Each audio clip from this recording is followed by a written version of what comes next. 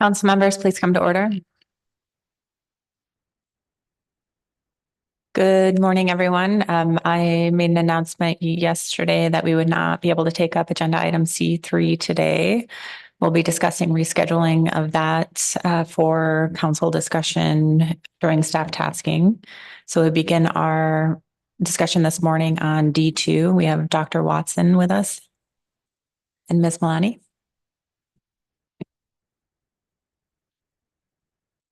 Good morning, members of the council and chair. Nicole Watson, council staff. I am joined today by Krista Milani with NPFMC. So just a quick refresher.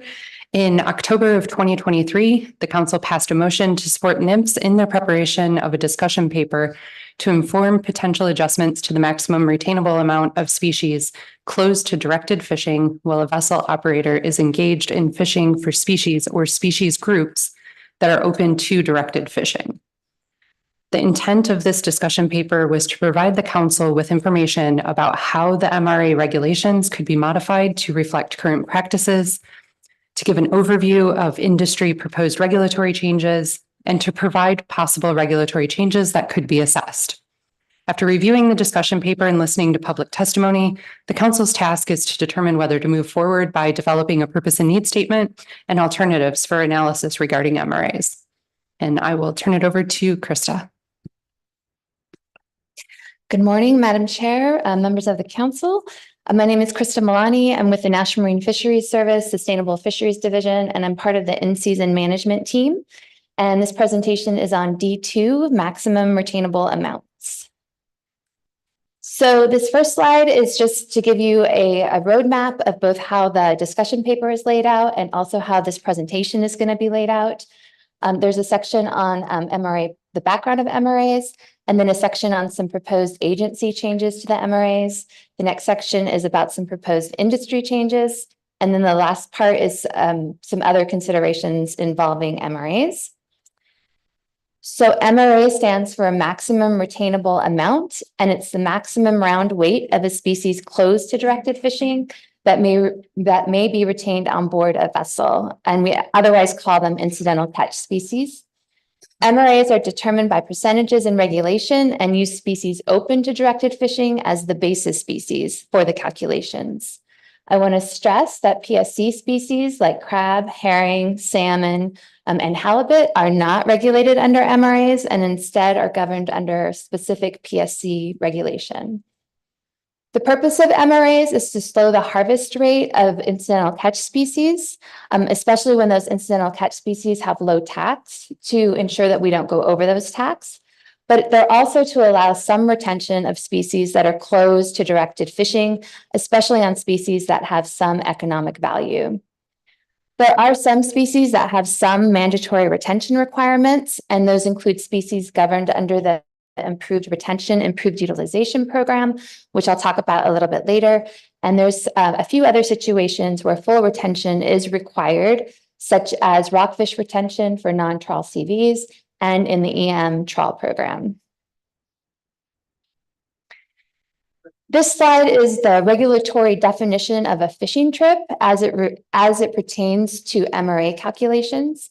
So it's really important that everybody understands exactly what's meant as a fishing trip when talking about MRAs. A fishing trip is not offload to offload or port to port.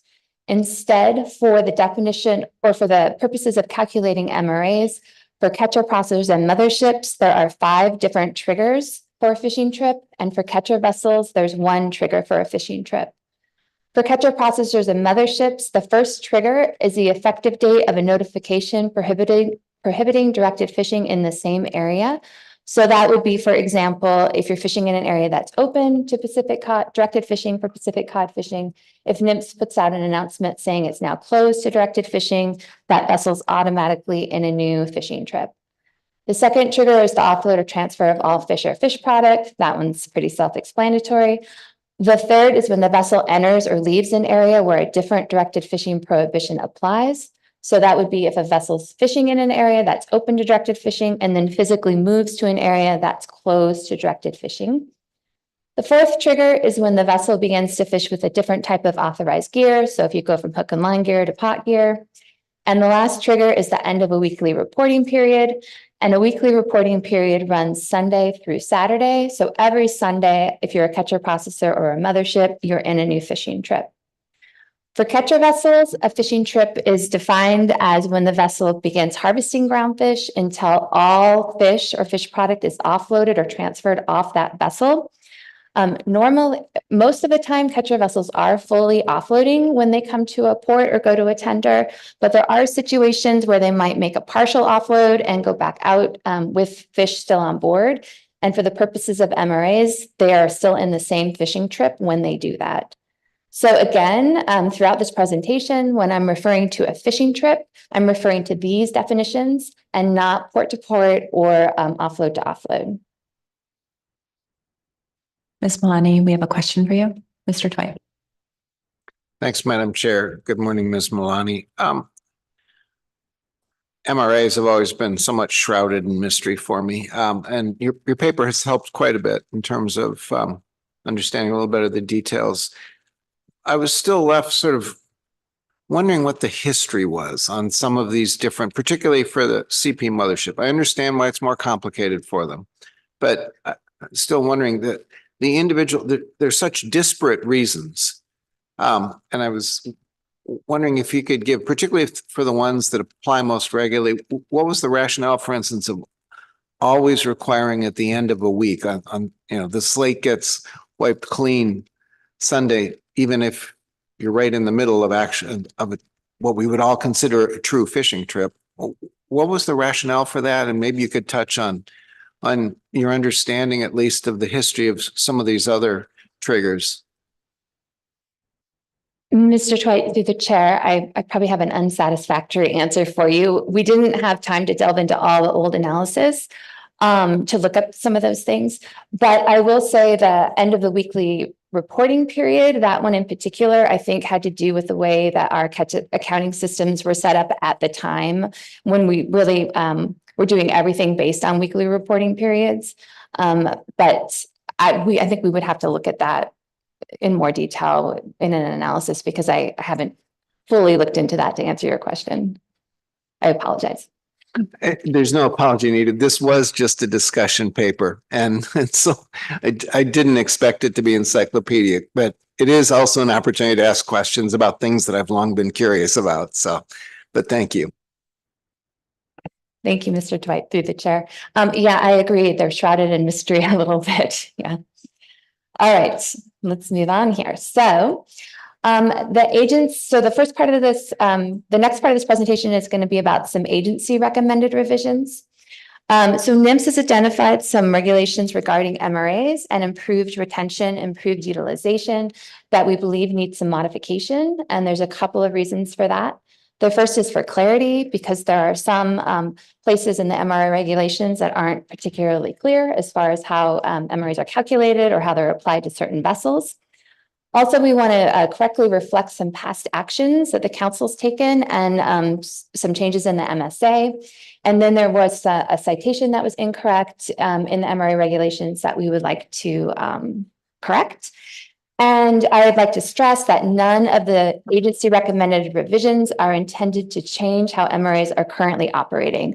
So if all of the agency recommended revisions were implemented, it would not change the way that the fleet is currently doing anything for MRAs. There's 3 different portions of the MRA regulations that we've identified that need revision. The first being the definition of a fishing trip, which you saw on the last slide. The second is how MRAs are calculated, and that includes things like what constitutes a basis species, how do the percentage tables work, and then the last section involves the application of MRAs, so that's how MRAs apply to different vessel sectors. So we're going to jump right into the definition of a fishing trip. NIMS has identified one issue in the definition of a fishing trip that could use revision. And this involves catcher vessels who are delivering unsorted cod ends to motherships. Motherships have the same fishing trip definition as catcher processors, but it's unclear how that fishing trip definition should apply to a mothership because a mothership is not actively fishing. And instead, they're receiving unsorted cod ends from catcher vessels. The mothership's doing all the sorting and discarding of that catch. And in practice, the mothership is responsible for the MRAs. Likewise, the definition for catcher vessel does not exclude catcher vessels delivering unsorted cottons, but those vessels do not have access to their catch. They cannot sort their catch or discard their catch. So they're unable to comply with the MRA regulations. And as I said a few seconds ago, it's really the mothership that's responsible for those MRAs. And we would like to make that clear in the definition of a fishing trip. Ms. Malani, before you move on, we have a question. Mr. Down. Thank you, Madam Chair. Thank you, Ms. Malani. It's great to see you. We get a chance to talk on the phone often, but not in person so much. So it's good to see you here at the council meetings. But my question on this, you started out this section, and maybe you're going to get to it. So I'll keep this short. You started out this section by saying nothing that's here is going to really change any of the behavior on the boat, but it's hard for me to see how that can be true if one of the things we're looking at is instantaneous retention calculation versus a trip calculation, for instance, that there's an operational difference there in how you would fish and how you would approach MRAs or topping off or those kinds of things. So I'm just curious as to why you articulated it that way in the beginning. Mr. Down, through the chair, I'm not sure that I entirely understand your question. So there is going to be a lot of talk later in the presentation about instantaneous MRAs, but those are based on industry's recommended proposed changes to the regulations, and that would change the way that MRAs are currently being calculated. Does that answer your question? Yeah, it does. It doesn't change what the National Marine Fisheries Service approach is, but what's coming up is what the industry is, and certainly that changes. And that was the answer to my question. Had I just waited, you would tell me. Thank you. Yeah, Mr. Down, through the chair. There's two separate sections. So there's some agency proposed revisions that would not change how MRAs are currently working. And then after I finish that section, we'll talk about some of the industry proposed changes, and that would change the way that the MRAs currently operate. Okay, the next section of the MRAs that the agency thinks needs some clarification is in the calculation portion of the MRAs. NMFS has identified 3 issues that could use some clarity. The first involves management programs, so such as Amendment 80, CDQ, IFQ, all the management programs. Vessels are often participating in multiple management programs at the same time, and vessels are currently calculating MRAs for each management program separately.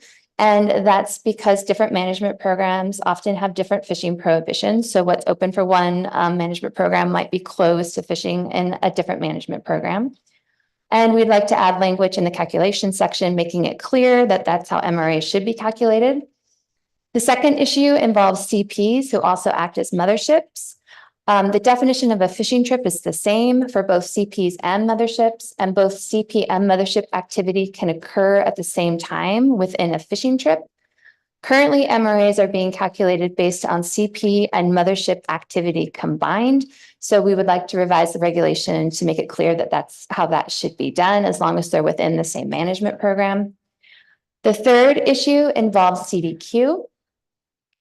Currently, regulation states that only CDQ allocated species can be used as a basis species. This is really just an issue when CDQ is harvesting Amendment 80 species. Under the MSA, CDQ cannot be treated more restrictively than other fisheries fishing for the same species that are organized under a cooperative. So as a result, the harvest of Amendment 80 species in the CDQ program cannot be more restrictive than those same species under Amendment 80. As a result, CDQ vessels are using any species open to directed fishing for Amendment 80 as a basis species for their CDQ calculations. And we would like to make that clear in regulation. All right, moving on to the section for the application of MRAs. Again, NMFS has identified 3 issues. The first, again, is going back to those CVs delivering unsorted cod ends to motherships. We'd like to make it add some new language in the application section, making it really clear how those MRAs are actually applied to the motherships. The second issue is an incorrect citation.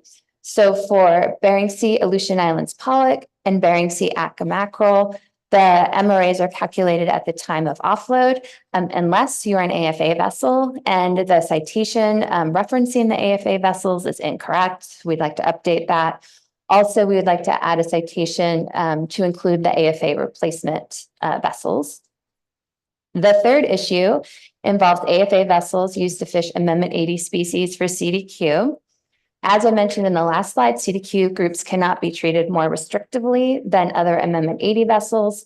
As a result, CDQ vessels should also be able to calculate their Bering Sea Aleutian Islands pollock and Bering Sea Atka mackerel at the time of offload. And that is what they've been doing, even if they're using an AFA vessel. And so we'd like to clear that up in regulation as well. All right, improved retention, improved utilization, or IRIU regulations are deeply linked to MRA regulations. And so this seemed like a good opportunity to add a few things that also needed clarifying in the IRIU regulations. NMFS has identified two issues. The first involves a conflict between the MRA regulations and IRIU regulations, and this really only pertains to catcher vessels. Under the MRA regulations, the most restricted area for MRAs where a vessel fishes is the MRA that applies for the duration of the fishing trip. So that means if that catcher vessel is fishing in an area that's closed, we'll use Pacific cod as an example. If they're fishing in an area that's closed to Pacific cod for directed fishing, that vessel can only keep up to MRA amounts of Pacific cod. And then if that vessel moves to an area that's open to Pacific cod directed fishing, that vessel can still only keep up to the MRA amounts because they've already fished in an area with a more restricted MRA. However, under the IRIU regulations, if a vessel is fishing in an area that's open to directed fishing for Pacific cod, then that vessel is actually required to keep all of their Pacific cod. So now this vessel would be in violation if they discarded any of their Pacific cod of the IRIU regulations, but they would be in violation of the MRA regulations if they kept over the MRA amounts of Pacific cod. Currently, we tell vessels that the MRAs take precedence over the IRIU, and we would like to make that clear in regulation. And Mr. Dwight. Thanks, Madam Chair. Ms. Malani, this one gets, these two are some of the aspects of this that get to the heart of this action for me, from my perspective. And that heart seems to me to be the agency really beginning to implement the National Seafood Strategy, the portion of the National Seafood Strategy that really talks about doing what we can to ensure that any harvested fish that are edible end up in the food stream. And so I'm left sort of wondering, under what conditions would the agency recommend that MRA should take precedence over IRIU? It seems to me IRIU sort of is a basic reflection of trying to move towards that National Seafood Strategy policy, and I'm having a hard time imagining why you wouldn't always have IRIU take precedence. I'm probably missing something, so if you could fill that in for me, that'd be great.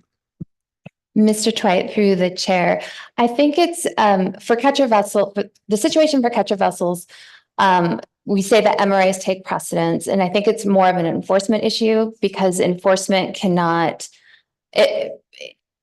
if the IRIU took precedent over the MRA and a vessel fished in an area where it was closed to directed fishing and then went to an area where it was open to directed fishing, it would be very difficult for enforcement to determine whether or not they did the directed fishing in the closed area if it all happened within the same fishing trip. So it's my understanding that that's why we have been saying that MRAs take precedent. There's also, I think one of the ways that enforcement looks at it is that once they fish in an area that's closed to directed fishing for Pacific cod, if they move to an area that's open to directed fishing for Pacific cod under the MRA regulations, under the MRA regulations, the vessel, directed fishing for Pacific cod is automatically closed no matter where they go because they already fished in that area that was closed to directed fishing for Pacific cod. But we are going to talk about this again a little bit under the proposed revisions that industry put forward. So maybe that might also help clear up your question.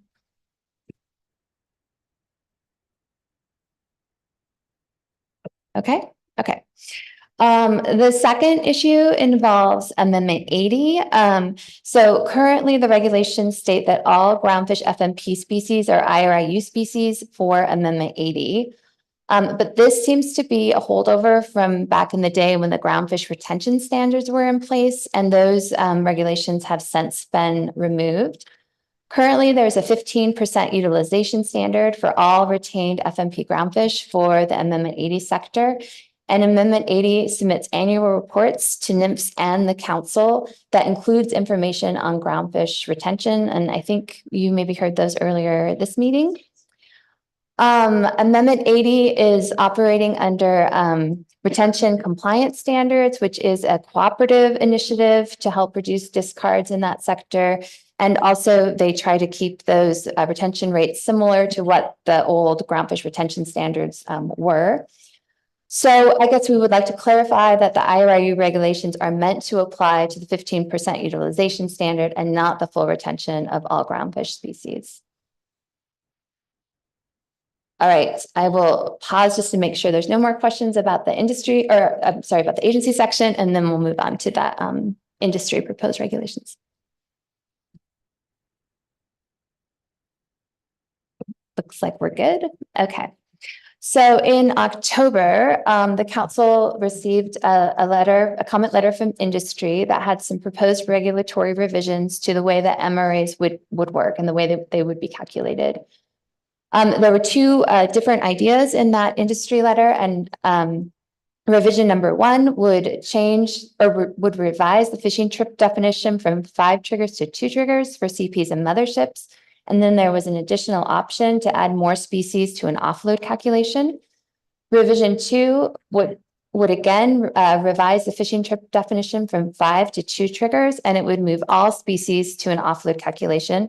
And I'm going to talk about these in more depth in a few minutes, but the council might want to consider as we move through these, whether or not these revisions should apply to all sectors of management programs or just some sectors of management programs. So there's a couple of reasons why industry was looking for these revisions. The first one is to reduce regulatory discards. The second is because calculating MRAs for the duration of time at sea can be very complicated. There's a couple of reasons for that. First, vessels can be participating in multiple management programs at the same time, and that includes catcher vessels, not just CPs and motherships. For CPs and motherships, it can be even more complicated because they're often acting as a CP and mothership at the same time. They can stay out at sea for multiple weeks. And there's 5 different triggers that restart the MRA calculations while they're out at sea. So this table is just an example of how fishing trips, how many fishing trips there might be for a vessel that is participating in the Amendment 80 sector. And this example is for a CP who's also acting as a mothership and participating in 3 different management programs. The row headers are the management programs. So in this case, Amendment 80, open access and CDQ. And this vessel spent 11 days at sea. And I just want to walk through the Amendment 80 row just to kind of orient you on the meaning of the table. So on day 1, the vessel fishes in an area that's open to Pacific cod and open to Aca mackerel. It's their first day, so it's fishing trip number 1. On day 2, they move to an area that's closed to Pacific cod. And because they've moved to an area with a different fishing prohibition, that's automatically fishing trip number 2. Day 3, they move back to the old area that can be added on to fishing trip number 1. But now day 3 is a Saturday, so that's the end of the weekly reporting period. So on day 4, on Sunday, we're automatically in fishing trip number 3. Days 4 through 10, they go in and out of a closed area, so it creates fishing trip number 4, and then we're back to the end of a weekly reporting period. So on day 11, they're on fishing trip number 5. So that's just for their open access, or I'm sorry, their Amendment 80 management program. Under open access, they're also keeping track of their fishing trips. In this case, 3 separate fishing trips, CDQ, 4 different fishing trips. So that's 12 different fishing trips that they're having to keep track of while they're out at sea for those 11 days. And that's not the only thing that they're keeping track of. They have to keep track of all of their basis species, within each of those fishing trips. And they need to calculate their incidental catch species, every incidental catch species that they are getting within each of those trips. And they could be keeping a lot of different incidental catch species. Also, most MRAs are instantaneous, meaning at no point in time can you be over your MRA. So really from haul to haul, they have to ensure that they're not over their MRA for each of these fishing trips. On top of that, they're keeping track of Bering Sea Aleutian Islands pollock and Bering Sea Acca mackerel at the time of offload. Those MRAs are calculated at the time of offload. So they're keeping track of those separately to ensure they're not over those MRAs at the offload. So you can see how it can get really complicated, and there's a lot of room that they can make errors in their calculations. So going back to the industry proposal, under revision 1, it would redefine the fishing trip for CPs and motherships from 5 to 2 triggers.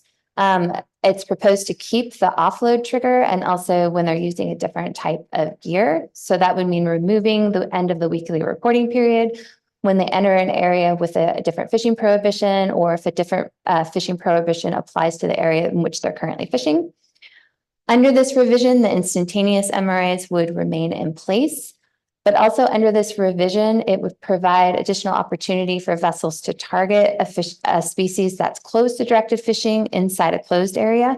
And I'm going to talk about that a little bit later.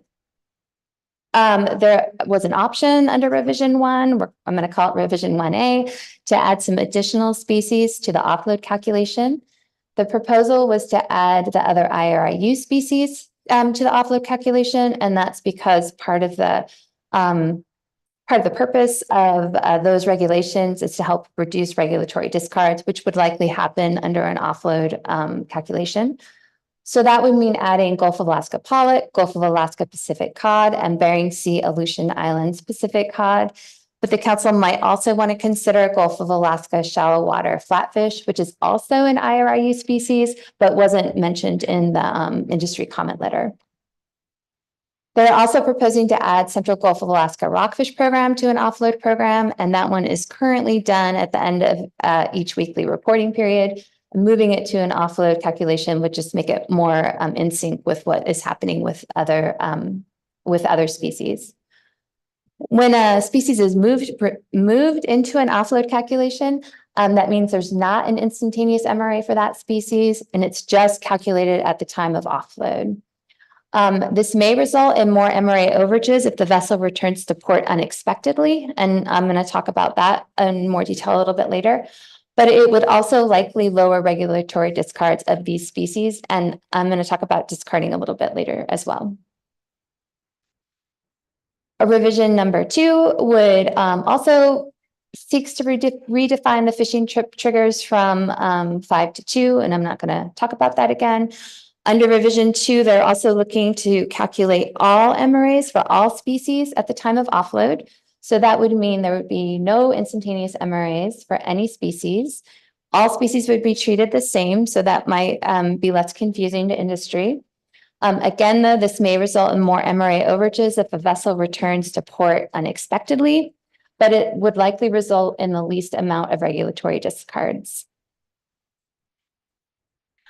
Under either one of these revisions, it would reduce the number of fishing trips for MRA calculations. So it would make it easier for vessels to calculate their MRAs and hopefully would be less error prone as a result.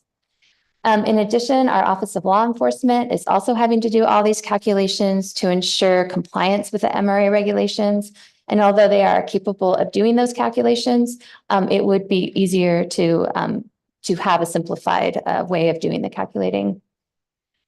This table just goes back to the same example that I showed earlier.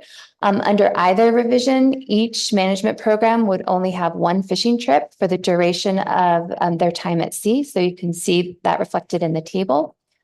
Both revisions would likely result in less regulatory discards, but both revisions would provide opportunity for vessels to target a species that's close to directed fishing inside a closed area. And as I said, I'll talk about those in a few slides from now.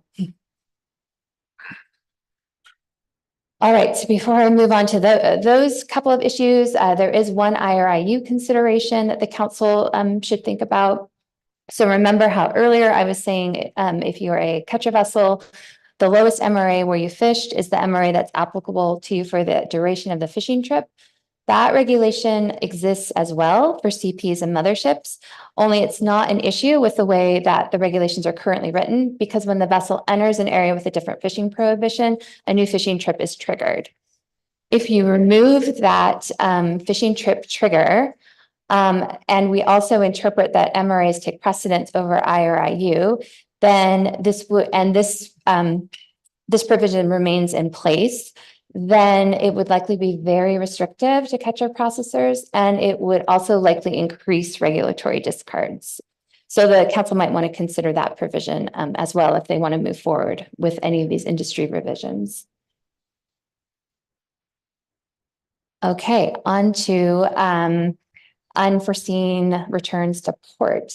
So one of the things the council asked us to look at in the motion was what happens when a vessel is over the MRA when they return to port unexpectedly. There's a few reasons that a vessel might return to port unexpectedly.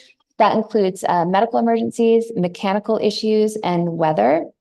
The council motion did not ask us to look at weather, and there's not a discussion of that in the discussion paper.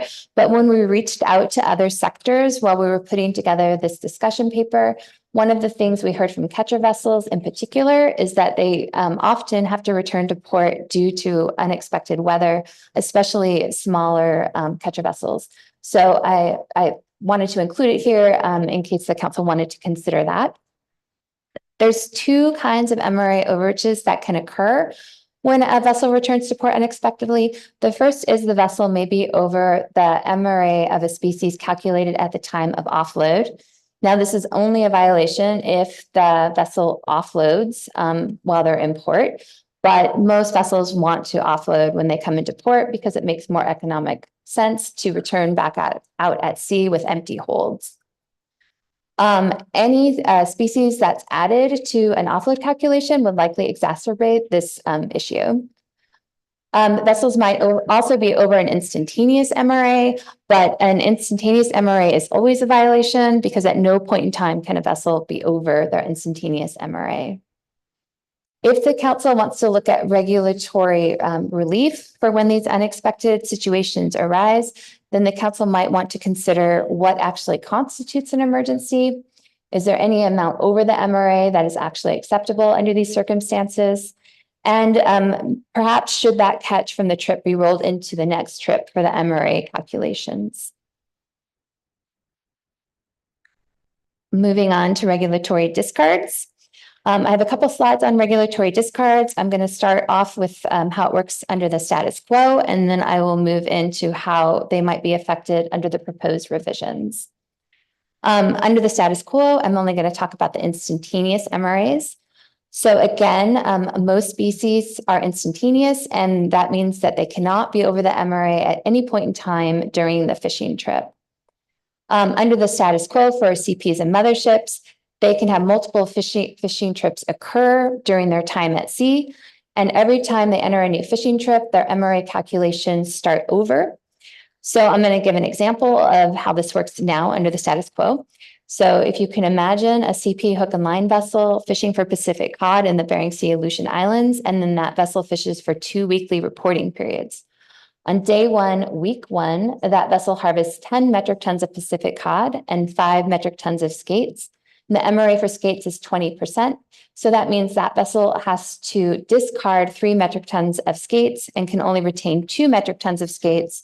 And that's because they cannot be over their instantaneous MRA, and they only have 10 metric tons of Pacific cod on board. to use as the basis species.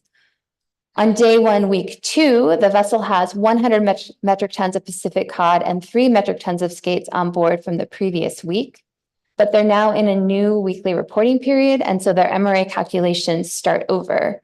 So on day 1, week 2, the vessel again harvests 10 metric tons of Pacific cod and 5 metric tons of skates. And that vessel still has to discard 3 metric tons of skates and can only retain 2 metric tons of skates because they cannot be over the instantaneous MRA for the fishing trip they're currently in, and they cannot take into account the 100 metric tons of Pacific cod from the previous week. So now we'll look and see how that might look under the proposed changes. So the first part of both proposed revisions, was to change the fishing trip triggers from 5 to 2. So this would still require discarding to be under the instantaneous MRA. However, it would no longer restart the MRA calculations multiple times while at sea. So if we go back and think about our CP hook and line vessel, they would have had to have discarded still on day 1, week 1 to be under that instantaneous MRA. But on day 1, week 2, they could have retained all of their skates because they have enough Pacific cod from the previous week to cover that. Under this revision, we would likely see less discarding throughout the trip. And if discarding was occurring, it would likely occur more at the beginning of the trip as the vessel was trying to accumulate enough basis species. The second part of revision 1 was to add some additional species to an offload calculation. Under an offload calculation, there's no longer an instantaneous MRA. And so this would likely result in less discarding of those species. Revision 2 was to add all species to an offload calculation. And so under this revision, there would no longer be any instantaneous MRAs. So if we go back and think about our CP hook and line vessel, that vessel actually could have kept all of their skates from week 1, day 1, and all of their skates from week 2, day 1, as long as that vessel felt confident that they were going to have enough basis species at the time of offload to cover those skates. This revision would likely result in the least amount of discarding, especially of high value species. There's a couple of other considerations involving regulatory discards that I want to point out.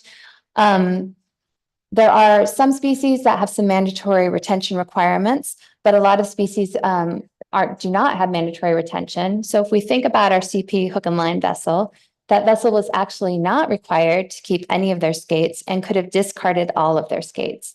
So you're only reducing regulatory discards under this situation if the vessel wants to keep that species. The other consideration is that we might see vessels discarding more at the end of the trip to avoid being over the offload calculation. But if this moves forward into analysis, that's something that we could probably look at based on the species that are already done at the time of offload. All right, I'm going to move on to closed areas. Okay. So as I'm sure everyone knows, there's a lot of areas in Alaskan waters that are closed to directed fishing for some specific species. Those are stellar sea lion species. So that includes Pacific cod, pollock, and Acca mackerel.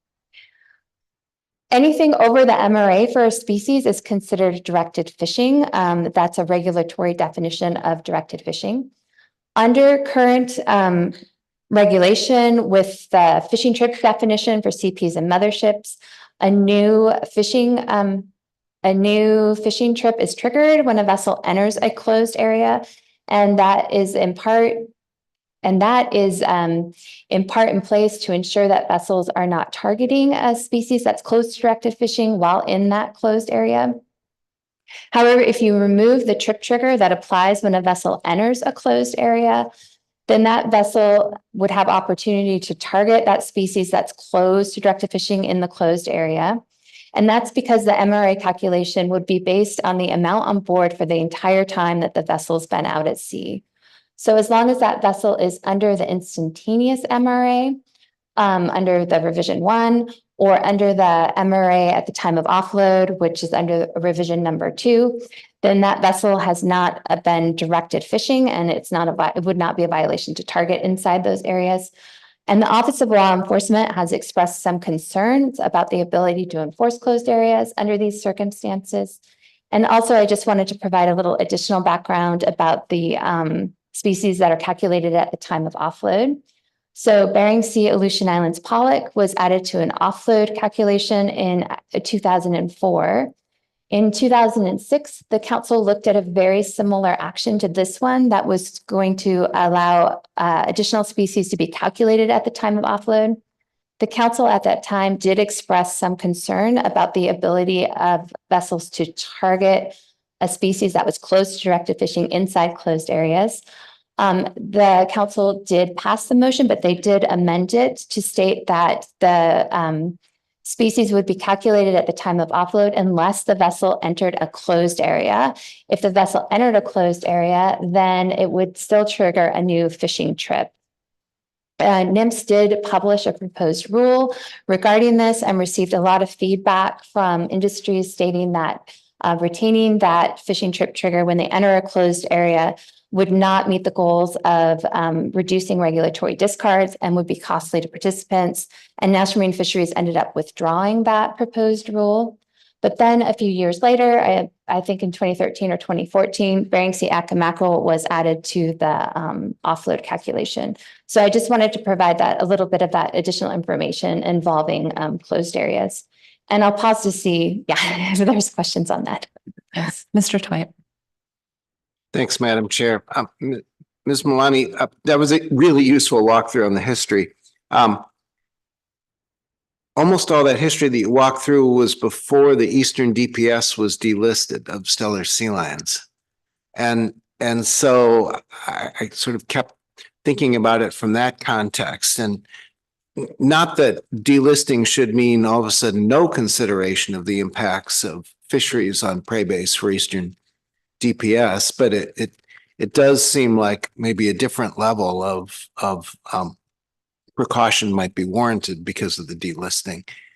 And so I'm wondering if, assuming there's a next iteration of this, if maybe some of that could be put in that context as well, and we could sort of at least think about it in terms of how many of the closed areas are still in effect for the Western DPS, and how much of this problem is in the Eastern DPS and somewhat different. Mr. Twite, through the chair, yes, I think that's exactly what the agency is thinking. If this was to move forward into analysis, we would want to look at that a lot closer in the analysis and sort of ferret out, how essential this would be to stellar sea lions. Yeah.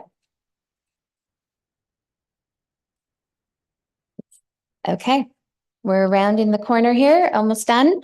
So we reached out to some other sectors of industry to see if they had any concerns over the MRA, over this MRA discussion paper.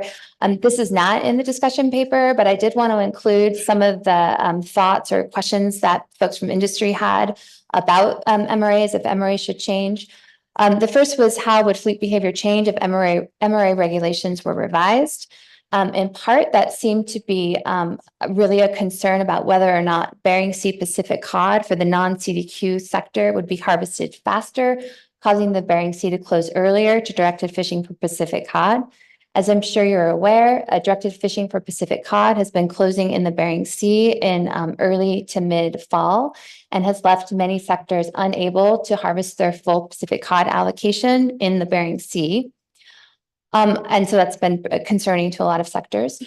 I will point out that Pacific cod is currently an IRIU species. So that means if it's open to directed fishing, a vessel must retain all of their Pacific cod. If it's closed to directed fishing, a vessel must retain up to the MRA of Pacific cod.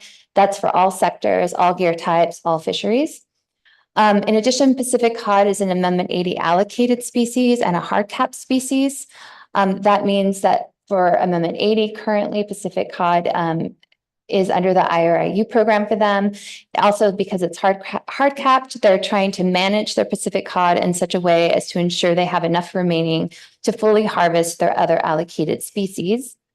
It seems unlikely that Amendment 80 fleet behavior and other sector behavior would change in such a way as to cause directed fishing for Pacific cod in the Bering Sea to close earlier. But this is something we could look at closer in an analysis if the council wants to move forward with that.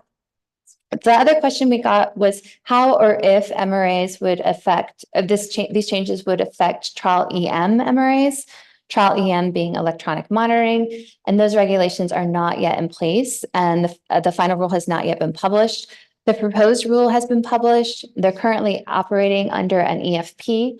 Under the EFP and in the proposed rule, trial EM would require 100% retention of all species, with a few exceptions, such as sharks or jellyfish, which they could discard. The agency does not anticipate that any of these proposed MRA modifications would change how trial EM MRAs are outlined in the proposed rule, barring any changes between the proposed rule and the final rule. Thank you, Ms. Vanderhoven. Thank you, Madam Chair. Thank you, Ms. Malani. My question is on the first one, the concern about the Bering Sea closing earlier. Doesn't the amount of cod that accrues toward the sector allocation or the TAC come from what was caught, not what was retained? Maybe it's a little early in the morning for me, but I'm not sure what I'm missing there this morning. Through the chair, Ms. Vanderhoven, you are correct. Yes. So any catch of Pacific cod accrues towards that TAC, even if it's discarded. So if it's open to directed fishing, there shouldn't be any discarding occurring. I think there's some exceptions for sand fleet fish or whatnot. If it's close to directed fishing, folks have to keep up to the MRA. And then if they're catching beyond the MRA, they have to discard, but that's still coming off the sector tax. That's correct.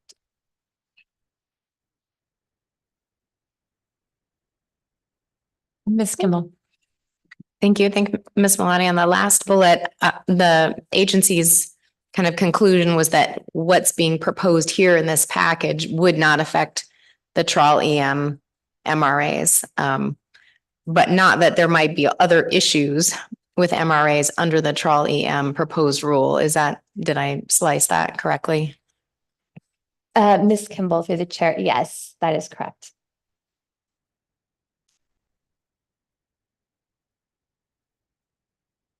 All right.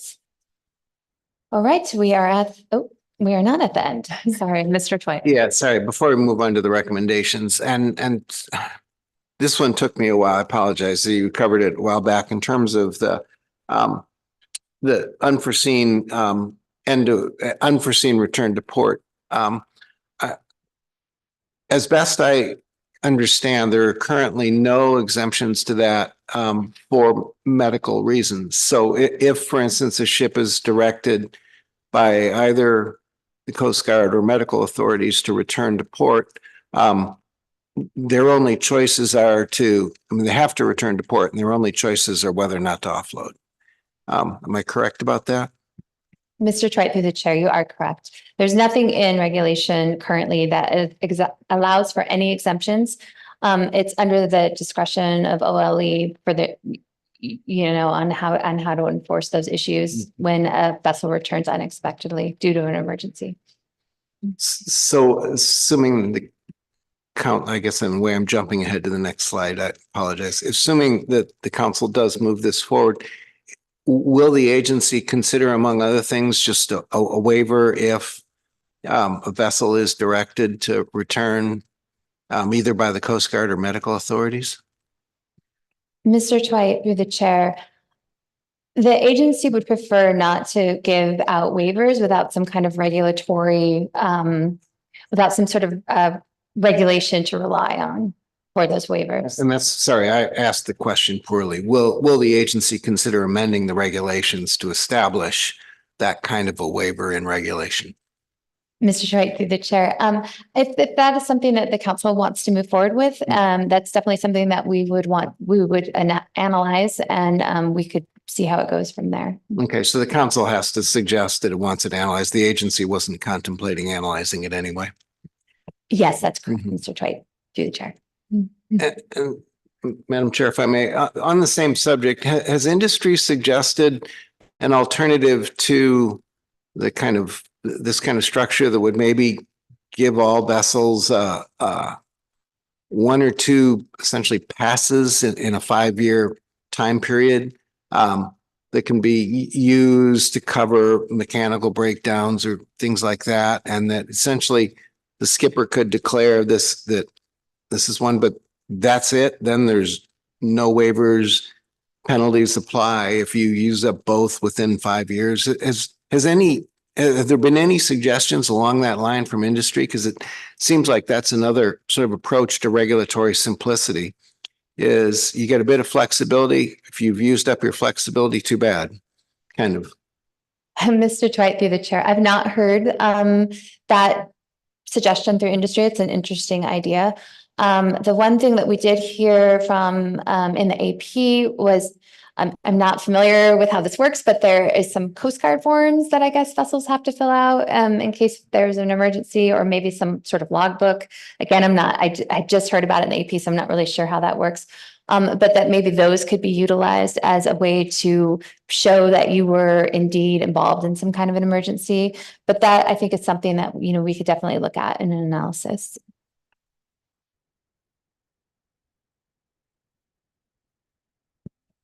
All right, so now we're rounding it to the end here. Okay, so the task today for the council is to recommend whether or not they want to move forward with the NPFMC proposed changes, which are summarized in table 7-1 of the discussion paper, and also whether or not you want to move forward into analysis, some or all of the industry proposed changes.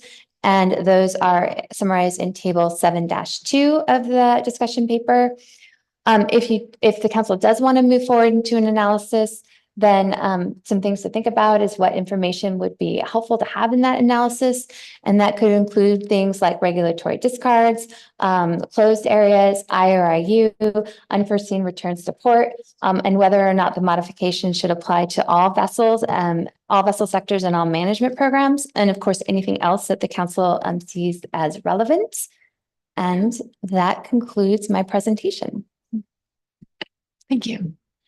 Are there any additional questions for Ms. Malani? Okay. Seeing none, thank you. So we will be moving into our AP report. Members of the public wishing to sign up on this agenda item, please do so before the end of the AP report. Thank you, Mr. Wilkins.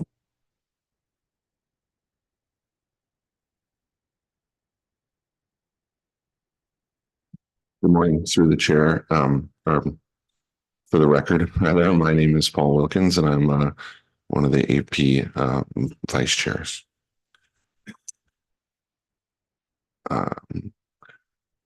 Through the vice chair, I would like to know if you would like to process motion 1 first.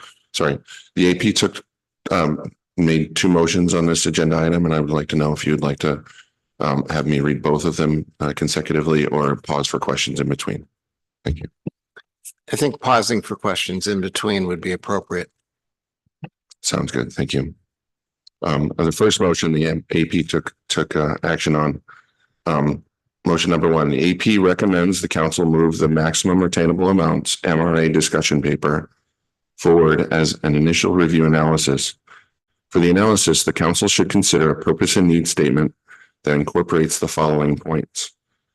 MRA regulations have been developed ad hoc over multiple decades.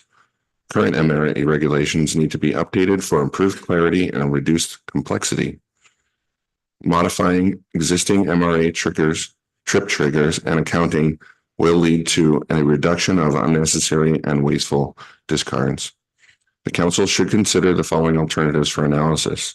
Alternatives 2, 3, and 4 are not mutually exclusive. Under any of the alternatives, the intention for catcher processors and motherships is that when and where a species is open to directed fishing, that vessels be able to retain all catch, and when and where a species is closed to directed fishing, they be bound by the MRA. The intention is not for the lowest MRA encountered to apply for the duration of the trip. Motion 1 continued. Alternative 1, no action, i.e. status quo. Alternative 2, revise the triggers that end a fishing trip from 5 to 2 triggers in the definition of a fishing trip for catcher processors and motherships.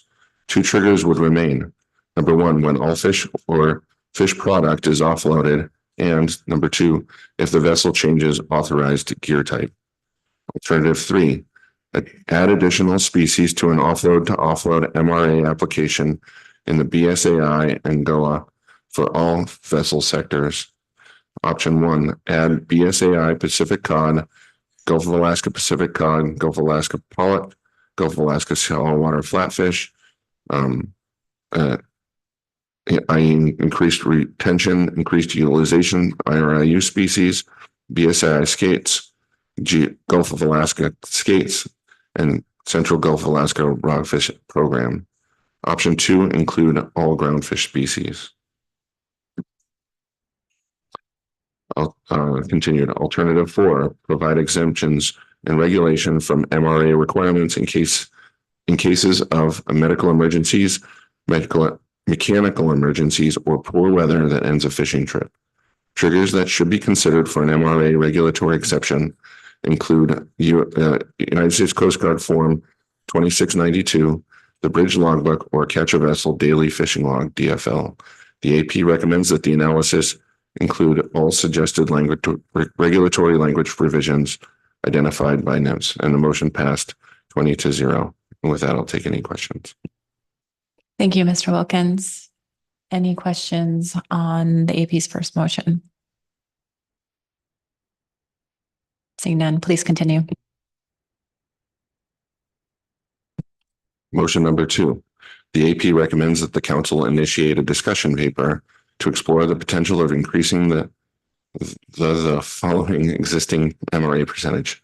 Number 1, the MRA percentage for Gulf of Alaska aggregated rockfish, specifically Pacific Ocean perch, POP, as the incidental catch species and pollock as the basis species in Table 10 to Part 679. Number 2, the MRA for BSAI skates, other species as the incidental catch species and Pacific cod as the basis species in Table 11 to Part 679. The discussion paper should include, but is not limited to, the following: a history of the implementation of the MRA percentages, including POP stock status at the time of implementation of the 2 MRAs, information on the current Gulf of Alaska POP stock assessment in the Gulf of Alaska and the skate stock in the BSAI, considerations for whether POP should have a separate MRA from the aggregated rockfish MRA in the Gulf of Alaska pollock target. And then finally, consideration of likely effects of an increase in the MRA percentages on harvest of the stocks and regulatory discards. And that motion passed 19-0.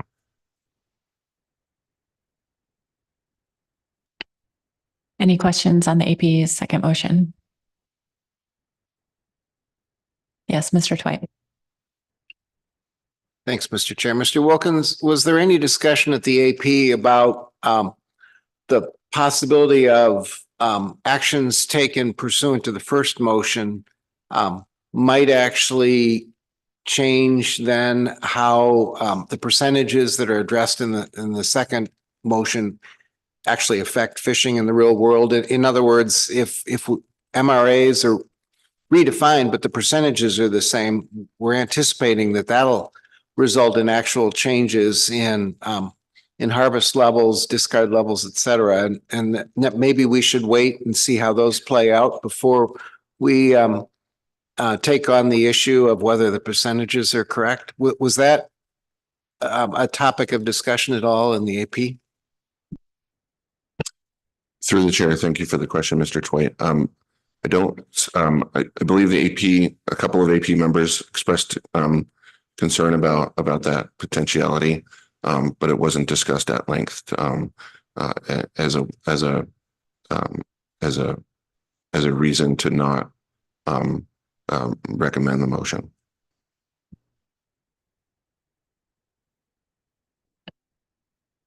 Thank you. Ms. Kimball. Thank you. Thank you for the report on this second motion. I see a lot of rationale points on the first part of the motion, number 1. And I see a lot less on number 2. I was wondering if there was a sense of the urgency or need. Is there a difference in those two as discussed by the AP, or were they kind of equally needed at this time? Through the chair, thank you for the question, Ms. Kimball. I think you'll hear in some public testimony here that there is a sort of a apparent difference in urgency amongst the two items, the Pacific Ocean Perch MRA, as well as the BSAI skate MRA. There, I'll just leave it at that. But I think you should hear some public testimony that sort of touches on that. The motion maker, as you can see, the skate item was sort of the amended portion of the motion, and so the motion maker was really cued into the fact that the Pacific Ocean Perch issue has sort of been a continuing issue for a few years, but also seems to have been exacerbated, especially lately, with some similar aggregations of pollock and Pacific Ocean Perch in some of the recent survey data.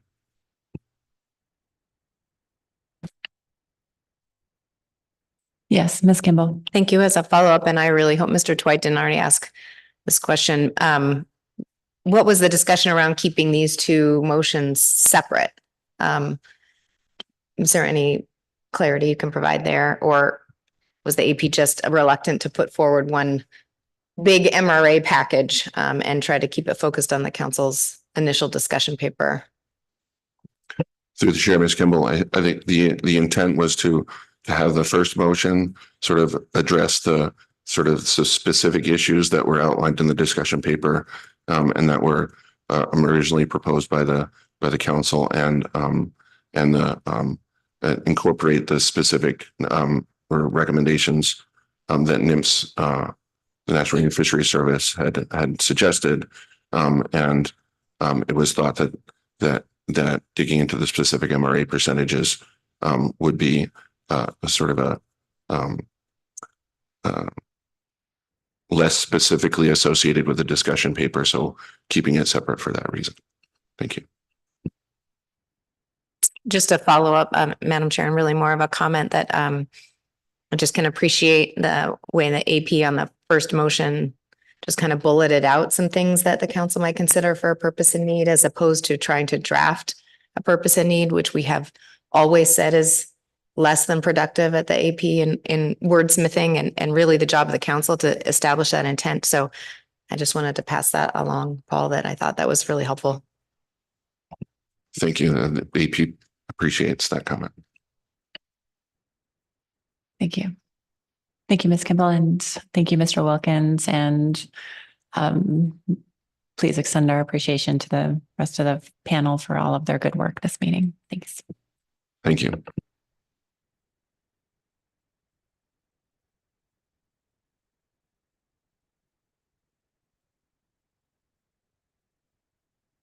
So we are ready to move on to public testimony on D2. It looks like we have 4 people signed up. Oh, 6 people signed up. Okay.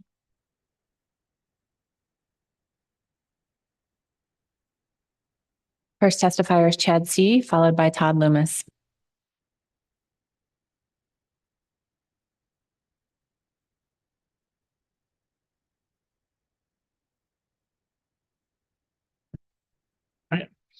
Madam Chair, members of the council, my name is Chad C. I'm the executive director of the Freezer Longline Coalition.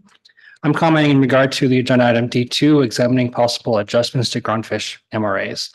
FLC also submitted written comments to council that go into more detail on our input on this action. FLC supports the unanimous first AP motion on this agenda item to advance this discussion paper forward for initial review. The AP's motion facilitates needed consideration of measures developed by NIMS and industry to simplify MRA calculations and minimize discards of MRA species, including input from FLC on skate MRAs for our fleet. It also includes needed consideration of possible exemptions to MRAs in cases of unforeseen events that require vessels to return to port. In our written comments, FLC provides some specific suggestions for consideration in the analysis. First, we ask that the analysis include consideration of potential behavioral changes by vessels resulting from modifications to the application of MRAs. We are specifically interested in the potential of modifications to result in changes in behavior that increase non-target harvest of Bering Sea Pacific cod. We appreciate the staff comments on this matter this morning, and our expectation is that impacts would be minimal. That said, given the potential for any increased non-target cod harvest to further contribute to early closures of the Bering Sea Pacific cod fishery, we're flagging this matter to ensure these potential behavioral changes are incorporated as part of the analysis.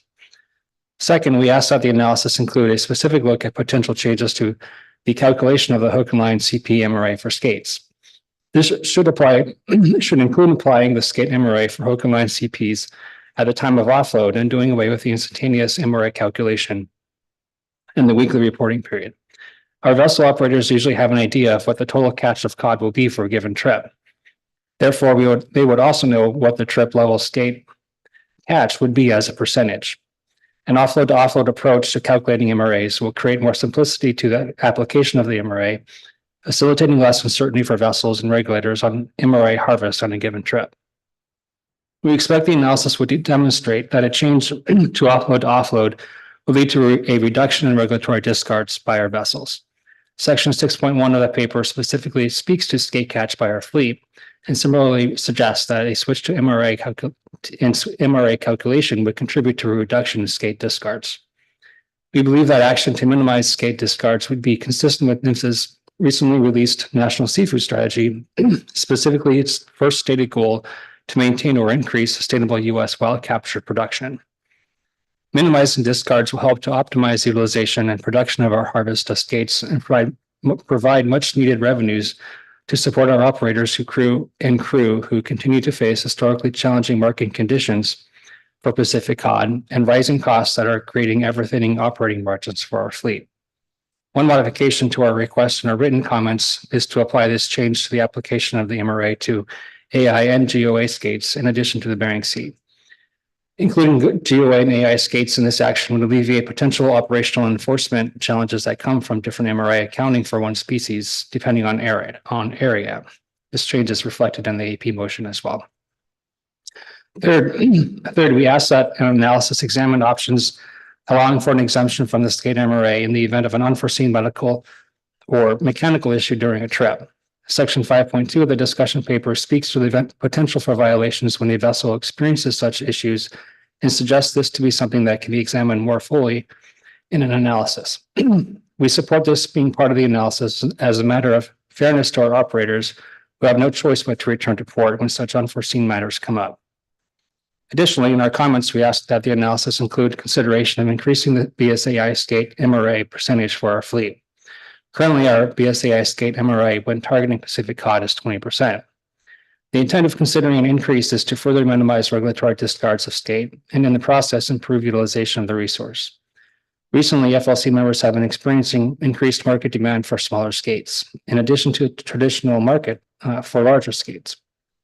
This creates the opportunity for our vessels to generate additional revenue through increased retention of encountered skates. We would not anticipate an increase in the MRA to substantially impact fleet behavior on the harvest of skates or to result in any increase to overall harvest of the stock. As we look to efforts to minimize discards of MRA species, we believe it's an appropriate time to examine a change in the MRA percentage as part of this action. With that said, we're sensitive to this request adding time and work to this analysis. We're cognizant of the heavy workload facing council and agency as staff as well. To ensure that other proposed MRA actions in this analysis move forward quickly, we would be amenable to taking this matter up in a separate action as passed by the AP and moving it forward as staff time would allow. Thanks for your consideration. Thank you for your testimony, Mr. C. Any questions? Yes, Mr. Down. Thank you, Madam Chair. Thank you, Mr. C.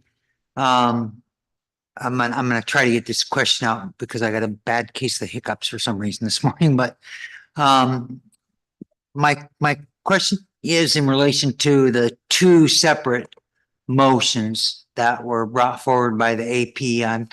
I'm assuming they heard very similar testimony to what we just heard here and made that decision to bifurcate those two things into two separate motions. So my question is, being the importance of this, could you see a possibility where we take care of this first issue, which is quite separate from what you did, and you point out NIMS, National Marine Fisheries Services highlighted that, I think, in maybe 3 or 4 slides out of just 20 was on skate in the CP cod fishery, but it's a different issue because it's a high value species that a lot of people want, and so if you wanted to speak to the rationale of whether we should deal with this now or deal with this at some later time, I wanted to give you that opportunity. Sure. Thanks, getting through the chair. Yes, when we first presented this to the AP, we were pushing for this to be part of the full analysis. But further consideration of this in talking with staff and with others involved in this, we were understanding in respective of the notion of separating this out into separate actions. One of those reasons is the importance of addressing these changes to the MRA application, because that does stand, as you note, Mr. Down, to provide some real impact and benefit to our fleet in terms of dealing with the skate MRAs. So we do want to see those MRA changes that are being proposed in that first motion be addressed. And it is possible that that will go a long ways towards addressing some of our concerns about overages in MRAs that our fleet is experiencing right now. We are experiencing quite a bit of overages from our analysis on MRAs and skates. And so, or more needs for discards. And so we do want to see that addressed, and hopefully that first motion will help to address that. We don't want to see that proposal to change the MRA percentage to die in the vine. And so we'd hope that if it's not brought up and moved forward today, that it could be examined again as we move through this process and see how these initial changes to the MRA application impact our skate MRA.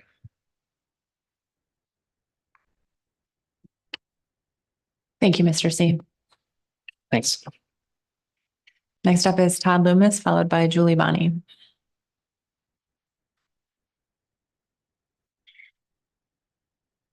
Good morning, Madam Chair, members of the council. Todd Loomis testifying on behalf of Groundfish Forum this morning. So I think the agency, I'd like to give them a pat on the back. This is a complex topic, and I think Krista and the rest of the folks at the agency did a really good job providing a concise paper, kind of outlining the issues and the industry proposal. The AP did a lot of good work on this. Again, a very complex topic that they worked through. And I think we got 2 really good motions out of the AP, and we support what they put forward. So I've been doing this for a while now, and MRAs, trip triggers, this is one of the most frequent topics of discussion between me and the captains on our boats. We participate in PCTC, open access, CDQ, Amendment 80. On occasion, we do AFA pollock, we do Gulf of Alaska rockfish, we do everything. So every trip trigger that exists, we have triggered. And the proposal, the industry proposal, grew out of my frustration with answering the same questions over and over again. And ultimately, I came to the spot where there's got to be an easier way to do this. We're discarding fish that we're catching, that we're killing for no good reason that I can see.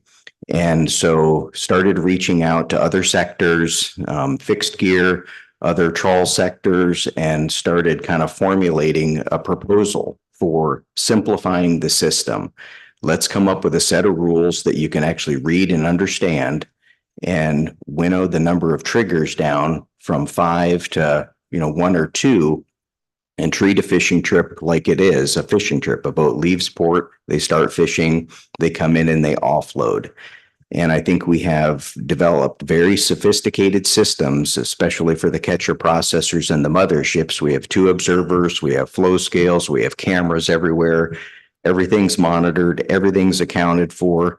You have VMS, exactly where and when the boats are fishing and what they're doing. So there's no reason that we should be restricted to things like the lowest MRA throughout our full fishing trip. You should be able to treat species when and where they're open as an open species, retain them all. When and where they're closed, use the basis species that you've accrued and be able to retain against them. There's benefits in this package for, I think, every sector that fishes out there. Everybody I've talked to has found a nugget, something in this package that would benefit them. So I would encourage the council to support moving this forward. I think it's a great kind of fisheries 101 type topic with some graduate level work in there. If you're looking at the trip triggers, and it's something that will benefit the industry as a whole in a time when we're all feeling the pinch, and we should be promoting keeping fish and allowing retention as long as it's not creating problems. And I think this is a good package for you to support and move forward. Thank you, Madam Chair. Thank you, Mr. Loomis. We'll see if there are any questions for you. Yes, Ms. Vanderhoven. Thank you, Madam Chair. Thank you, Mr. Loomis. Less of a question and more of a comment, I suppose. I think this is the last time we're going to see you testifying. And I just wanted to say congratulations on your retirement and thank you for all the work you've put in over the years. We've had a pretty parallel working relationship starting out in our observer days. And so I just wanted to wish you the best. Thank you. Through the chair, thank you. It's been quite a ride. I've enjoyed most of it and appreciate your thoughts. Thank you. Yes. Ms. Kimball. Thank you. I always do this. Someone says something nice and then I have a real question. I did not mean to do that. It just gives me time to think. Thank you. Thank you, Ms. Vanderhoven. Mr. Loomis, I just wonder, and I did read the paper and I sure appreciate the examples that staff walked through, but I just wondered if in plain language, you could talk about the overall purpose aside from simplifying what are very complicated regulations, how the changes that are proposed through the AP motion would actually reduce discards, just in plain language for me. Plain language, thank you through the chair, Ms. Kimball. The extent of the trip triggers means that you are starting your books over repeatedly. And the example, the complicated example table that NIMS provided, I put together, and that's the simplified version of reality because there's not enough columns to put what really happens up in a table you can read.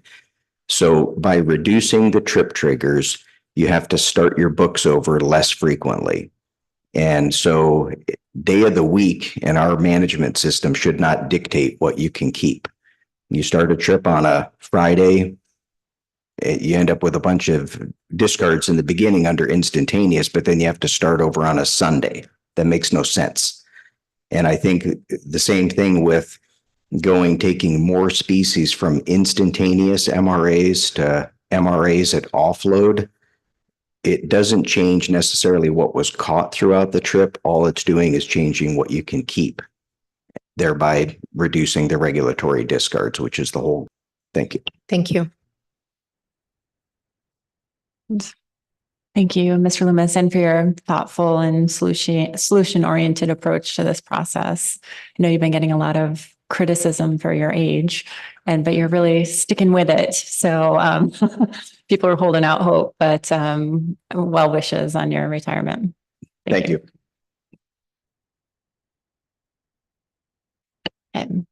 Next up is Julie Bonney, followed by Glenn Merrill.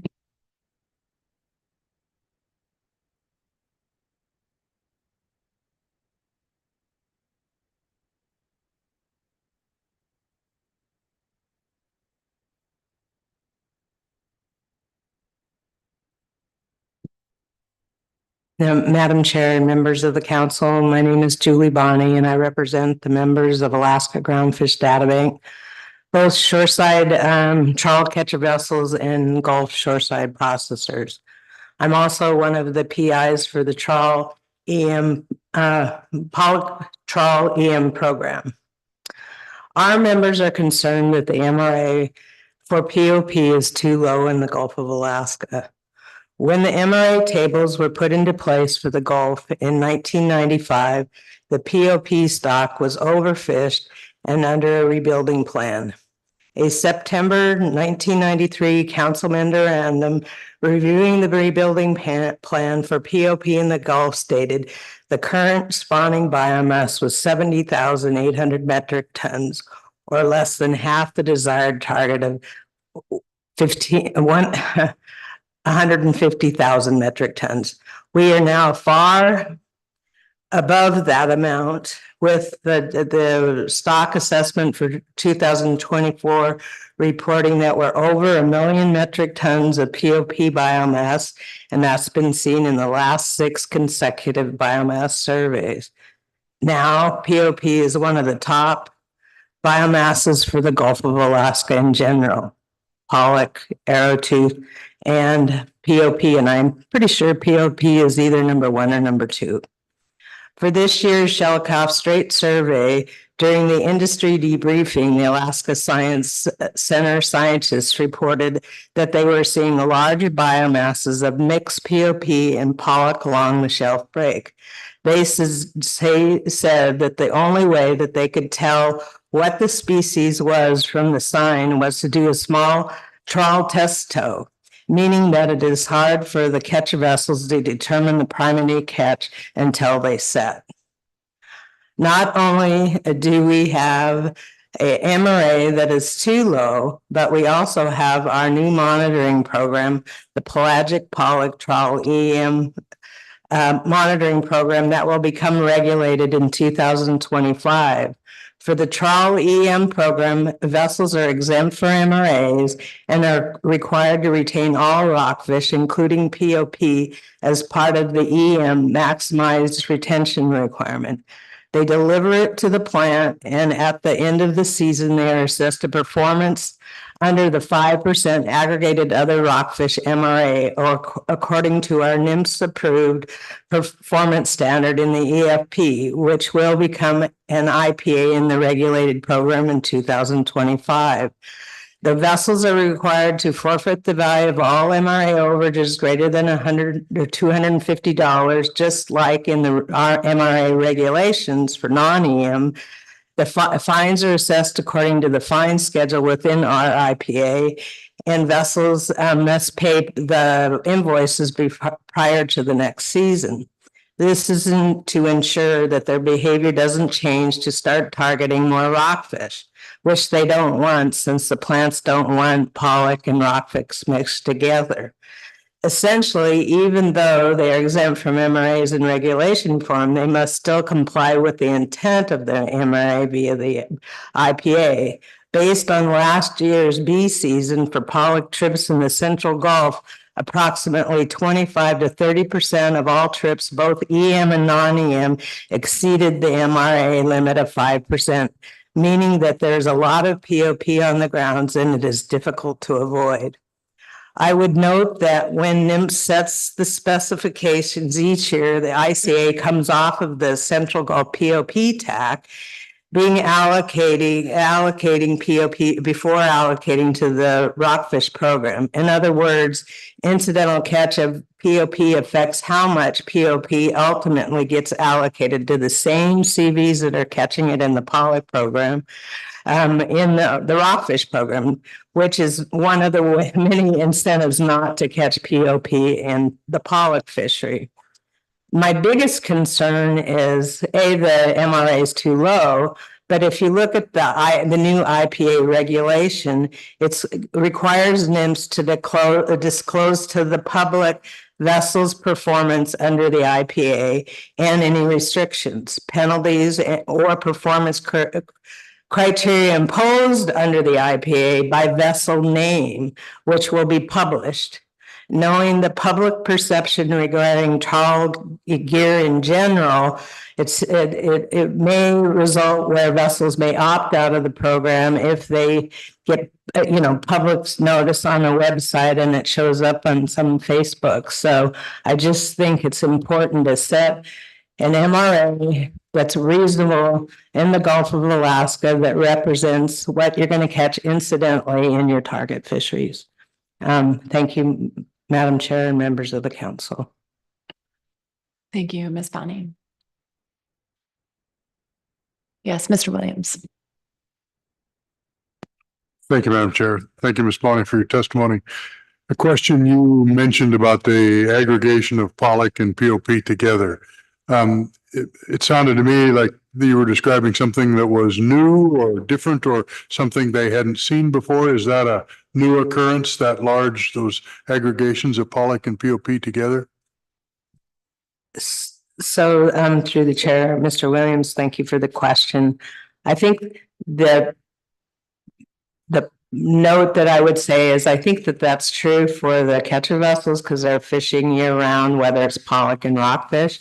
But it is the first time I've ever seen the Science Center make that. They had a specific slide in their presentation about the Shelikoff pollock survey, and that they noted that was the first time they'd seen those type of aggregations.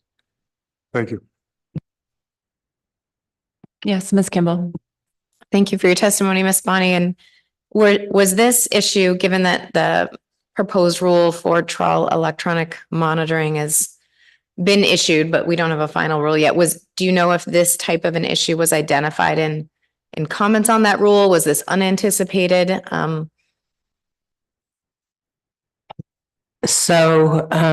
Through the chair, Ms. Kimball, it was not noted, and I would say that our public comment letter goes into detail about the problems of MRAs within the POP and pollock.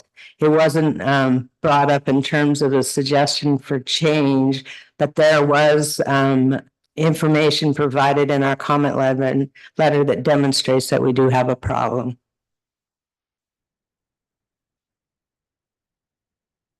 Yes, Ms. Vanderhoven.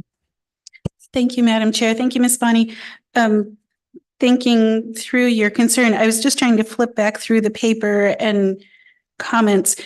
I don't recall that there was anything in this paper or comments that would inform us if we were to move forward to an analysis with what range of MRA percentages we would consider or provide to the analysts for an initial review. Is that in there and I missed it? Through the chair, Ms. Vanover, thank you for the question. So it is not in the paper and analyzed at all. And I guess the title of the agenda item kind of sparks this conversation, which was maximum retainable amount adjustments. I would note though, and maybe this goes to the staff, but if you look at the MR tables that were set in the early 1990s, any fishery that had a target was typically set at the 20% level. So the range I would think would be the 5% we're operating under now up to 20% for future analysis. Thank you, Ms. Kimball. Thank you. A follow-up question. Is the experience of having pollock and POP being aggregated together, is that throughout the pollock season or is that only in specified periods? I'm just wondering how consistent that aggregation is. Through the chair, Nicole, it's throughout the year, definitely. And I, in terms of climate change, ecosystem changes, fish species are continuing to move. So it's this year, it seemed like we had more problems with POP at the beginning of the year in the A season than we've seen in a while.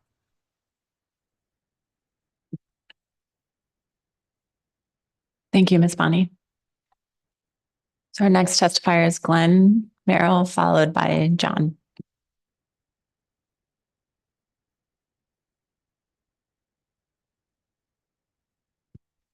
Thank you, Madam Chair, members of the council. My name is Glenn Merrill. I'm representing both Glacier Fish Company and North Star Fishing Company.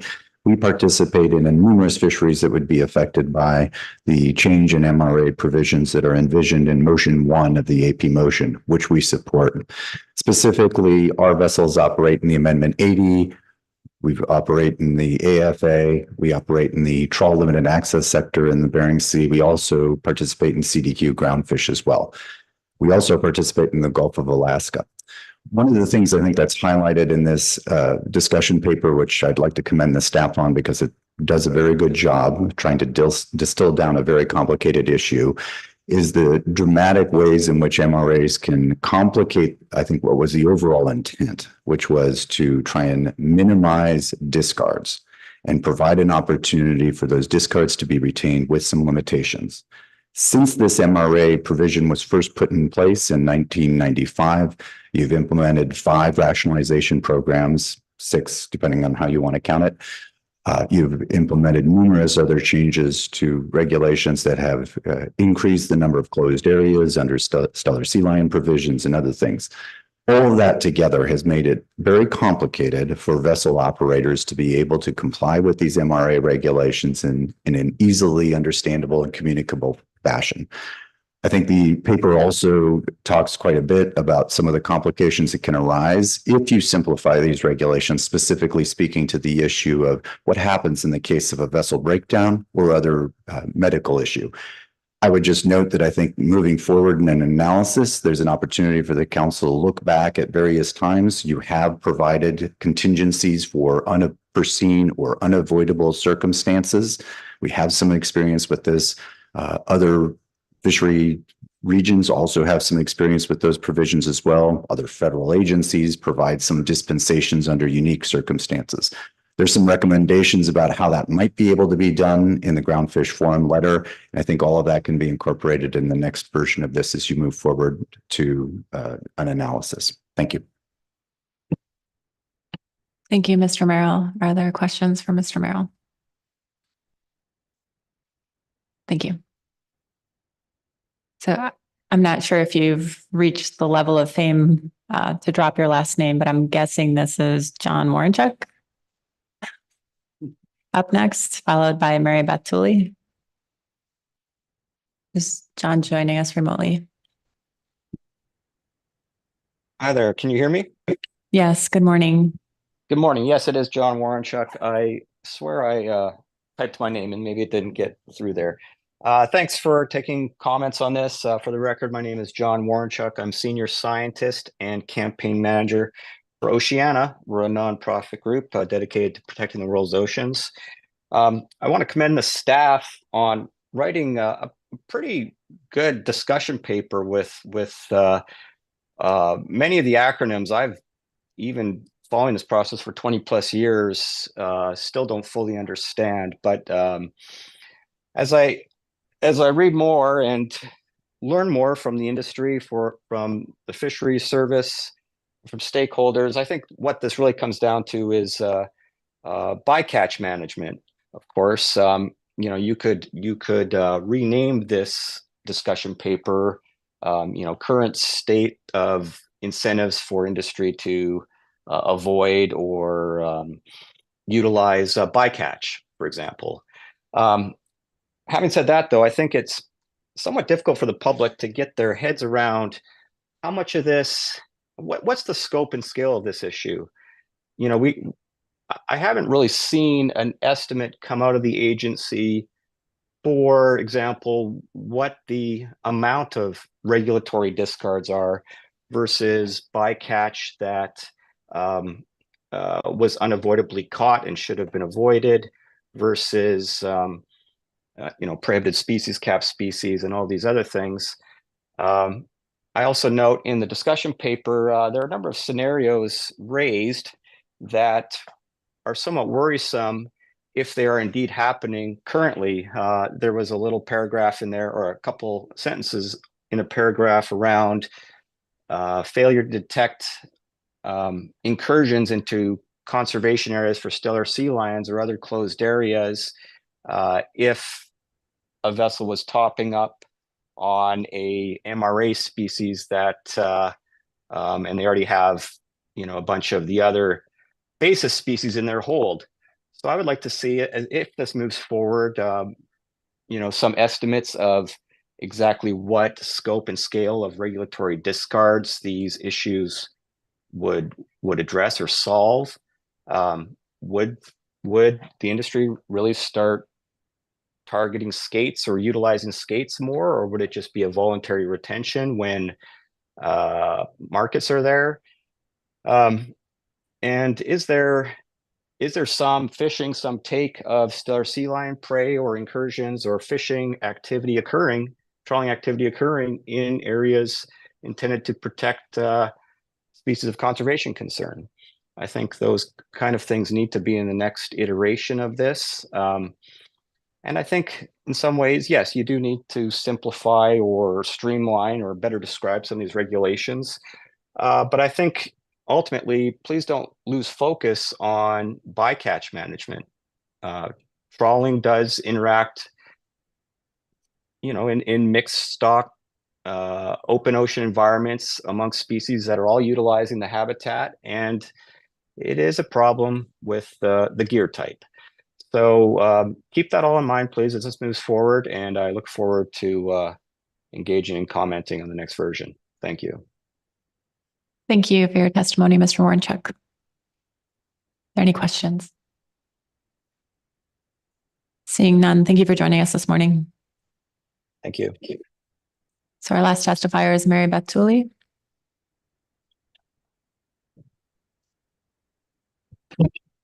Thank you, Madam Chair, members of the council. My name is Mary Beth Tooley, and I'm speaking today on behalf of the O'Hara Corporation, a family-held company, commercial fishing since 1907. And speaking on this issue, I'm the Third Amendment 80 person, so I'll try not to be redundant. Clearly, we do support the motions put forward by the AP, and speaking particularly to motion 1, I would encourage you to move that forward for initial review. I really want to thank the work that went into this. It's a complicated issue and difficult to understand on the face of it. So the work the agency and the council staff, and in particular, Todd Loomis on behalf of our group, is greatly appreciated. And I will say that when this topic came up, I don't do quota management, I don't do reporting, and I did not understand it. So I had to work at that, and I'm still not clear that I do understand it today. So the idea that you would undertake an action that would actually simplify things for all of us, including me, is greatly appreciated, but mostly for those in the wheelhouse and those in the company that try to keep everybody on track for a complicated issue. So we as a company support both motions that the AP put forward. And speaking to motion 2, I know that was not initially considered, and it is an add-on to what you have before you today. But I would request that the council consider a white paper on the issue to explore the need for adjustments to the MRAs. And I think it would be important for the council to prioritize what types of issues and information they would like to have before them when that white paper comes back. And I do think it's necessary to prioritize, consideration of some things that are specific, since the program is really quite broad.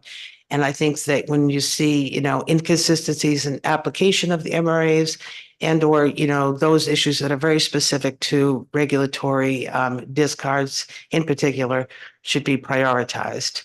I think we all know that climate change is here to stay, and things have changed out there. They aren't the same. We're experiencing population abundance changes and distributions of species, and these all complicate these issues, particularly when, the MRAs are not consistently applied by target species, and issues like that do arise. So we have great concerns about that.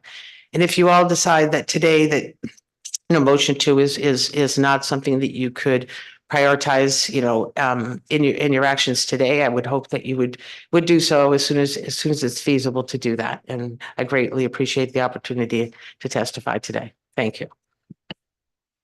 Thank you, Ms. Tooley, for your testimony. I'll see if there are any questions. Thank you. Thanks very much. So I think it's a good time to take our mid-morning break.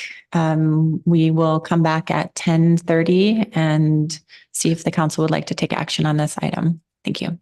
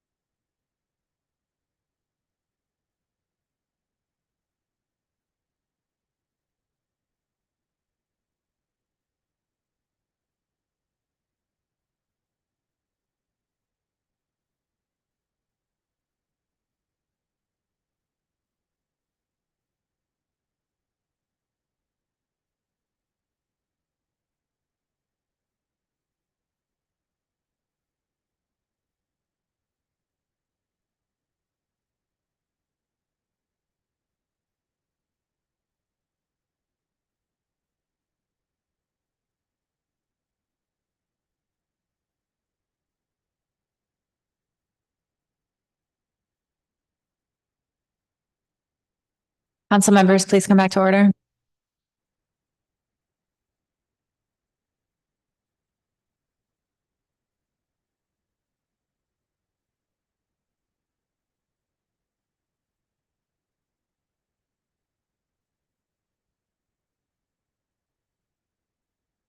Okay, we have completed staff presentation and received public testimony on agenda item D2. What are the wishes of the council? Ms. Vanderhoven. Thank you, Madam Chair. I have a motion that I've sent to staff. It's lengthy, so I'll wait for that to come up before. There we go. The council adopts the following purpose and need statement and list of alternatives for analysis. Purpose and need. The purpose of this action is to improve the regulations that implement the maximum retainable amounts, MRA, of species closed to directed fishing, including catch species, while a vessel operator is engaged in fishing for species or species groups that are open to directed fishing, This action is necessary to clarify current MRA regulations, make MRA calculations easier, reduce regulatory discards, and address medical, mechanical, or weather issues that can impact MRA calculations.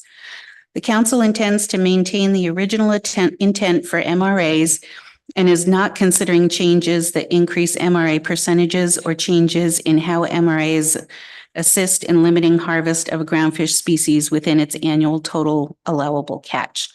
Alternatives. Alternative 1, no action, the status quo.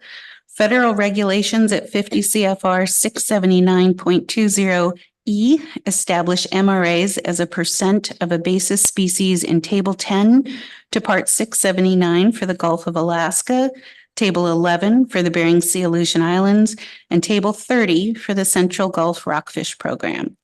The percentage of a species closed to directed fishing that is retained in relation to a basis species must not be exceeded. In most cases, any additional catch amounts must be discarded at sea. Alternatives 2, 3, 4, and 5 are not mutually exclusive. Alternative 2, revise MRA regulations to clarify 1, the definition of a fishing trip, 2, calculations for MRAs, and 3, application of MRAs. These changes would not change how the MRA regulations are currently implemented. Option 1, modify the definition of a fishing trip to make it clear that motherships are responsible for the overall MRA of any catcher vessel delivering unsorted cod ends. Option 2, clarify that MRAs are calculated by fishery management program due to different fishing prohibitions in place for each fishery management program. Option 3, correct regulation citations for the American Fisheries Act vessels and AFA replacement vessels. Option 4, clarify that when Community Development Quota CDQ uses an AFA vessel to harvest Amendment 80 species, BSAI pollock and Bering Sea Atka mackerel MRAs are calculated at the time of offload, and clarify the species used as basis species for CDQ. Option 5, clarify that MRAs take precedence over improved retention, improved utilization, IRIU regulations when vessels fish in areas with different fishing prohibitions. And option 6, update IRIU regulations for Amendment 80 vessels to reflect past council actions. Alternative 3, revise the triggers that end a fishing trip from 5 to 2 triggers in the definition of a fishing trip for catcher processors and motherships, not including current offload to offload species, Bering Sea Aleutian Island pollock, Bering Sea Atka mackerel, and weekly reporting species in the Central Gulf Rockfish Program. 2 triggers would remain. 1, when all fish or fish product is offloaded, and 2, if the vessel changes authorized gear type. 3 triggers would be removed. 1, the effective date of a different fishing prohibition in the area the vessel is fishing. 2, when a vessel enters or leaves an area with a different fishing prohibition. And 3, the end of a weekly reporting period. Alternative 4, add additional species to an offload to offload MRA application in the Bering Sea and Aleutian Islands and Gulf for all vessel sectors. continue to exclude AFA vessels for Bering Sea Aleutian Island pollock and Bering Sea Atka mackerel from the offload calculation. Option 1, add Bering Sea Aleutian Island cod, Gulf of Alaska Pacific cod, Gulf of Alaska pollock, and Bering Sea skates, Central Gulf rockfish program, and Gulf shallow water flatfish. Option 2, include all groundfish species except as noted above. And alternative 5, provide exemptions and regulations from MRA requirements in cases of medical emergencies, mechanical emergencies, or poor weather that ends a fishing trip. And with a second, I can speak to the motion. Thank you, Mr. Curlin. Ms. Vanderhoven. Thank you, Mr. Curlin. Thank you, Madam Chair. Maximum retainable amounts are a management tool that can reduce discards by allowing for limited retention of groundfish species not open for directed fishing. It's important that regulations clearly describe the application and calculation of MRAs. The revisions to the regulations proposed by NMFS would resolve these issues. This motion includes all the revisions presented by NMFS to improve the MRA regulations as separate options. None of the options are mutually exclusive. The fishing industry works hard to closely monitor the species they retain and avoid exceeding an MRA. If changes to the fishing trip period or accounting period for some or all species allows for decrease in discards without increasing total catch or jeopardizing closed areas when we seek to simplify MRAs for the industry and the Office of Law Enforcement. Analysis can show if there are further considerations or impacts in these alternatives. Regarding alternative 2, the NMFS revisions, NMFS carefully reviewed the current MRA regulations and determined that some regulations would benefit from some updates. These revisions would not change how MRA regulations currently work, but would provide clarity to industry and the Office of Law Enforcement. Most of these updates will still be necessary even if other regulatory changes are made to MRAs. Regarding alternative 3, to reduce the triggers that end a fishing trip from 5 to 2 for CPs and motherships, this alternative would eliminate 3 triggers that end a fishing trip and notification of a different fishing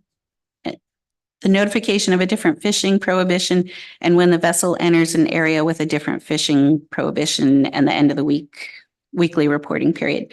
2 triggers would remain: offload of all fish or fish products from the vessel and changes to authorized gear.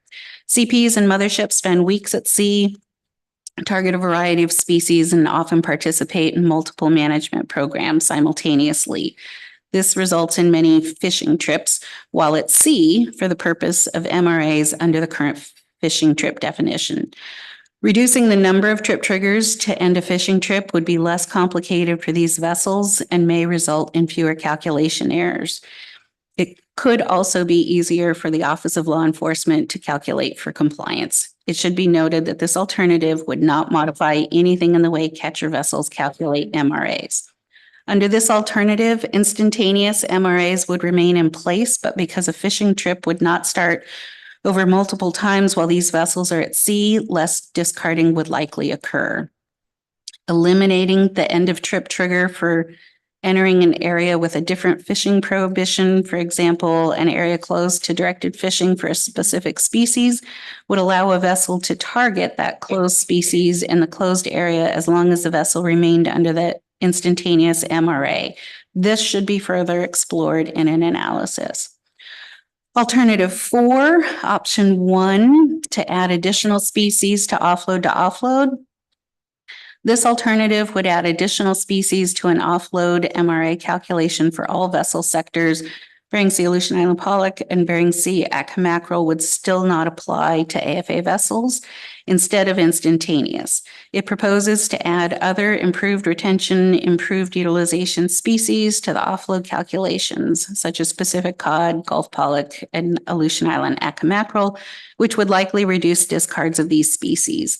Although the original industry proposal did not include Gulf shallow water flatfish, it should be added to the alternative because it is also an IRIU species.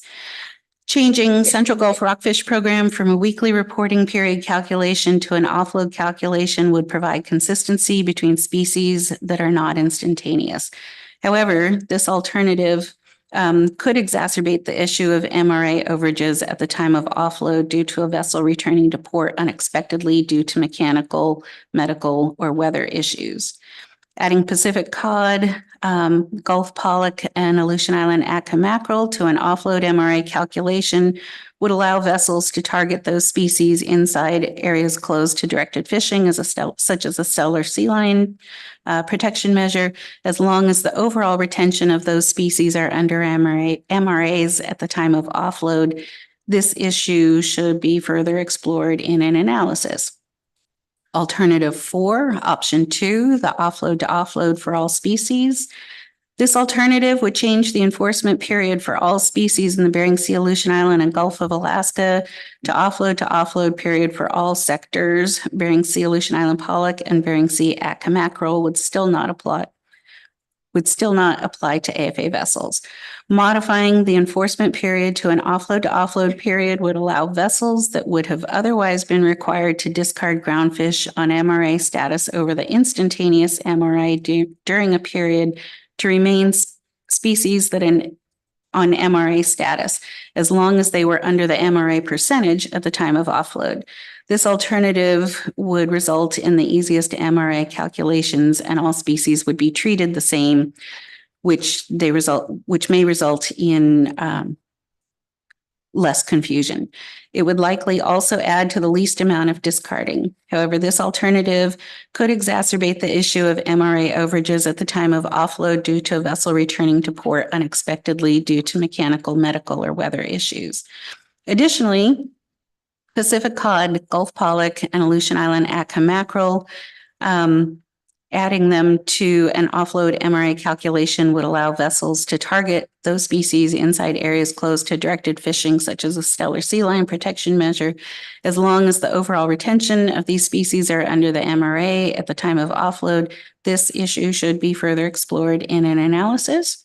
And regarding alternative 5, the regulatory relief in case of medical, mechanical, or weather emergencies, it may be difficult to characterize in regulation what constitutes a medical emergency, mechanical emergency, or poor weather. It was also noted that changing additional MRI calculations to the time of offload would likely exacerbate this issue. Because instantaneous MRAs apply at all times during a fishing trip, a vessel should not be over an instantaneous MRA if it comes into port unexpectedly. However, when the MRA is calculated at the time of offload, a vessel may reasonably have expected to stay at sea and accumulate additional basis species during the trip to ensure that they were within the MRA at the time of offload. And I would really like to thank staff for their work on this issue. As we've all noted, MRAs are super, super complicated. And I think unless you live and breathe them every day, they're really hard to follow. I feel like I understand them a lot better just from this discussion paper. And so I know Ms. Milani spent a lot of time and gave a very clear presentation. And so I just wanted to thank her for that. And the AP, I think, did a great job with this issue, and I am happy to take any questions. Thank you. Ms. Vanderhoven, are there any questions on the motion? Yes, Mr. Williams. Thank you, Madam Chair, and thanks, Mr. Vanderhoven, for your motion. I should know the answer to this, but I don't. In the alternative 3, where we talk about the trip triggers, the second trip trigger, which is if the vessel changes authorized gear type. Can you give me an example of a gear type switch that would result in that trigger happening? I mean, I interpret that it's something that happens during a fishing event, or am I interpreting it incorrectly? Through the chair, thank you, Mr. Williams, for your question. I don't think it's something that happens super often in our fisheries. But I think there are times, particularly in the Gulf, when a vessel may switch from pelagic year to non-pelagic year. I don't know if there are vessels who have switched mid-trip from fixed gear to trawl gear, vice versa. I don't know, but I think that would be fleshed out in an analysis. Thank you. And Mr. Dwight? Thanks, Madam Chair. Thanks, Ms. Vanderhoven, for your motion. The wording just catches me slightly on option 2, alternative 4, the except as noted above. As I listen to you talk, your justification for the motion, I think you made it reasonably clear that the except as noted above was actually a reference to the exclusion of AFA vessels for Bering Sea pollock and Bering Sea mackerel. But I just want to make sure I heard that correctly and that it wasn't actually referring to what's in option 1, for instance. Through the chair, Mr. Dwight, thank you. Yes, that's correct. Okay. Second question is a little bit less picky. And it's about the purpose and need statement. We vary some in how we treat some of our overarching guidance when we write purpose and need statements. And in this case, I mean, as I think about it, some of the overarching guidance comes from things like our programmatic, things like the National Seafood Strategy goals, maybe our ecosystem vision statement as well. Did you consider whether to wrap those into the purpose and need, or did you decide instead that the way we normally treat them, which is particularly in final analysis, we've got a section at the end where we describe how an action is consistent with each of those and other applicable guidance?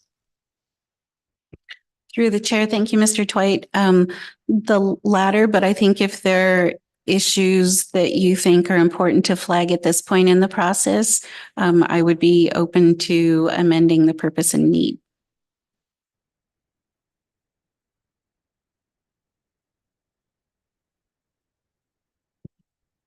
Any other questions while Mr. Dwight ponders that?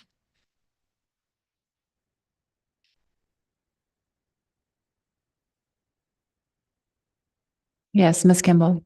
I have a question and I apologize on alternative 4 in the second sentence. And I just want to ensure I am not pretending to know all of these regulations, but I thought AFA vessels did do offload to offload for Bering Sea pollock and Bering Sea mackerel. And I wonder if that was a carryover from something or if I'm just misunderstanding this alternative.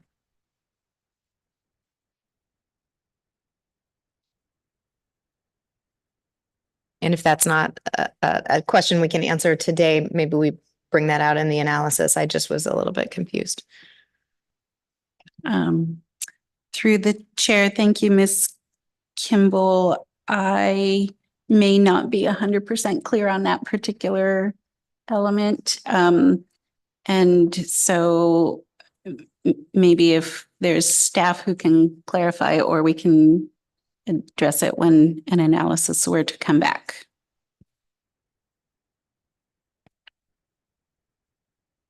Is Ms. Malani here? Thank you.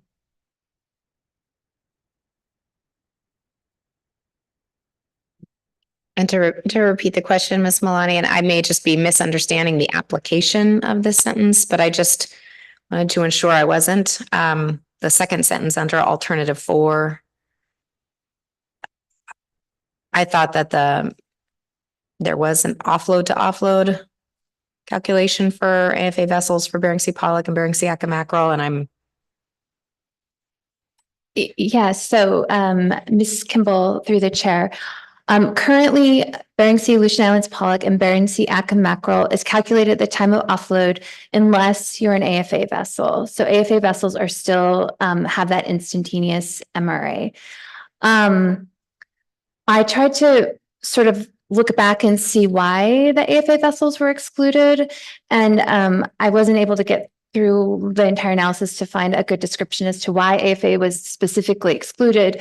But when I looked at the Bering Sea Aleutian Islands pollock proposed and final rule, it seemed to be more about ensuring that Amendment 80 vessels were included in the offload calculation and less about excluding AFA vessels.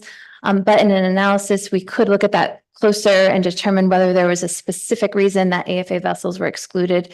And it might be possible to just add them to an offload calculation, and that's something we could look at.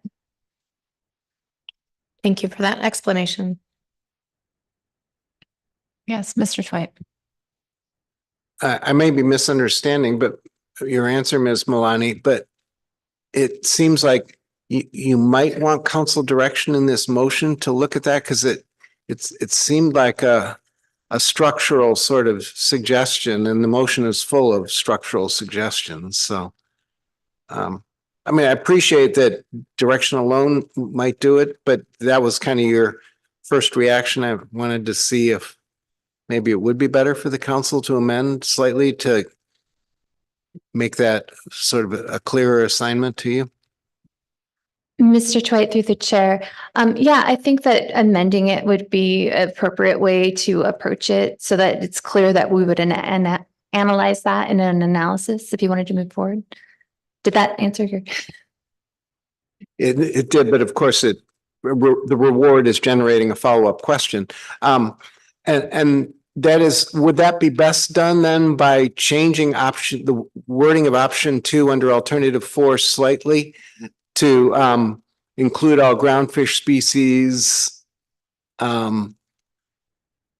as well as examine the exclusion for AFA vessels or something along those lines? I appreciate Mr. Twite through the chair the reward question here. Yes, I think that would be appropriate. You could amend it however the council sees fit, but if you wanted to add a note about further exploring the reason for the exclusion for the AFA vessels, that would be a clear way for you to move forward.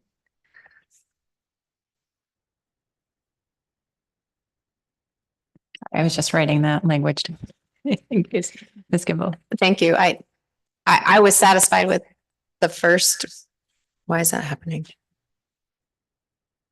I was satisfied, Madam Chair, with the first response, so I do not have an amendment. I feel like we've brought that issue out. I'd be happy to hear others' amendments, but I'm not making one. Okay, thank you.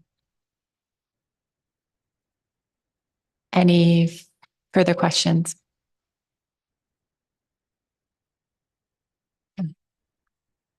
Any amendments? Yes, Mr. Twite. Well, just for clarity, it seems like the final resolution was actually that, just as Ms. Kimball suggested, of that particular issue, that staff will look at it. And since there's always some danger in trying to structure a clear amendment on the fly like that ends up not conveying the message as well as simply our discussion, I think I'll avoid that. Also, for clarity, as I sort of thought through Ms. Vanderhoven's answer, I think I'll just speak to the importance of ensuring that those are, rather than again trying to amend the purpose and need statement on the fly. Thank you. Any comments on the motion? Yes, Mr. Twite. Thanks, Madam Chair. I appreciate Mr. Loomis flagging this issue for us. Initially, I've been, as one council member, concerned about the impacts of our current use of MRAs for a while, in terms of, at least from my perspective, both given that very few of us really truly understand them, there's clearly a regulatory simplicity issue going on, but far more fundamentally, the way we're currently using MRAs has resulted in a pretty broad recognition. There's a lot of edible seafood going into the water that doesn't pose any conservation concerns per se. We count for all that. It's not somehow hidden. It's well accounted for. It could be going into, and it should be, feeding people instead of being discarded back into the ecosystem. And I really appreciate this as a first step in an important first step in addressing that. To that end, I want to encourage the analysts to keep that in mind. And they've clearly explained as they walk through this how they will give us an indication of which alternatives likely decrease discarding at sea, regulatory discarding at sea, and which may not be as effective. And I think that's useful. I would also like and appreciate analysts keeping in mind where a non-regulatory option for some of these alternatives might be useful. And for instance, I floated one strictly off the top of my head, so it may have 1,000 problems associated with it. But if we, as we move towards offload to offload calculations, clearly it raises the issue that the analysts have pointed out already about unavoidable trips back, returns to port, and the potential liability that poses to the skippers or the operators. The issue of waivers, that I understand that ultimately a waiver process needs to be rooted in regulation, but that doesn't necessarily mean the application itself has to be a regulatory application. For instance, a concept of every vessel gets 1 or 2 waivers per a 5-year period, for instance, or a 3-year period or whatever. And they simply claim that waiver.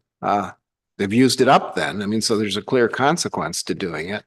You're not going to be inclined to use up a waiver that's might be really important if you've got a major breakdown and have to get into port right away. The last thing you want to be thinking about is whether or not you've got the right MRA mounts on board. So it's those kinds of things. I'd encourage industry to be creative about suggesting those. I'd encourage NIMS staff to be creative about that. There's 2 reasons for regulatory simplicity. One is so we all understand it better, but 2, we've seen repeatedly, particularly in the last couple of years, things that we thought would never happen, conditions we thought would never happen. And so we built regulations around the certainty that we would always have, for instance, a processor on shore for a co-op to deliver to. Now we're finding ourselves in the unthinkable position of no processor to deliver to. But the fixed regulations that never contemplated that. That's another purpose of regulatory simplicity, is to give us the ability to adapt. The MRAs have been a highly regulatory tool, a program.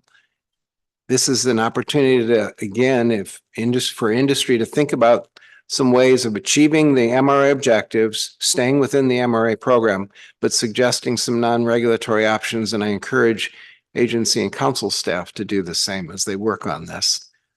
Trying not to make it more complicated, but at the same time, trying to make sure that as we refurbish the MRA program, that it's not going to leave us in boxes with no way out when the unanticipated and even unimaginable actually happen to us, which I can guarantee you will be happening more frequently. Thank you. Thank you, Mr. Twite. Any other comments on the motion? Yes, Ms. Kimball. Thank you all. Thank you, Ms. Vanderhoven, for the motion. I'll be supporting it because I think it's a morass of regulations that are providing no benefit. And I think there is a opportunity for us to see whether we reduce discards. And that is a goal of ours. I considered adding in the issue that we heard about in the second AP motion and the public testimony. I just want to notify council members I'm not doing that. I think there may be some information we could get back in our next management report, NIMS management report, with it to help kind of illuminate whether that's a real issue. But I wanted to put that on the record so folks know what I was thinking about, and also because I think it is a real issue and we want to ensure that we have folks that have worked hard, including the agency, to implement a voluntary trawl EM program, that we have the continued opportunity and incentive to participate in that program. We're going to get a lot better data out of that program. So not to divert from the main motion, I'll support. Thank you, Ms. Kimball. Ms. Baker. Through the chair briefly, thank you. I've been quiet during this agenda item because I think the staff did such a great job on the discussion paper, as did Ms. Vanderhoven with the motion, and I'll align myself with Ms. Kimball's comments and support the motion. Thank you, Ms. Baker. Okay. Not seeing any further comments. Is there any objection to the motion? Seeing none, that motion passes without objection. Any further action on this agenda item? Okay, seeing none, we need about 15 minutes before we transition into our staff tasking discussion. So let's come back at 11:25. Thank you.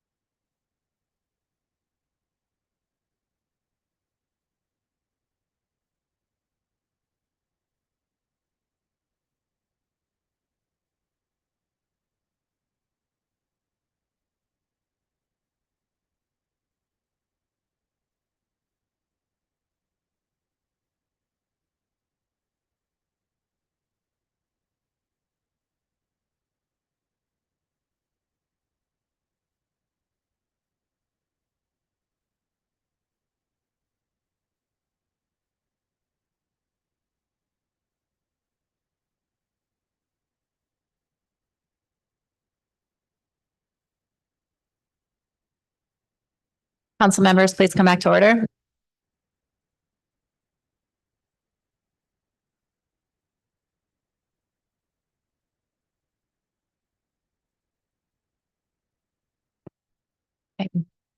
We are ready to begin our discussion on staff tasking, and I'll hand over the mic to Mr. Witherall. Thank you, Madam Chair. First on the agenda for staff tasking is a discussion of committee membership. And we have updated our committee list reflecting those changes. Additionally, if you remember in February, you asked for an overview of all council committees to see if they're relevant, whether they have a terms of reference or need adjustments in composition or membership to ensure that the council is getting necessary and timely input on topics.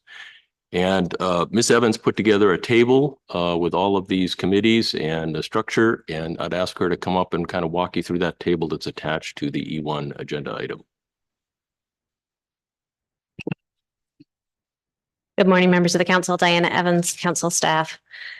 Yes, so we posted a couple different documents. There are 3 different documents related to committees on the council agenda under E, staff tasking. One is the list that you always get, which has our membership of our committee and plan teams updated.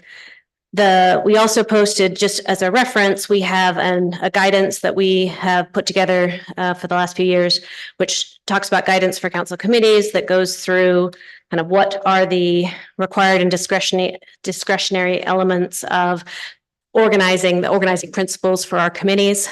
We have definitely some latitude that we operate slightly differently across the different committees, depending on who is the chair of the committee and what their purpose is or what their task is. And so this just tried a few years ago, we tried to make that a little bit more clear. So when a new committee is started or a new council chair comes, committee chair comes on board, they have some reference for thinking about things like how to set the agenda, what type of public, how to schedule public comment, the way that the committee report is put together. So that's just a reference document for you if that's of interest.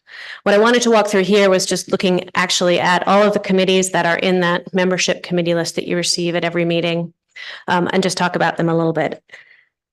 So we followed the same format that you see in the membership list, which means the first page here looks at executive committees. And what we tried to do was go back, if there is a terms of reference or a statement of purpose, a council motion initiating that committee, we tried to highlight that or link to where that motion exists and just pull the relevant information out with respect to the purpose. There's the column that looks at what was the intended duration. Was this kind of a standing committee, or was it a committee that was convened by the council to meet a specific limited duration purpose, specific tasking, after which it was assumed that that committee would end? And how often they meet. And the column on the far right is just our staff attempt to give you a little bit of information as you walk through this and think about it. Just one moment, let me minimize this. Maybe. There we go. So on the first page here with executive committees, just highlighting that the Council Coordination Committee, we have on our North Pacific Council list, but since the reauthorization of the Magnuson-Stevens Act in 2007. That's actually now authorized under the Magnuson Act, so there's no really need for us to keep that on our list, so suggesting that be removed. A couple committees here is describing the purpose and how they are authorized or required either under our CRAB FMP or looking at our joint protocol committee with the Board of Fish, authorized under that joint protocol agreement. And our intention with this, having gone through this process, is we're going to try to find a way to can put some of this information directly on our website, so it's a little bit easier for people to find those purposes. I think that'll be helpful. Moving on to the second page. Do I have control here, or can you move us to the second page? Thank you, Sarah. We have the AP and the SSC. You have handbooks for them. That's already well defined. So really the focus here is on this other committees section. And going through the committee list, there are a couple of committees on your books that have revisited their terms of reference within the last year. Charter Halibut Committee is one of those. Quite a lot of the committees that are on the council's books have terms of reference or statement of purpose that is quite a lot older than that. Couple things to highlight: the Community Engagement Committee that's been inactive since 2019. So that might be something for the council to consider, whether you are interested in keeping that committee, and if so, whether the terms of reference that was revised in 2018 is still the appropriate terms of reference for that committee. The Ecosystem Committee also last looked at their work plan in 2019. And we tried to capture the type of issues that are generally covered there, but also something that you do not have a specific terms of reference or statement of purpose for that committee. That might be something that you might be interested to address, particularly given the change in the council's, the subjects that are coming up in the next couple of years. If we get funded through this IRA funding, looking at climate change issues, thinking about how some of those ecosystem issues are best addressed either on the policy front, which is what the Ecosystem Committee addresses, or also on the kind of science expertise advisory committee front or advisory front from our Bering Sea Fishery Ecosystem Plan team. You may recall in February in staff tasking, we just noted that FEP team is currently looking for council direction as to how to proceed next with its tasking, having completed these first two FEP action modules. What's the next interest for the council in terms of workload to direct to the FEP team? I'm not going to highlight all of these. There's a suggestion from the Enforcement Committee. I know they're interested in changing the terms of reference to with respect to how they take public comment. Sarah, if you could go to the third page there. FMAC and PCFMAC and the Trawl EM Committee, they don't have a formal terms of reference, but there was a strategic document prepared in 2019 that really laid out the membership and the purpose of those separate committees. You took a motion for the Trawl EM Committee with the completion of that analysis that the committee would dissolve once the regulations are final, which we understand to be by the end of the year. So that's something that we would remove from this list once those regulations are final. IFQ Committee is one of our standing committees that doesn't have a terms of reference. It also has the chairmanship of that committee does change periodically, and it might, from our view, it might be helpful. We've had conversations before about exactly what the purpose or what the types of tasking for that committee should be. So that might be something that the council's interested in. Through a terms of reference, you would have the opportunity to think through and determine exactly what tasking you want to go to the IFQ committee and on what frequency. That might be helpful for new chairs as they take over that role. PNCAC they do have a terms of reference, but that was last revised in 2003. And that might be something that although it's a committee that is required under the Bering Sea Crab FMP, specifically with respect to their ability to provide input to the Board of Fish on the regulatory process relating to the management of the crab fisheries, that might be something that could be refreshed, that terms of reference. The Salmon Bycatch Committee is one that you established with very specific limited tasks. Those tasks have been complete, so that might be something that is a candidate to remove from this list until such time as you find need for that type of committee again. And then just looking at the final page, plan teams and task forces, I mentioned the Bering Sea FEP is awaiting council direction for your stock assessment plan teams. You approved a revision to that handbook within the last year, but the FEP and the social science planning team are still could benefit from some council direction as they proceed with whatever tasking you would like them to do next. And then the two task forces, the LKTKS has completed their tasking.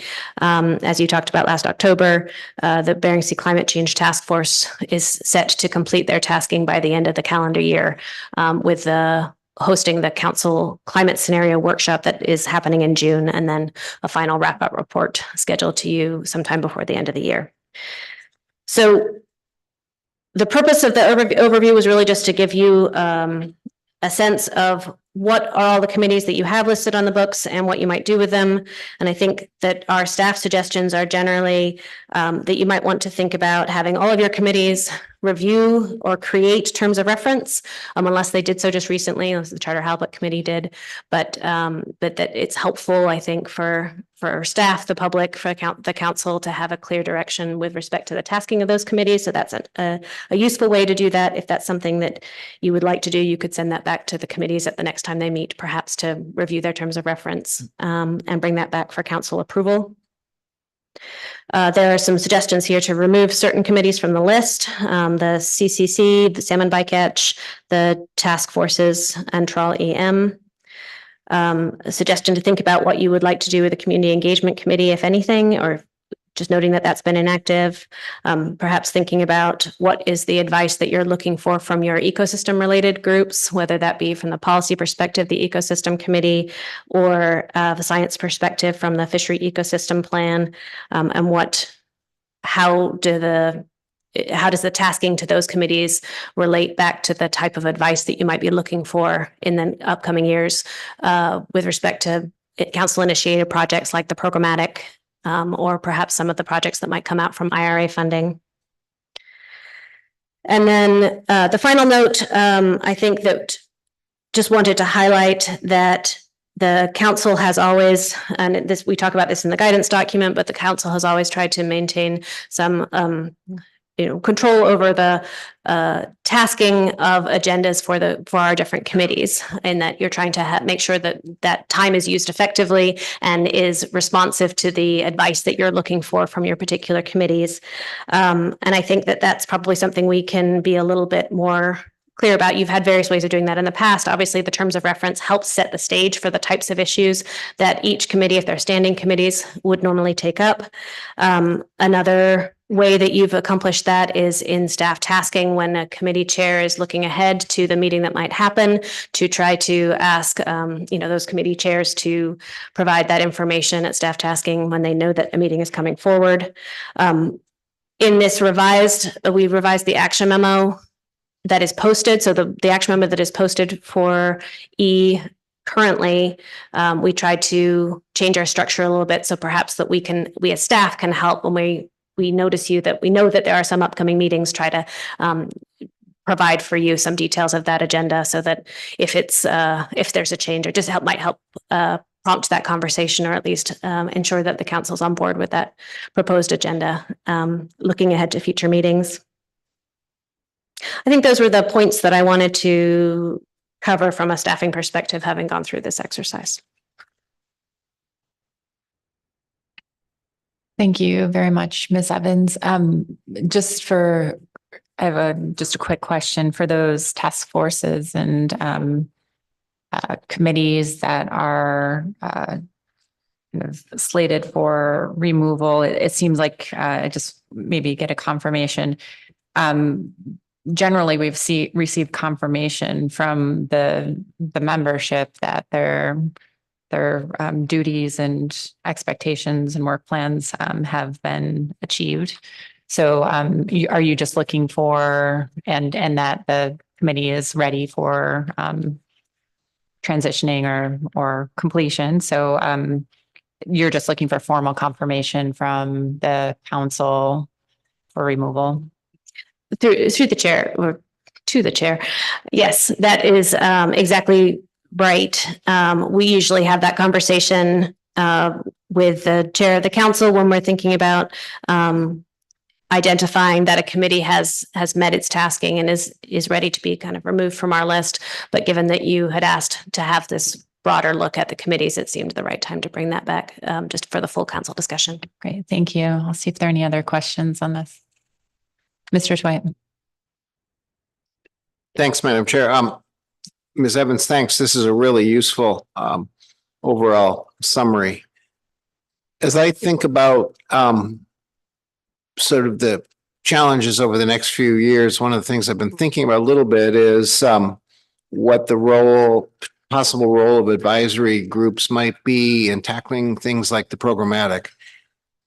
And that left me wondering what role, if we have any sort of collective memories about the role that the ecosystem committee played when we previously reviewed the programmatic SEIS.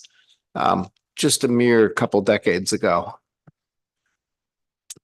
Through the chair, Mr. Twite, we had the council established an ecosystem committee, I believe in 1995, and that committee was chaired by Dr. Fluharty at the time and was focused.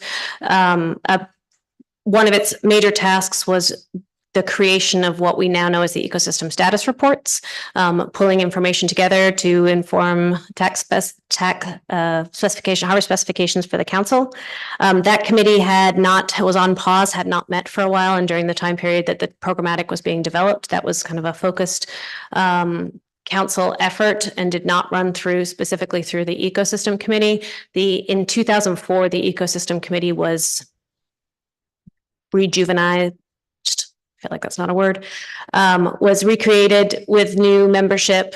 And so that was at the same time that the programmatic was completed. So I think the idea there was that the ecosystem committee, their new terms of reference was really to look at that implementation. If you recall, the programmatic set us on board with a new policy, and then the council knew that there were going to be several years to be able to fully implement that policy. And that was the impetus for bringing the ecosystem committee back into regular meeting schedule, which it's pretty much had since 2004. But there was a little bit of break there during the time that the programmatic was being developed. That didn't happen within the committee because it was really focused and action actually at the council and the advisory panel.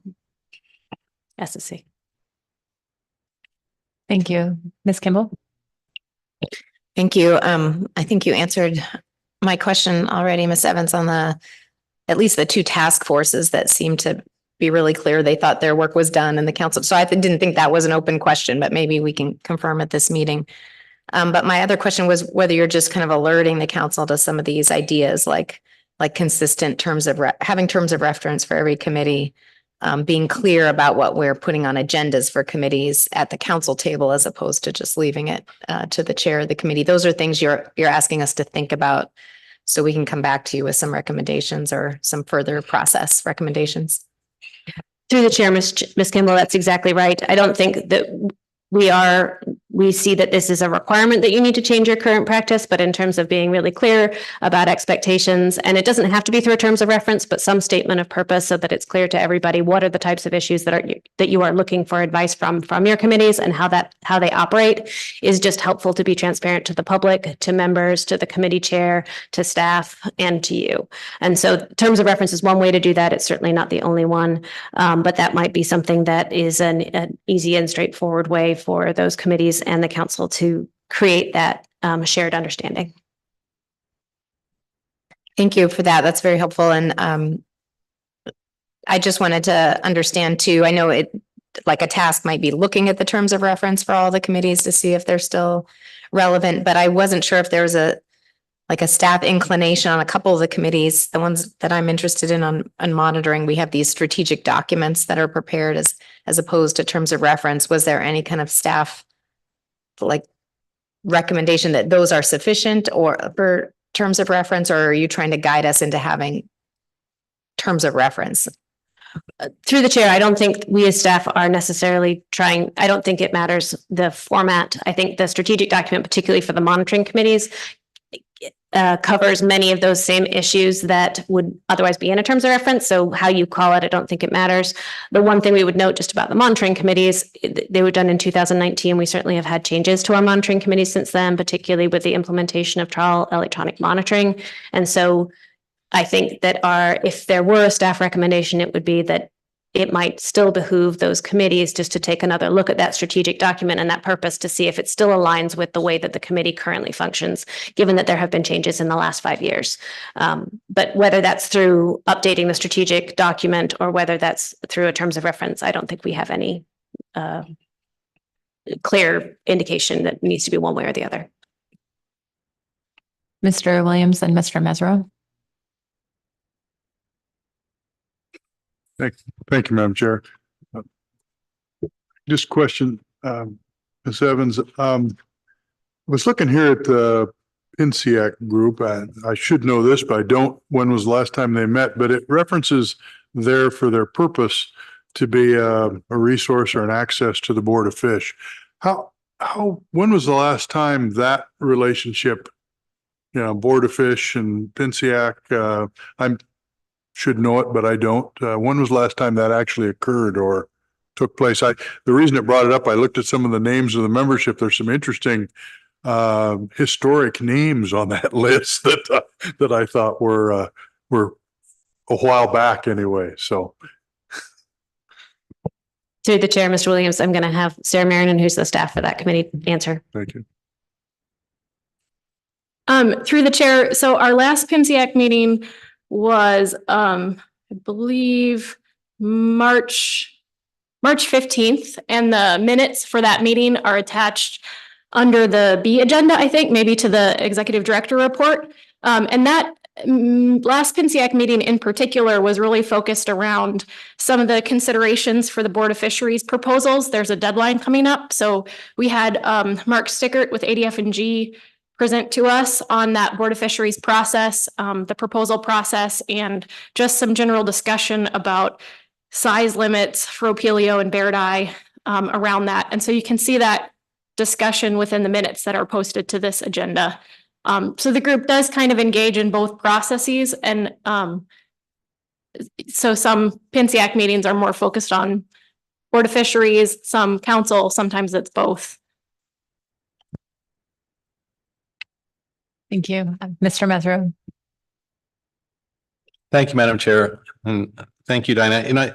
We just updated the ones at the Charter Halibut Committee, and all that Ms. Marion did was provided a template of another committee that has a thorough terms of reference, and it's really a matter of just adapting an existing template. It didn't take a lot of time, and those templates exist. And the reason that I did that is I was departing, and I wanted to make sure that we at least preserve the order that was in there in the first place for the person that replaces me. And that might be a good decision point for the council to consider, whether when the committee chairman is departing, they make sure there's an updated terms of reference for the next person to use it. That's why I did that. Thank you, Mr. Mesro. Mr. Toit. Thanks, Madam Chair. My question is actually for Mr. Mesro. Does that mean that the current committee chair can't leave until the council accepts the new terms of reference? I don't want to make it that easy to stick around. Sorry.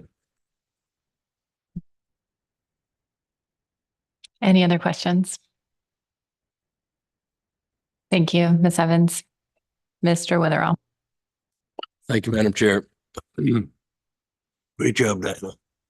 Moving on to listing out the future committee and plan team meetings as we currently see them.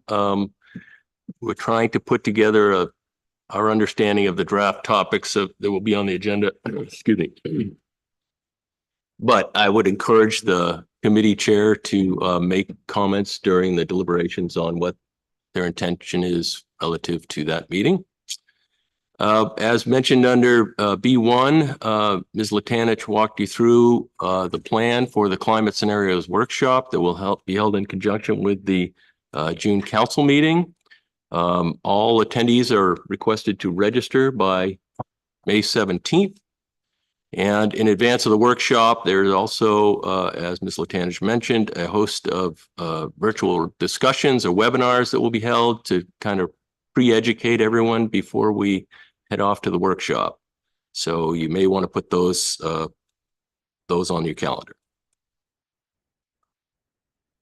The next thing I want to talk about is engagement for the programmatic evaluation. And I'm going to ask Ms. Cleaver to come up to the table because there is a paper, a document that is attached that have identified some pre-scoping actions that are planned based on your direction in February to extend the timeline for pre-scoping and emphasize the goal of robust and meaningful public and tribal engagement.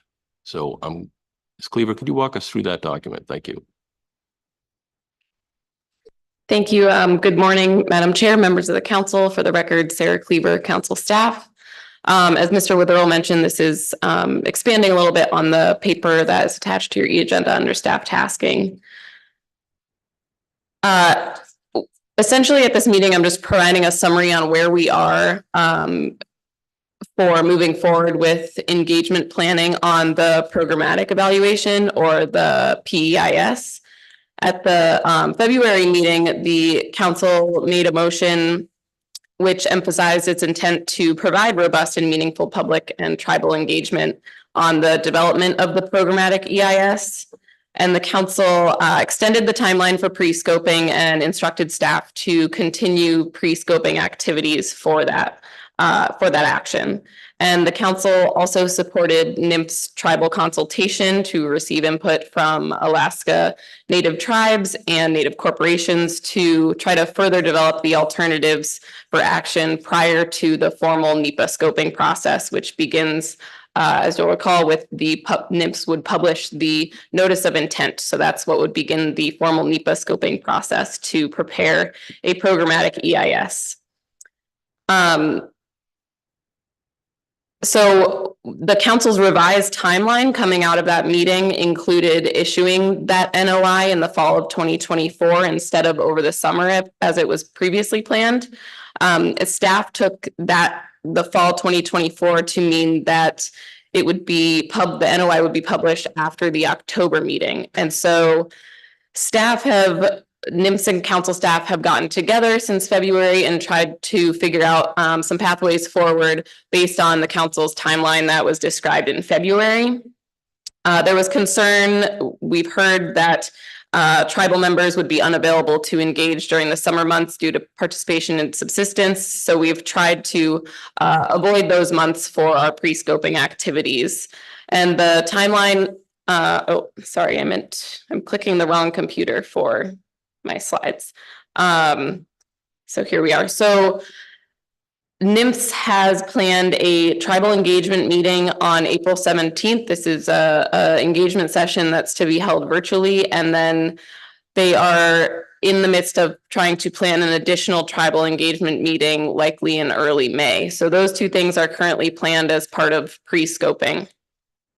This would then mean that if the council wanted to review feedback from those meetings and review a straw man of management goals and objectives that would be developed by staff at the October meeting, that NMFS would notify tribes of an opportunity for consultation in August, and then those tribal consultation meetings would likely occur in September.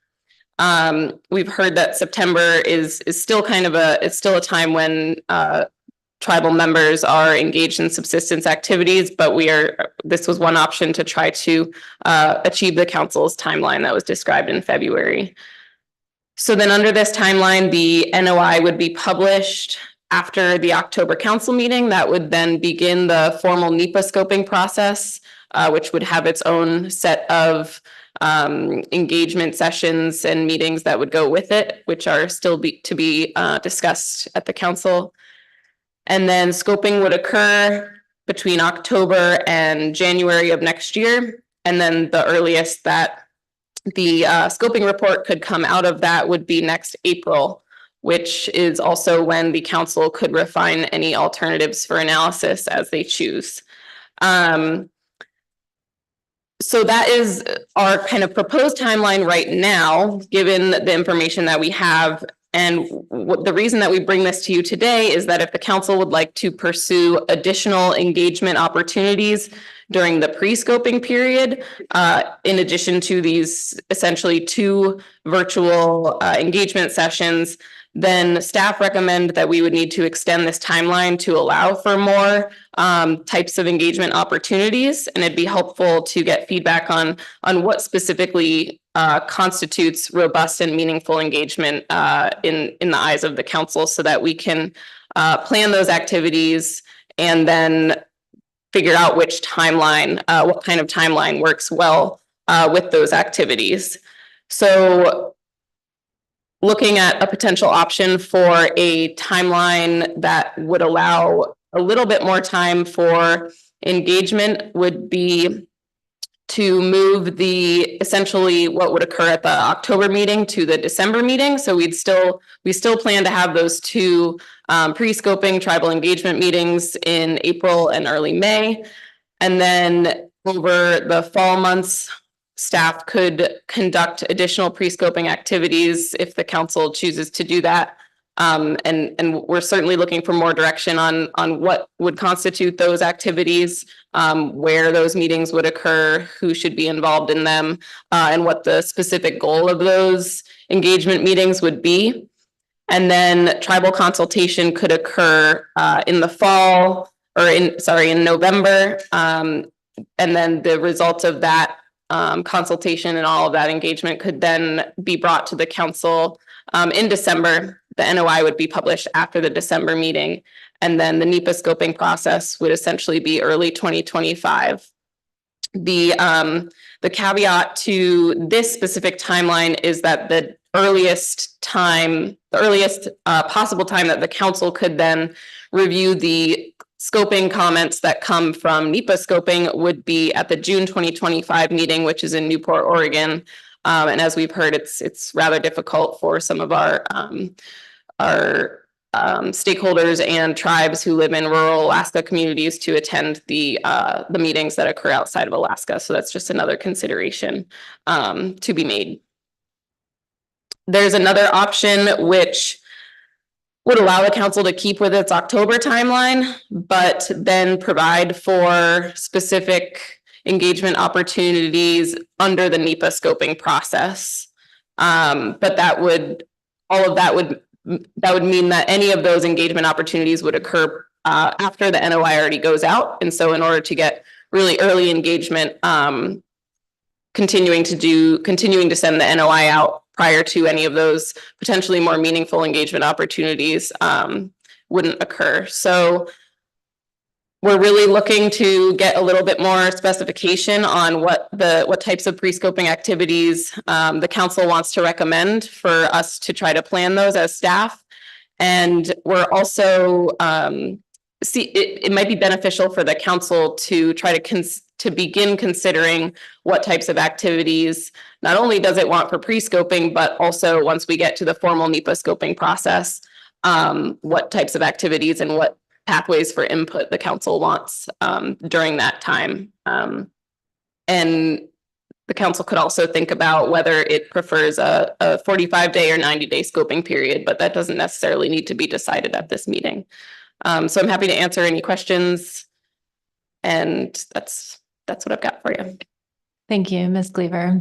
Any questions? Yes, Mr. Toy. Thanks, Madam Chair. I do have a couple of questions for Ms. Kleber. First one is just under either timeline, are there things that staff can be working on that we know will need sort of regardless of timeline, regardless of alternatives selected? And how would that play into this? Through the chair, Mr. Toy, yes, we've had some discussions on staff about how we can start to try to move forward with thinking about the status quo analysis, because that is going to be something that we need to do regardless. And so trying to make any progress that we can regardless of our timeline, any additional time that we have as staff to work on that status quo impact analysis is something that we could begin trying to move forward on as time allows. Just as a follow-up to that one, will we also need to have methods worked out to compare alternatives? And is that something that council and stakeholders need to weigh in on, or is that the sort of thing as well that can be developed and mostly just reviewed by the SSC? Through the chair, I think we could certainly do some thinking about methods, but it in my opinion would be pretty important to make sure that the alternatives that we have on the table are the ones that we should be comparing for analysis prior to us kind of trying to scope out what the methods would be there. But we could do some thinking about that. Thanks. My other question is about sort of how we handle two different processes, both of which may well need some amount of outreach activity. one being this and the other being the chum bycatch action that we're in the middle of right now. Are there some ways to combine that? Would that raise more problems than provide benefits? What does staff have any thoughts on that potential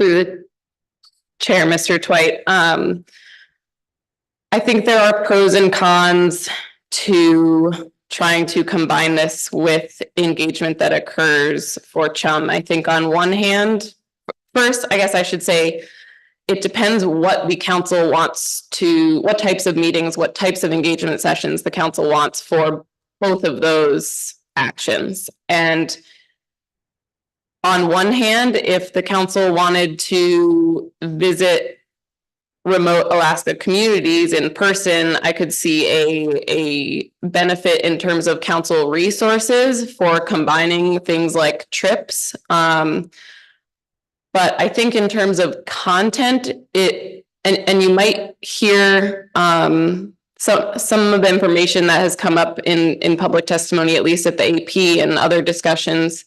It might be more clear to keep those two issues separate since they're both such large actions, and one is further along and much more specified at this time, and the other one is a lot more ambiguous. I think we're at really different stages in the development of alternatives for each of those actions. So I think there could be a little bit of information overload in terms of combining those two actions and the engagement that we plan for those. But if it's something like, if the council wants to provide a whole series of virtual engagement sessions, it would be really easy to keep those two issues separate. It just depends what the council wants to do as far as its engagement activities. Thank you, Mr. Twite. Any further questions for Ms. Cleaver? Yes, Ms. Kimball. I have a very basic question, Ms. Cleaver. Are you asking for us to provide input after testimony on the pre-scoping activities that would then determine whether we're in timeline A or timeline B? Or are you asking us to look at the timelines first and see what engagement we can fit into those timelines? And I only note because it's very different meetings in terms of the council meeting where we would be refining alternatives. One would be April 2025 in Anchorage, and one would be June 2025 in Oregon.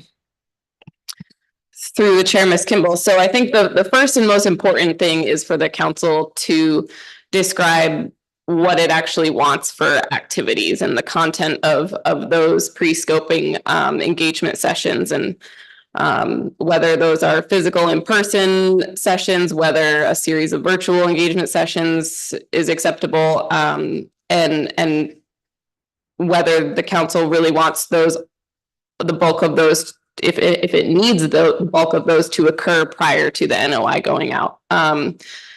The timeline is secondary, and I should note that it's not an exclusive choice between timeline A or timeline B. The council's timeline can certainly shift on these. The June 2025 date is simply the earliest that if the council pushed the NOI publishing to after the December meeting, the next feasible time for staff to bring back the NEPA scoping report would be June 2025, but it does not have to occur at that meeting. So there's a plenty more timelines that the council could choose from. We just wanted to provide what the current timeline, if we stick with what the information that we got from the council in February, we would be working towards timeline A, because that would achieve the council's goals of fall 2024 for the NOI to go out. And timeline B would be as close as possible, sticking to that timeline while trying to provide a little bit more opportunity for engagement. Thank you. And then, well, maybe it's for Mr. Witherell that after receiving public testimony and giving thought to the engagement activities, I assume there's some budget constraints that we might have that we're not I'm not on the executive committee. I wouldn't be aware of, but is it ideal that we put out what we would like to see and then the executive committee goes back and says what we can afford to do? I just want to understand the process.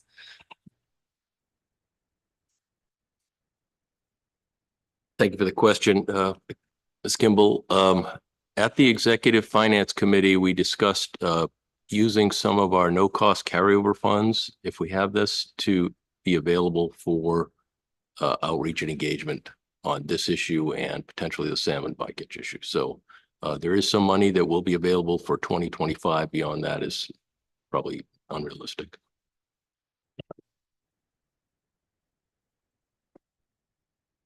Thank you, Ms. Cleaver.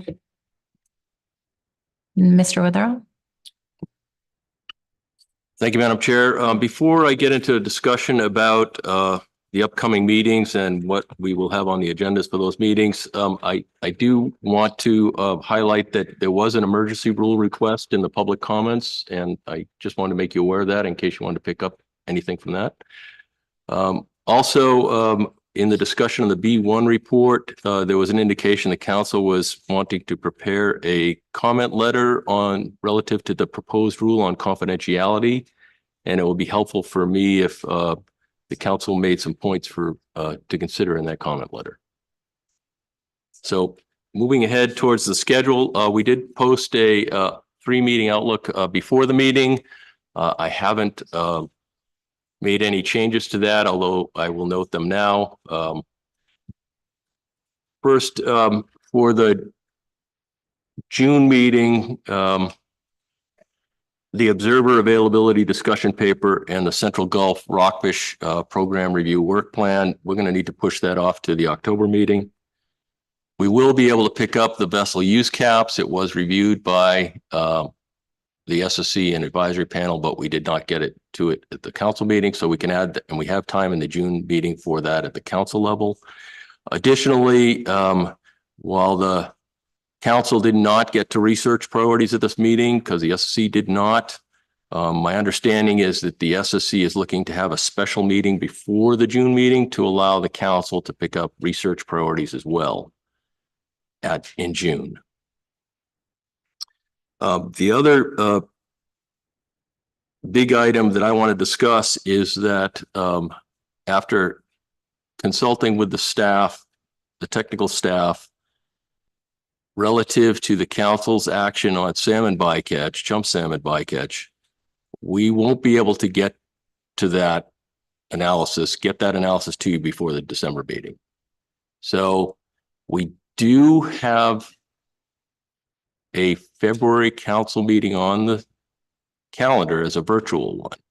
I don't anticipate the council wanting to take up salmon bycatch virtually. So my intent at this point is to look for a place in Anchorage, ideally, but in Alaska, where we can take up the chum salmon bycatch issue in February, if that's possible, in the dates that are available already for the SSC and AP as scheduled. So that's my current intent on how to address that agenda item. And I'd be happy to discuss it further, but that really concludes my report on what I see looking ahead in the schedule. I'll try to answer any questions you might have about what's in the batter's box or where we have other things scheduled. Thank you, Mr. Witherell. Ms. Kimball, and then Mr. Mesereau. Thank you. I have 2 questions. One was on the Central Gulf Rockfish program review, and I understand that's not top of priority list, but I assume that just can't be squeezed in the June agenda. Having it be addressed in Kodiak seemed really positive, and so I was just making sure that wasn't something that could fit into that agenda. I assume that's all been thought out and calculated. Madam Chair, Ms. Kimball, with your input, we'll have a second look at that and see if that's possible. But I understand that ideally that would occur in Kodiak. Thank you. And a program review, I do agree, is a much lower priority. So I just put that. The second question was on your last points. I assume you didn't provide December as an opportunity for the salmon bycatch action because it's full of specs process and other items specifically for the SSC and then coming to the council. So there's not room on that agenda. And you're nodding, so I'll take that. But if you're talking about a potential February item, is the thinking that that would be a one item meeting, or are there other items in there? It seems like we could spend a whole meeting on that one item. Thanks. Madam Chair, Ms. Kimball, there may be multiple items, but given the experience we had at this meeting where it takes the council 4 days to work through that topic, I suspect there won't be any room for any other agenda items. But I haven't made a decision that that's an exclusive meeting for one item. Thank you. And Mr. Mesereau. Thank you, Madam Chair, and thank you, Dave.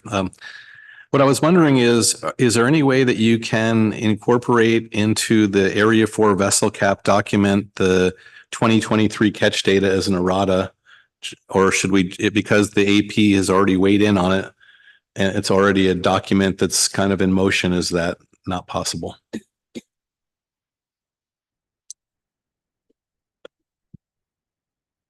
Madam Chair, Mr. Mesereau, that's a difficult one to answer because I don't know if adding that extra year of data will take additional time for the staff, in which case it could bump it further.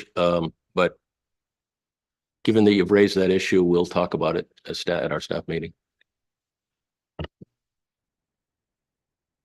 Yes, Mr. Down. On your last point, thank you, Madam Chair, on your last point, Dave. The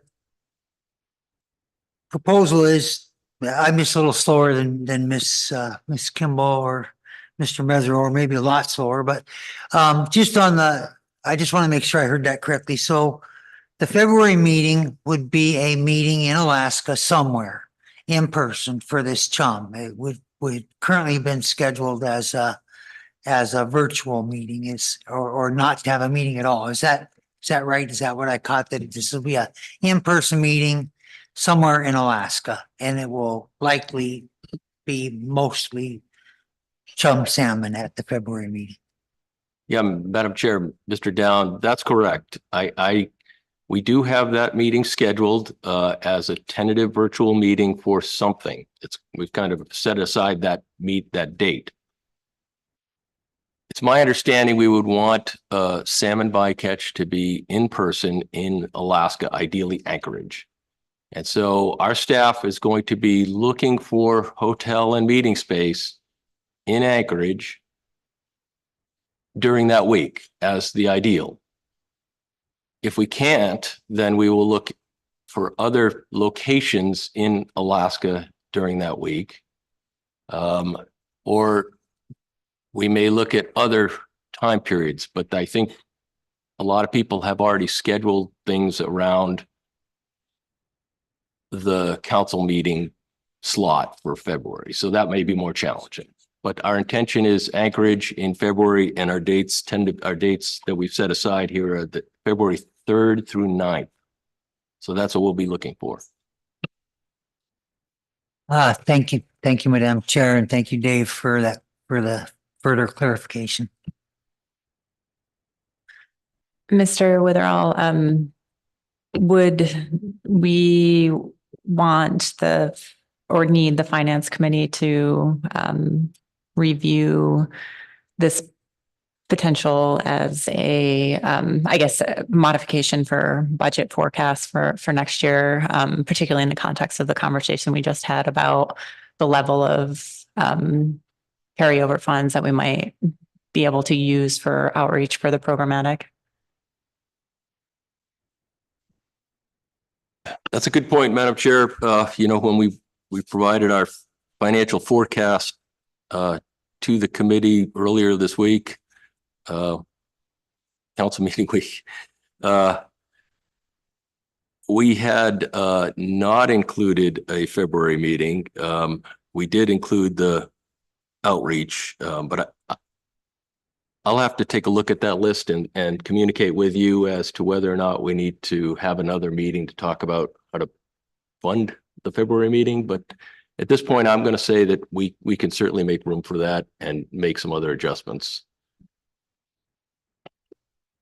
Thank you, Mr. Witherall. Any other questions on this? Not seeing any. Is there anything further? I do. Okay. So with that, I think we will break for lunch. We'll come back in an hour at 1:20. Any members of the public wishing to testify on staff tasking, please do sign up before the end of our lunch break at 1:20. Thank you. No AP report.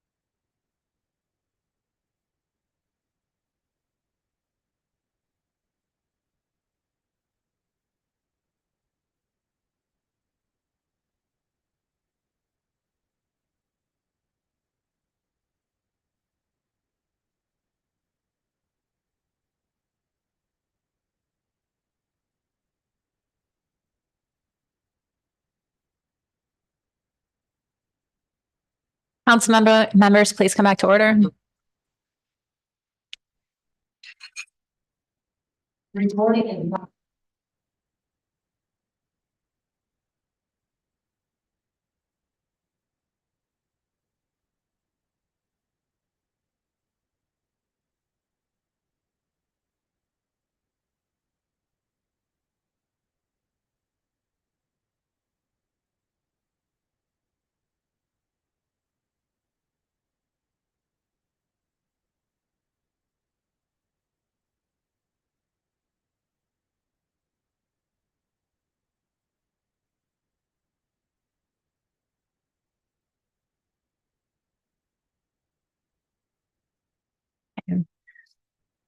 Thank you. So we are about to begin our public testimony on staff tasking.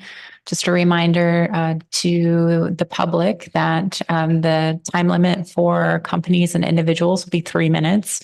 Organizations and associations, 6 minutes. We'll have to be very attentive to the time limits during this agenda item to ensure that we are able to hear from everyone and have a discussion before the end of the day. I am going to actually begin with Linda Benkin. She has a time constraint and would like to provide a short testimony, and then we will go back up to the beginning of the list with Lorelei Ivanoff. Thank you. I think Linda's joining us remotely. Yeah, thank you, Madam Chair. Can you hear me okay now? Yes, we can. Awesome. Yeah, thanks so much for taking me early. Linda Benkin testifying for Alaska Longline Fishermen's Association. I just wanted to speak briefly in support of the council providing IRA funding for the work on the sablefish stock assessment that was recommended by the SSC. I was able to attend the workshop earlier, well, I guess it was last week, on sablefish, where they discussed both the ongoing work to look at alternate harvest control rules for sablefish, and then also their discussion of the work that could be done with some IRA funding for a postdoc to integrate bioeconomics into the Alaska MSC model. We really support this work. We're eager to see it move ahead. We understand that not only will it benefit understanding of building modeling into the stock assessment for sablefish, climate impacts, and thinking about market or economic impacts on the future of the stock, and inform some scenarios or council planning around management, but that once this module is built, it can then be modified to work for other species. So it seems like a big step in a new and strong direction in climate resilience. It was broadly supported by the SSC, and we would ask that you support providing that IRA funding for this work. And I believe they are eager to hear your support, and that I'm hopeful this is the right place to be testifying on that topic. So thanks very much for giving me an opportunity to speak. Happy to answer any questions. Thank you, Ms. Benkin. I'll see if there are any questions for you. Seeing none, thanks again for your testimony. Thank you. Next up is Lorelei Ivanoff and Craig Scheisluck, and followed by Donald Stiles.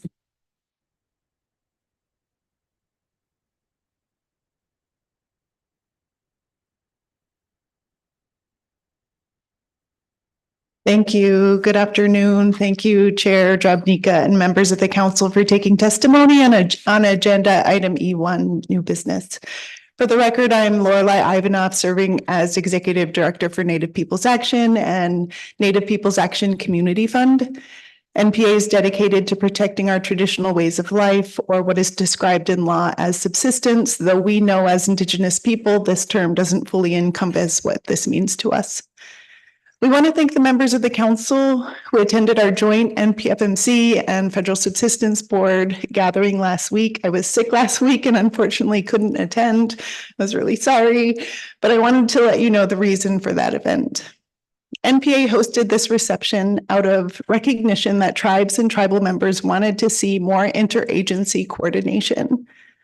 Our tribal leadership highlighted a lack of coordination and continuity at the LRAC meeting in March, and NPA simply wanted to provide the opportunity for council members, council staff, SSC, and the members of the AP to meet and gather with Federal Subsistence Board members and attendees. NPA is directed by tribes and the Alaska Native community, and our Indigenous leadership has noted that better and more coordination between these governing bodies are needed. Another recent issue referenced in several public testimonies this week is that not only are tribes bearing the burden of conservation, we're also bearing the burden of advocacy. We're being asked on behalf of our communities to represent in two places at the same time. Charlie Wright, along with several others, were asked to represent at the Federal Subsistence Board meetings. And at the same time, the SSC, the AP, the council were all taking public testimony. NPA advocates for better interagency coordination, so our tribal leaders are not required to advocate for their community needs in multiple places at the same time. We'd like to state on the record that these management decisions should not be made in silos, and tribes who are most impacted need to be involved at all levels of decision-making, with representation on all governing bodies regarding resource management. And I want to thank the members of the council who've reached out to try to bridge these gaps. NPA is here to get more tribal people who practice our ways of life advocating in these spaces. And we're here as a resource to share song and dance as partners in strategy and collaboration. Hi, all. Part 2 regarding the programmatic EIS planning E1 agenda item. NPA would like to thank the council for following EO 13175 and all other NOAA and federal policies that recognize the importance of early and often engagement with federally recognized tribes and tribal organizations in a programmatic EIS process. We understand that staff is asking for a plan on timeline, engagement, and recommendations from the public to inform council and council staff on timelines, concerns, impact relevant to a programmatic EIS process. It is NPA's position that the council takes as much time as needed to include the opinion of, including the option of timeline B highlighted in this programmatic EIS planning document. NPA takes this position because we are already well into April. That only gives NOAA, National Marine Fisheries Service tribal consultation an end date of August leading into the October meeting. NPA would like the chance to share out and spread information about this consultation process and or partner with existing cooperating agencies, tribes, to make sure that not only do we as a statewide Indigenous organization need time to understand this process a little bit better, but we want to share and support tribes who may be interested in providing meaningful feedback. NPA suggests that the council gives tribes the most amount of opportunity to meaningfully engage in this process prior to the notice of intent, so tribes take advantage of their government to government relationship consultation rights. NPA would suggest that staff and or members of the council meet with tribes in their tribal homelands to lessen the burden and cost of advocacy.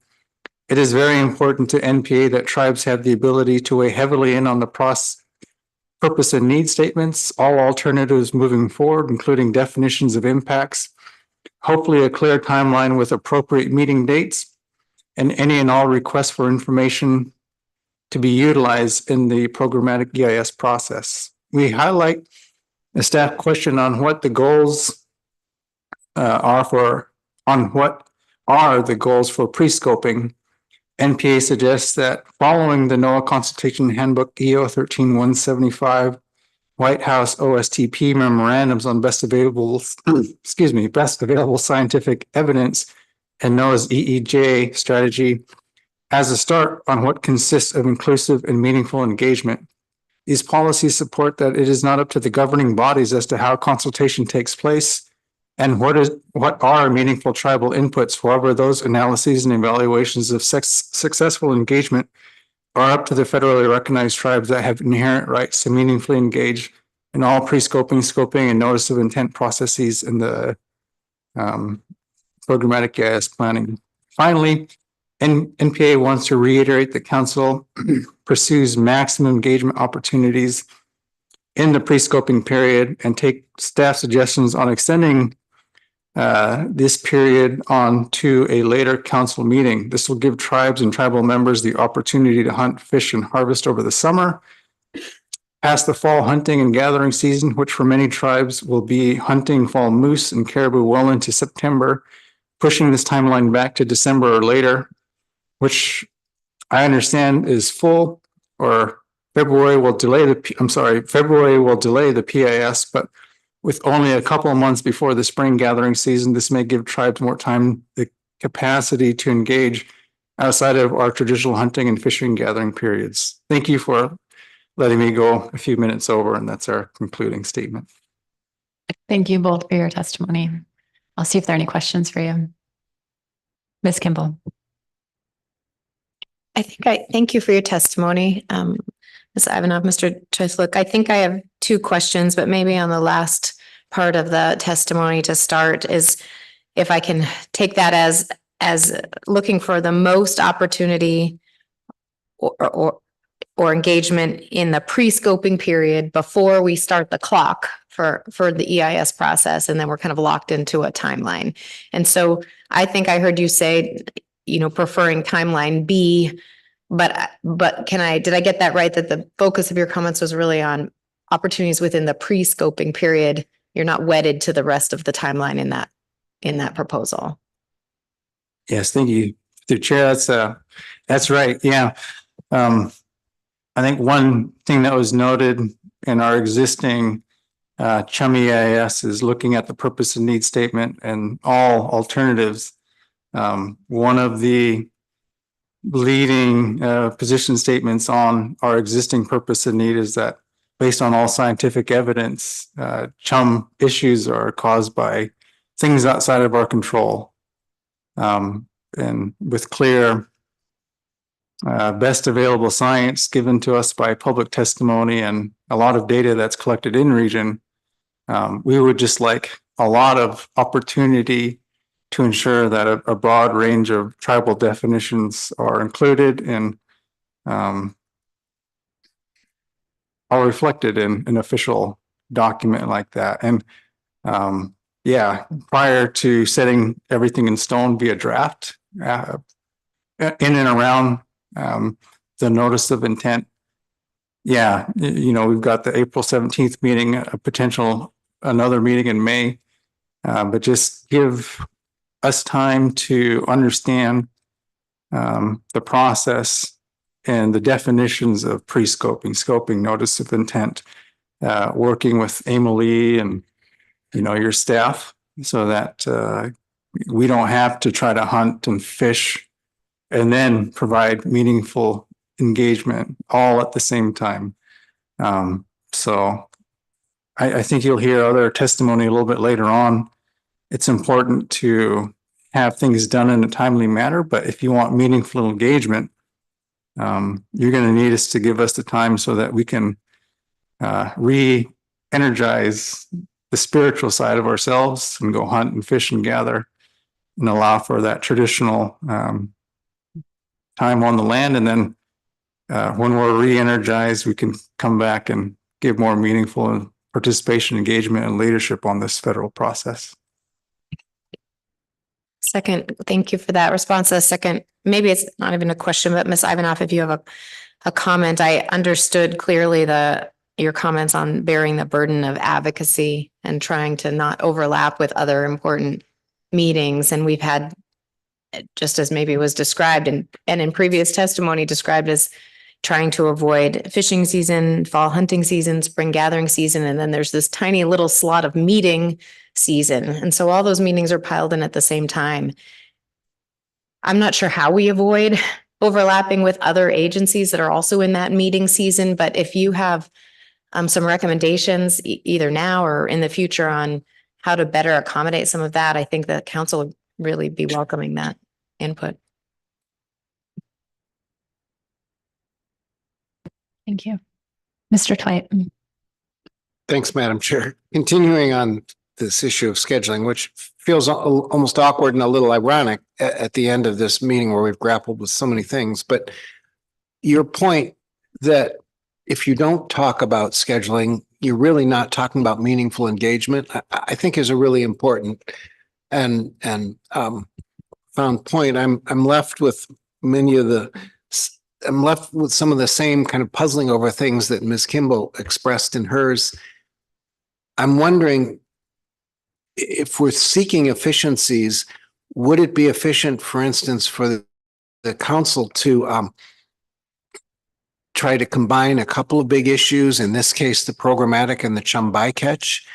Or is that at risk of more confusion and actually less meaningful engagement? Thank you through the chair, Mr. Twite. I don't know if we need to analyze 300 and 200 documents times 2 at the same meeting. Exactly. Yeah, so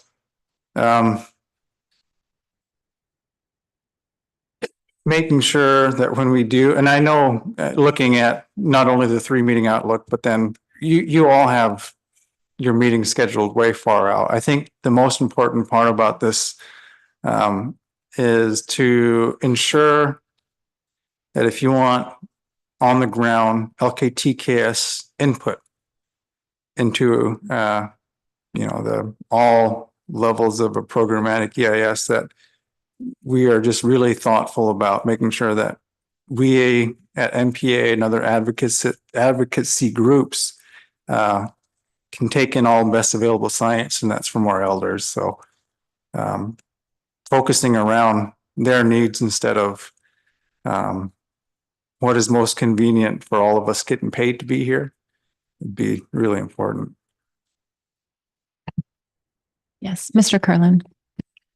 Thanks, Madam Chair. Mr. Chythlik, I wonder if I could just follow up on your exchange with Ms. Kimball about pre-scoping for the programmatic EIS.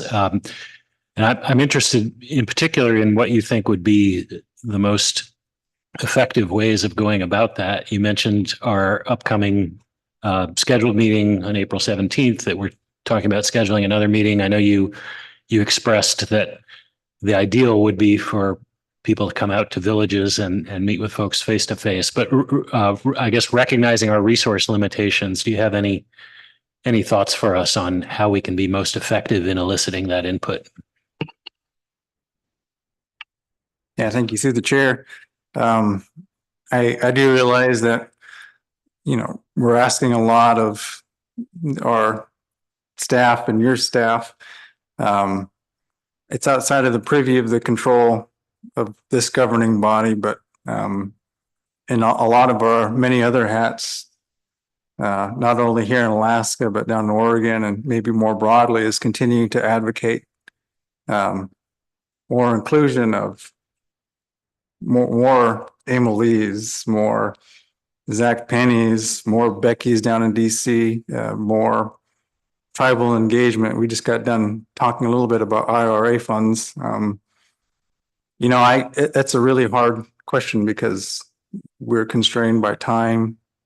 We want to do meaningful work, but there's so many complexities to how that gets done, and money makes a lot of things happen. And just continuing to prioritize Indigenous engagement early and often, and in every level, in and outside of this process. So I think your staff and Emily for the Herculean task that they've got. You got Ed Farley, Mary Abel Baldwin, Schaefer. There's a lot of opportunity in a lot of the different line offices that you are a part of. So anything that says consultation, just really supporting that and prioritizing. And I think on our end, continuing to advocate, our own congressional delegates that, we're all striving for the same thing, and how we get there is better representation. So not a clear answer, And I apologize, but it's not an easy issue. If I may follow up, thank you for your answer. I really appreciate that. I guess to maybe drill down just a little bit more specifically, is something like virtual meetings. I know it's not an ideal format, but from your standpoint, is it effective if we can fit in a couple or a few more virtual meetings? Would that be valuable? Yeah, thank you through the chair. I know for me personally, yes, but I'm not in a position to speak for the tribes. So, I would suggest asking the same questions to your cooperating agencies, Yukon River and Tribal Fish Commissions, the QUERX, so that they themselves can give you their answer directly from, the communities that they represent. I have decent internet, and I always appreciate more engagement. I think as a statewide organization, more regular engagement is needed, and that gives us an opportunity to better understand your ask so that we can share out more effectively on the ask and kind of build more rapport and support and better express why it is important to participate in these meetings. But to answer you directly, I don't speak on behalf of, all the tribes across Alaska. Sorry. Understood. Thank you. Thank you both for your testimony. Next up is Donald Stiles, followed by Angud Gahak, Estelle Thompson.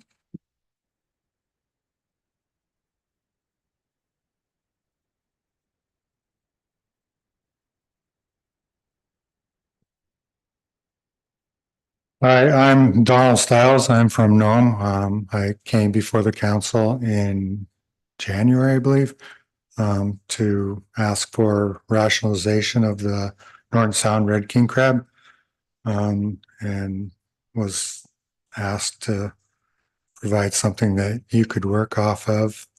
I provided that. I'd like to first get to, and I provided the explanations of why it should be rationalized. I'd like to get to the rationalized part and speak on that today. Item 1 would be qualifiers with an LLP, owners that delivered crab in 3 of the qualifying years, 2014 to 2018, and held an LLP in those qualifying years. That I went with because in 2016 there was a meeting in Nome to discuss rationalization, and some participants at that time did not have an LLP. After that meeting, they purchased the LLPs, and this would include them. The qualifying years are prior to 2019, 2020, and 2021, which were declared disaster years. 2022 experienced inflated pricing and a crab rush the next year. We, of course, have had gold rushes out of Nome and have had derelict equipment and gold mining operations that have failed due to over participation in that field. And we experience the same thing in the crab fishery. Item B under 1, a vessel and LLP that was transferred in the qualifying years will go to the new ownership. There was a couple of guys that purchased operations, and they should receive those benefits as they purchased the vessels and the LLPs that went with it. LLPs transferred after the qualifying years were established with established history in the qualifying years will be valid. there was a couple instances, maybe just one, where a guy purchased one recently because he wanted to upgrade to a larger vessel. And it came with the history, and every the 10 people that have signed up all agreed that he should be qualified or receive the history on that LLP. Vessels that list multiple LLPs during the qualifying years will split the history based on skipper-owned LLPs and the vessel owner LLP. There was one instance where a guy bought an LLP, put it on a vessel that he leased, and there was already an LLP there. Kind of felt that he should receive that history. He's only fished, I think, maybe 3 years out of those qualifying years. So it doesn't, running out of time here, but. Thank you, Mr. Stiles. And thank you so much for putting this much work into this concept and coming back to the council. We did ask for that, and I know that you have very limited time, but and I'm sure council members are reading through this now, so maybe I can see whether or not there are any questions for you, and you can expand on some of these points. Thank you. Thank you. Yes, Mr. Twite. Thanks, Madam Chair, and thanks, Mr. Stiles. How would you characterize the range of perspectives, both in the community, but also among the harvesters about a proposal like this? I think overall the fishermen support this. The community, it's hard to say. A lot of the community is not involved in the fishery, but there are a few people that would like to be involved, and have aspirations of owning a vessel. And I provided an appeals process to that and a set aside of some quota that would allow them to participate in the future. Follow-up, if I may, I should have also added any local processors if they've had any role or opinion about this that you've heard. I haven't included any processor shares like that are in other fisheries. But there's only one processor there, and it's the CDQ group. So it's hard to say how they would, their board would accept this. Thank you. Ms. Kimball. Thank you. Thank you for bringing back the proposal, Mr. Stiles. And could you just give me a sense? I realize more recent years, there was not a lot of participation for all the reasons you outlined, but is your initial qualifying period, this delivered crab in 3 of these qualifying years, does that essentially get at who you view as kind of the active participants in the fishery? I'm trying to understand who you're trying to capture with the eligibility criteria. Sorry, Madam Chair. It pretty much captures the participants that have been utilizing the fishery over the last 10 to 15 years. There was a few in there that, and one of them was my deckhand since he was 17. He's now purchasing a vessel this year, so it'd be out on his own, but he is captured in the purchase of an LLP that has history. There's some other fishermen in there that will not be included in those qualifying years, but under the appeals process will gain 8% of the quota are divided amongst those users, and that equates to about 42,000 pounds, and a lot of those smaller vessels. One of them, I think a few years ago, at 2023, was a 22-foot skiff, 15 miles offshore, no safety equipment. They're out there pulling gear. So I think they could be included in that. Thank you. And Ms. Baker. Through the chair. Thank you, Mr. Stiles. I'll add my appreciation for a lot of work that went into this proposal. So thank you for bringing it back. I'm going to ask a specific question related to number 7 under the rationalized fishery element.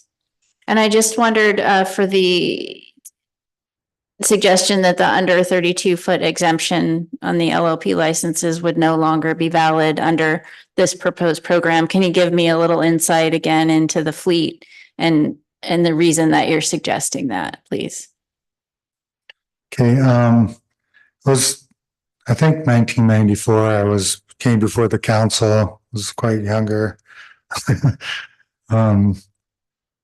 And we were unaware that a under 32-foot exemption would be put in place because there are 61 LLPs available. The under 32-foot exemption came about because of another fishery. I believe it was cod in another location. So since that time, we've been using that under 32-foot exemption, and there's has been a lot of participation, but a lot of those participants just come and go, and there's a rotation of vessels at the bottom end of the fishery that can't make it, and the people that have invested into the fishery would not want to be at that bottom end going forward. Follow up. Thank you for that. And so just to make sure I understand, it sounds like that particular element is a pretty important part of the stability part of this program that you're suggesting. That sounds like it's an important part. I looked back at the purpose for this rationalization program, and it really is to provide stability. So eliminating that 32-foot exemption would really, I can see now why that would be an important part. So I guess that will be my question. I'm supposed to ask a question. It seems like that's consistent, number 7, with supporting the stability objective of your rationalization program. Is that correct? Yes. Just being able to do a budget each year would be important for me. I'm heavily invested. I went and had some work done on my boat last year, and I wasn't able to come back and participate in the fishery due to the delays that I experienced. So I didn't get back until mid-July, and there was a week left in the fishery, and I just called it a season. So if things were different, I would have been able to recapture some of the money that I spent upgrading my boat. Any further questions? Thank you very much for your testimony. Thank you. So our next testifier is Angud Gahak Estelle Thompson. Apologies. Followed by Josh Wisniewski. Is Ms. Thompson here? Okay. We can circle back to her. So Josh Wisniewski.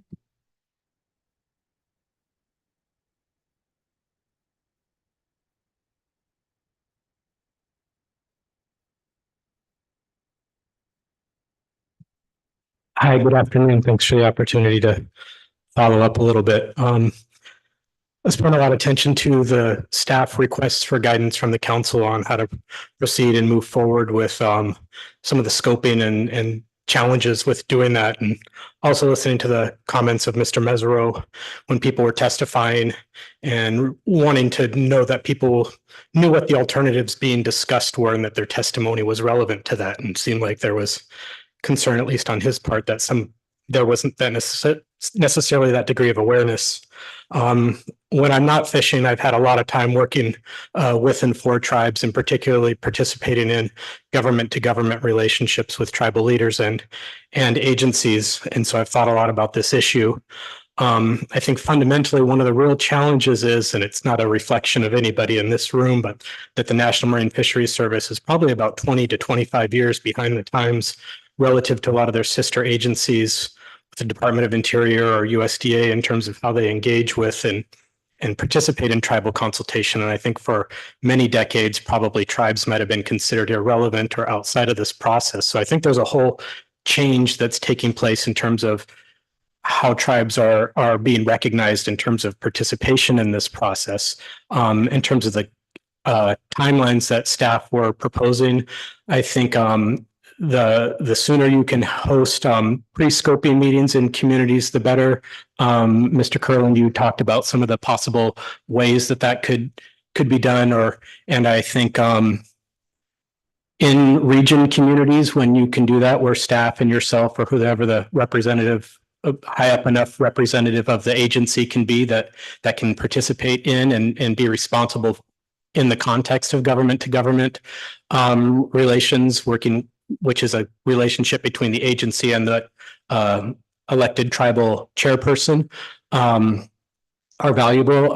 Hosting, working with your cooperating tribal agencies to set up maybe regional meetings would be one way to do that. Hosting meetings in Bethel and Nome and other these kind of regional hubs for the different areas would be one way to help facilitate that. Mr. Twite, you asked the question about possibility of lumping those things together that are coming forward, the chum bycatch and then the programmatic EIS. I would strongly suggest that not be the case. I recognize the challenges that poses. They're two very big issues. They both require a lot of work, both on the part of the council and on the agency, as well as upon communities. And they're easy to get things conflated and mixed together and not fully understand and participate in them individually. And I think it would just be really put a big burden on the tribes.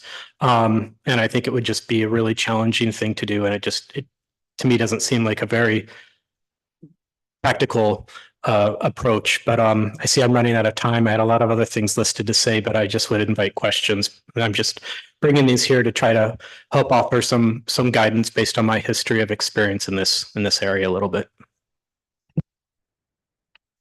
Thank you very much for your testimony. See if there are any questions. Seeing none, thank you.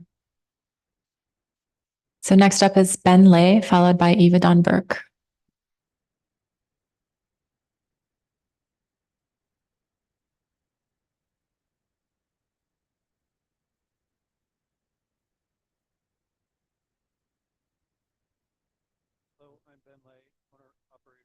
Mr. Lay, can you? There we go. Hello now.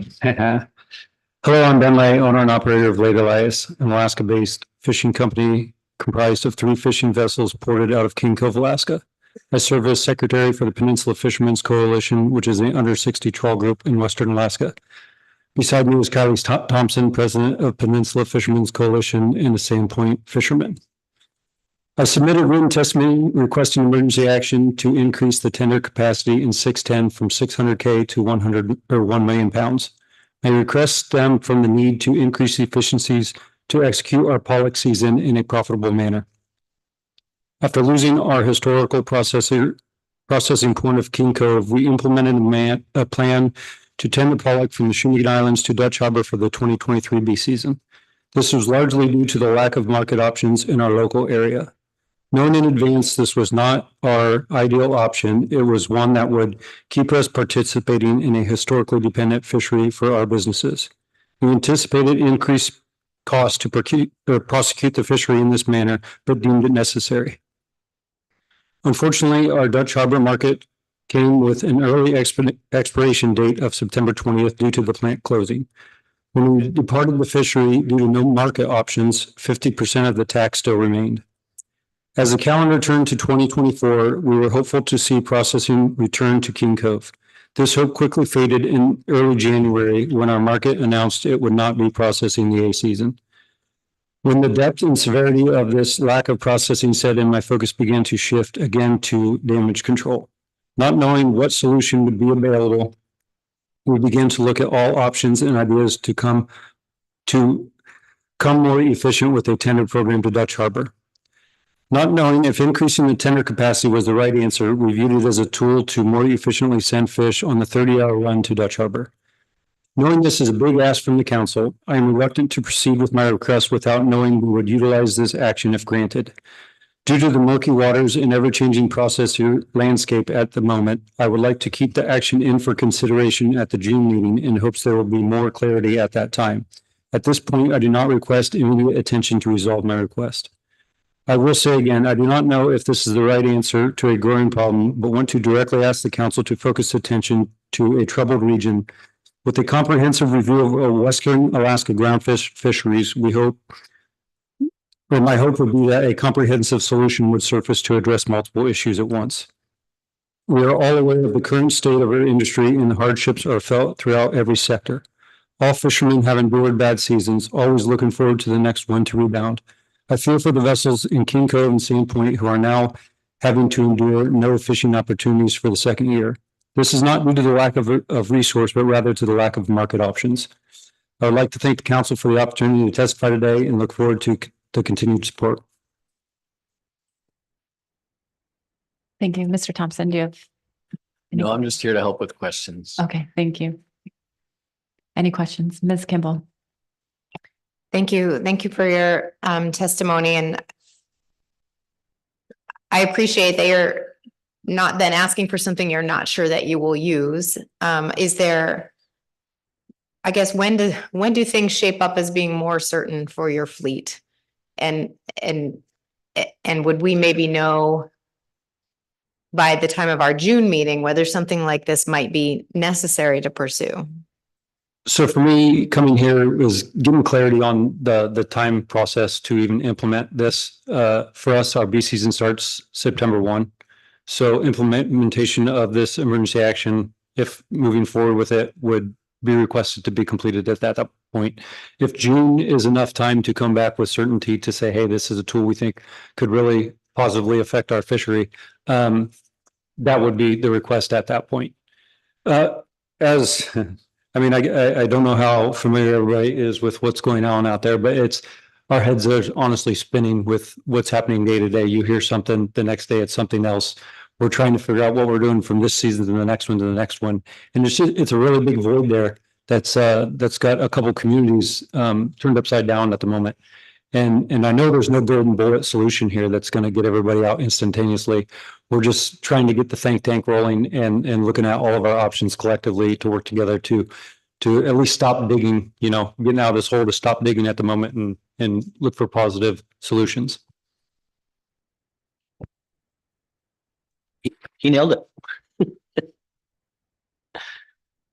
Ms. Baker? Through the chair, thank you for your testimony. And I think my question is pretty closely related to Ms. Kimball's, but so I'll build on that. I wonder, and I don't want to create more confusion, but it sounds like at this point, you're really focused on the 2024 B season pollock fishery. That's sort of the key that you would be looking potentially for this kind of action to address. But so can you give me an idea of, for the vessels in your organization, what else are you doing for the rest of the year? And then I'm not sure if you've thought about, there are time limitations on emergency rules and there's potential for extension and all of that kind of stuff. And we don't need to get into those complexities, but are you considering those types of things for the other activities, maybe if what might go into next season, or are you really just focused on the 2024 B season? That would help me put your potential request into context. I think the situation we're in right now is Band-Aids. You know, I mean, the King Cove fleet lost its market this winter. Unfortunately, I fished for a relatively stable market, and I think relatively stable is kind of a loose term in the processing sector these days, but we were able to convince that market to give the King Cove fleet access, give them a market by doing a catch share plan for the cod trawl fishery to get them something to get them through the winter. We're at the point now where nobody, I don't think, knows what's going to happen in bee season. Nobody, I mean, almost all the vessels are salmon vessels. That's a whole nother story, but it's just Band-Aid after Band-Aid. And I think the bigger picture is the long-term solution is a more stable groundfish fishery in the Gulf of Alaska. But we're just putting Band-Aids. I think what we're really asking the council here is to just keep its finger on the trigger so that when and if we can all get some more clarity, we can react quickly. And I think when we thought about the ask, we understand the 180 days extended by 180 days. And right now that if we do ask in June, the plan is only to ask for 180 days and not consider an extension. You know, and to further that point, for us, it's in the climate of the changes happening, to think beyond that is not necessarily wasted effort. But I mean, I kind of use this as an example where when I submitted this testimony at the deadline, it was very relative, and in that amount of time till now, there's been changes in the market that very much would have changed the need for this. I mean, it hasn't yet, but it's made it more confusing at this point to where it's like you pause on proceeding, to where that's moving forward to ask for a long term when we don't know which direction is hard.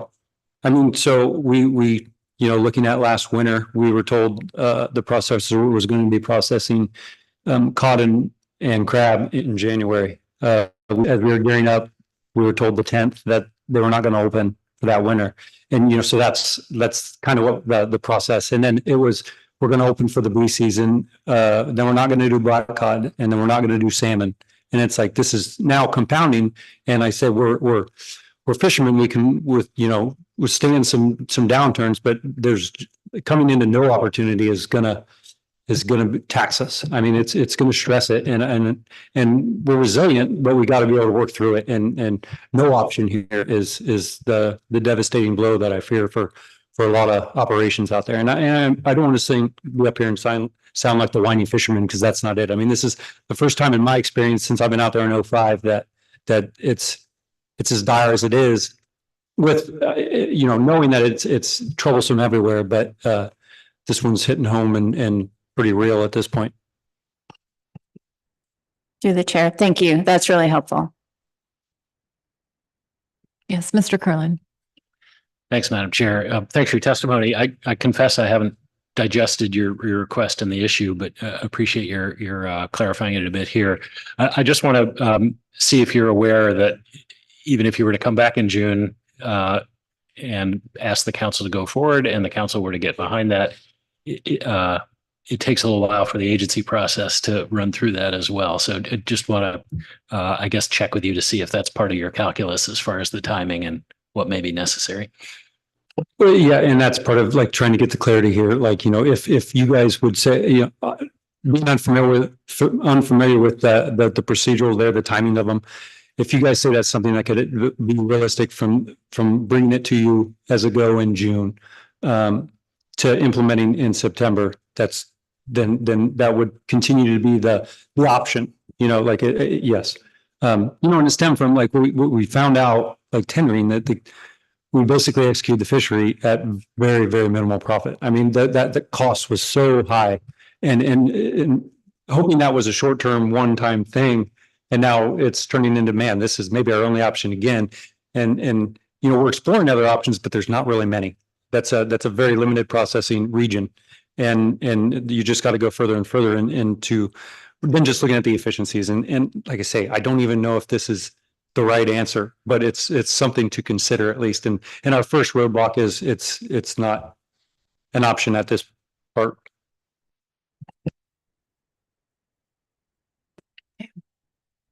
Thank you both for your testimony. Our next testifier is Eva Dawn Burke, followed by Chad C.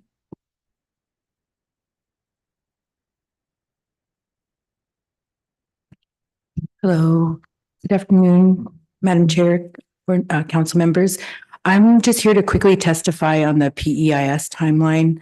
I think that both Craig and Josh had some great ideas as to what activities could look like, as well as some good feedback on the timeline. I was looking at the timeline and I think I had some comments at the AP that we should put a hard pause on this. And then I attached the letter from TCC today, which kind of gets into the details of why we wanted a hard pause. And I really agree that we shouldn't overload ourselves with this CHUM and PEIS at the same time, and we should build in some buffers for timing. So I think for the most part, timeline B works. I would note that April 17th is the day that ducks and geese tend to come into our region. So being more heavily dependent on those right now, we need our April timeframe to go hunting. So I think there's a time when we get done and then a time before the river opens in May that we can do some tribal engagement. And I think we can continue with the additional pre-scoping activities throughout the fall and winter. I would suggest maybe I think most of the things can be done at the December meeting that you have listed out in timeline B, but it's the part where we're still going to be working on that CHUM action.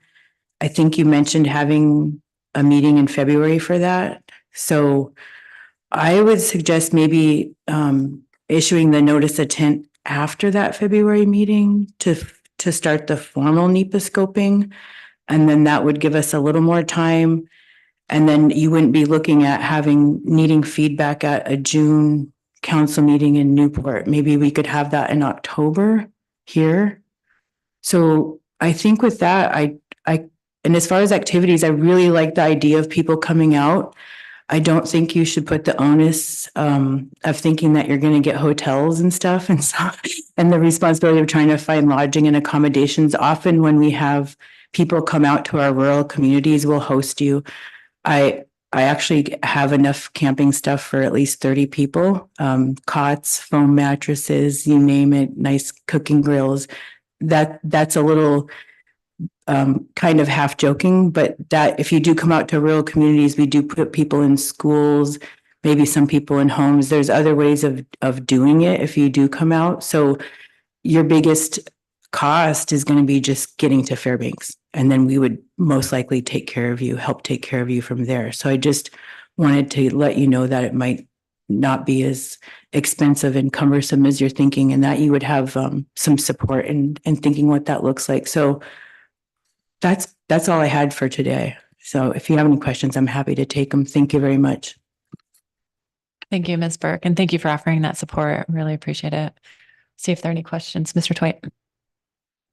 Thanks, Madam Chair. Thanks, Ms. Burke. I at least have some fond memories of being invited to the Yukon during meeting season around the time we were working on Amendment 91, and the hospitality was wonderful and very appreciated. That was the result of formal invitations from tribal governments or tribal coordinating bodies, and it seems to me that that's what we need again, is some conversation, obviously, between meetings. And so I would hope that certainly your group, the Intertribal Fish Commission for the Yukon, would work with some others and maybe help, because I do want to know that we're invited. It's really important for us before we come to know that we will be there to play a constructive role. So. Thank you. Any other questions? Thank you very much. So next up is Chad C, and I think he's joining us remotely, followed by Melissa Matoya Johnson. Hi, can you hear me? Yes, we can. Thanks. This is Chad C. I'm the Executive Director of the Freezer Longline Coalition. Thanks for accommodating my remote testimony this afternoon. I'm coming to voice our strong disappointment that the Alaska Region's implementation of Council's action allowing for the use of longline pots in the Greenland turbot fishery now faces further delays that will prevent final implementation until it appears the end of this year, once past our targeted goal of this August. Simply put, this is unacceptable. Unacceptable that our fishermen will continue to be sidelined from this fishery, and to be fair, unacceptable that the Alaska region continues to lack the resources to implement council actions in a timely manner.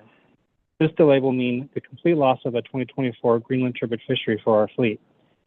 FLC members that had been participants in this fishery until forcing to stop operations due to whale predation on our longline gear were hopeful of a return to this fishery this year. Out of necessity, companies were already preparing gear and making fishing plans in the event that they would be able to participate in the turbot fishery this summer. If provided the opportunity, one of our members planned to have 6 or 7 vessels available for turbot fishing during the season. That same member just committed to spend over $300,000 outfitting one of their vessels for longline pot gear for the turbot fishery next month.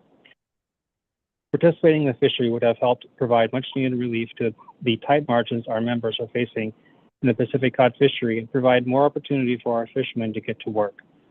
Now, companies will need to adjust plans and find ways to make up for the loss of revenues that would have come from the turbot fisheries. Some vessels may be redeployed to the sablefish fishery, but given markets and other factors, this is likely to generate a much smaller return. Other vessels will likely have to cut trips short at the end of the directed Bering Sea cod fishery when they could have switched to turbot fishing this fall. Council took final action to allow for the use of longline pots a year ago at last year's April meeting. At the time, the expectation was implementation would take about 12 months, allowing for the longline pot use in 2024 turbot fishery that opens in May. This was and remains a straightforward action that is broadly supported and does not require an S&P amendment, both of which should ideally facilitate quick action. Last summer, the Alaska region notified FLC that this action was now going to take upwards of 20 months to complete. This prompted immediate discussions about the need for this action to be completed in time for FLC members to participate in the fishery for at least part of the 2024 season.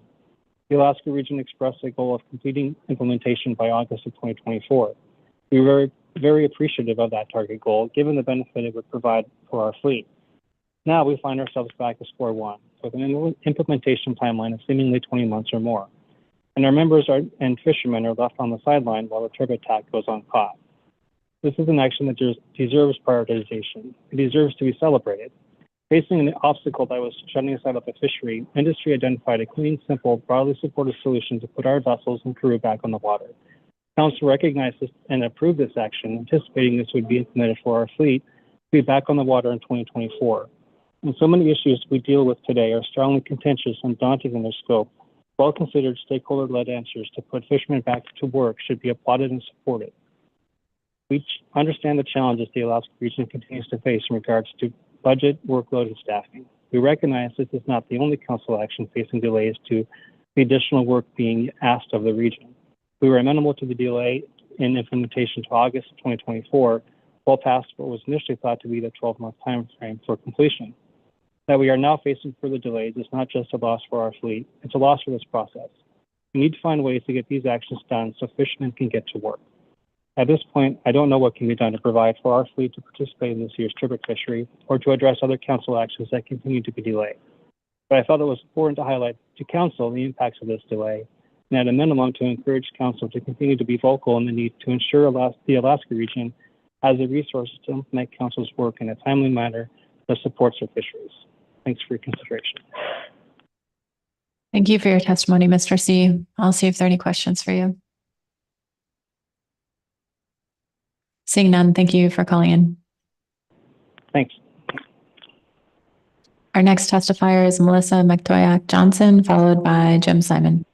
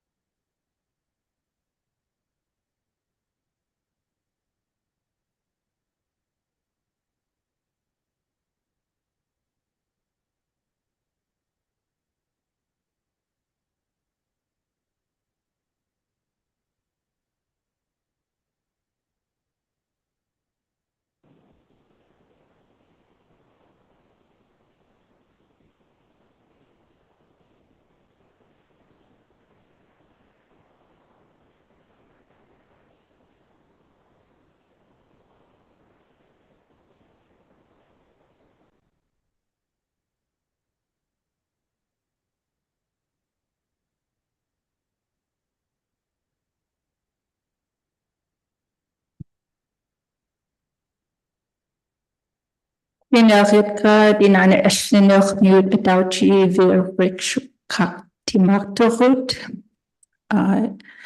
I thank the people of Dinana Eslina for allowing us to have a meeting space. Inipaksinira Maktoyak, Nom Eskimo Community Tribal Member me.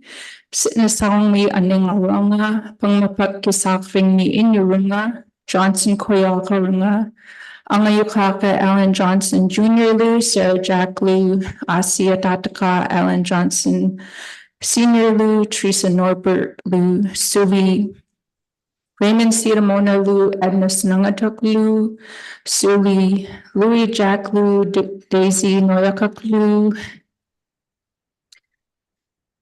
Ruha Irving Carlisle, Ingatka Pelakakalu, Mukuluhulu, Azukluhulu, Savaktunga Arctic Yukon Kuskung Kwimi, Government Affairs Policy Director me. Here are a few items I'm bringing by way of testimony which does not affect policy change in this inequitable imposed upon management body to our Indigenous way of life. Some of the questions to tribal testifiers refer to SSC recommendations and the AP recommendations. Again, in both bodies, we do not have any in the SSC, we don't have any tribal representatives as far as I know. And also that English is a second language for some of our tribal members, and it continues to provide complexities in following some of the processes to share. In the congressional record to the Senate in January of 1966, my grandmother states, "Better come to town, no longer can live in country." And she also refers to that in town, children can go to school, and she believed in education.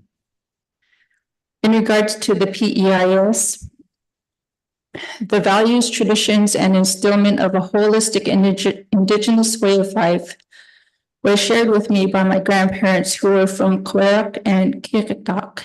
They raised our family on different species throughout the ecosystem, including the varieties of salmon and other coined subsistence food items that we continue to address our concern about salmon bycatch and other issues and impacts on our Indigenous way of life.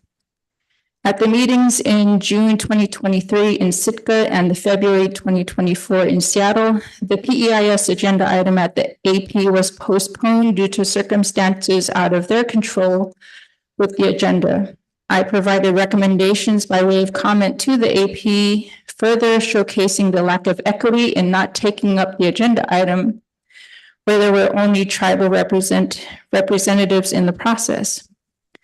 Today, the action before this body under staff tasking is staff are seeking feedback on what types of pre-scoping activities the council recommends so that the appropriate timeline can be built to complete them, of which there was a lack of outreach on the pre-scoping activities regarding advancing this agenda as we move with the changing ecosystem. Where am I at on my time? Oh, I have 30 seconds. Okay. I won't read my solution. But I think it's important to point out in that part. But finally, we know that this is a public process. There clearly continues to be a lack of equity and adequate representation in this body. Though I am a tribal member and a member of the advisory panel, I do not sit in the designated tribal seat, and there are no tribal members on this main council body.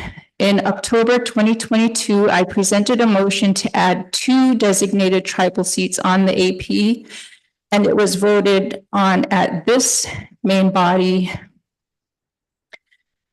for 1 to equitably represent 229 federally recognized tribes in Alaska. Despite the difficult and often hostile meetings, it was a necessary perseverance on my end with the intent to improve tribal inclusion by bearing the burden of conservation and advocacy in this process. And I'm seeing that my time is up, but I'll close in saying that 1 tribally designated seat cannot equitably represent all of our tribes and our people especially given that our perspectives are not all the same. Even in the media, there was an interview to two non-tribal members of this body on the ways the LKTKS task force urges us to incorporate local and indigenous knowledge. And I apologize that this imposed upon system has a responsibility to Alaska's first indigenous peoples to set policies to allow rebounds of our different species and to heal the ecosystem by way of equity, inclusion, and other efforts like true tribal consultation. Thank you for your testimony, Ms. Johnson. I'll see if there are any questions for you. Yes, Ms. Baker. Through the chair, thank you for your testimony. I just want to make sure I'm clear on one of your points. You were quite clear about your recommendations in terms of representation or lack thereof on all of the bodies here in the council process. And you specifically mentioned the SSC but it was in context of, I think, I'm assuming the council asking questions during public testimony that reference either SSC or AP comments. And was there a specific recommendation there for the council in asking questions of public people providing testimony who are tribal members? Or can you please clarify what your recommendation is there? Thank you. Through the chair, Ms. Baker. So I didn't get to provide a suggestion or a solution to maybe some of the complexities within the SSC, the AP, and the main council body. Some of the questions, just an observation to speakers are, like the SSC said this, during their outcomes, but they may not participate as fully. And so it's in just my observation to our tribal members, especially those where English is a second language, it's hard for them to fully, understand the question that may be asked here at this body, but also in how, so basically my recommendation overall is that we talk about ways to prioritize robust and meaningful engagement in this process, especially within our federally recognized tribes, our communities, our tribal serving organizations. Is that we did have, and it was brief mention of the ecosystem committee, but during Mr. Witherall's, presentation of the committees, we did have the community engagement committee. And that is maybe one solution to, finding ways of continuing this engagement opportunity. That committee is on hiatus from what I understand, but during that committee, we were able to do our best in public outreach and meeting opportunities and working together. Even though we come from significantly different backgrounds, we found a very productive and meaningful way to share all of our perspectives, but then present to the council on here, even though we have disagreements, here's what we were able to come up with, or here's solutions or what have you. In regards to the, I guess it kind of still falls under, and Ms. Baker, you didn't directly ask me the question, but that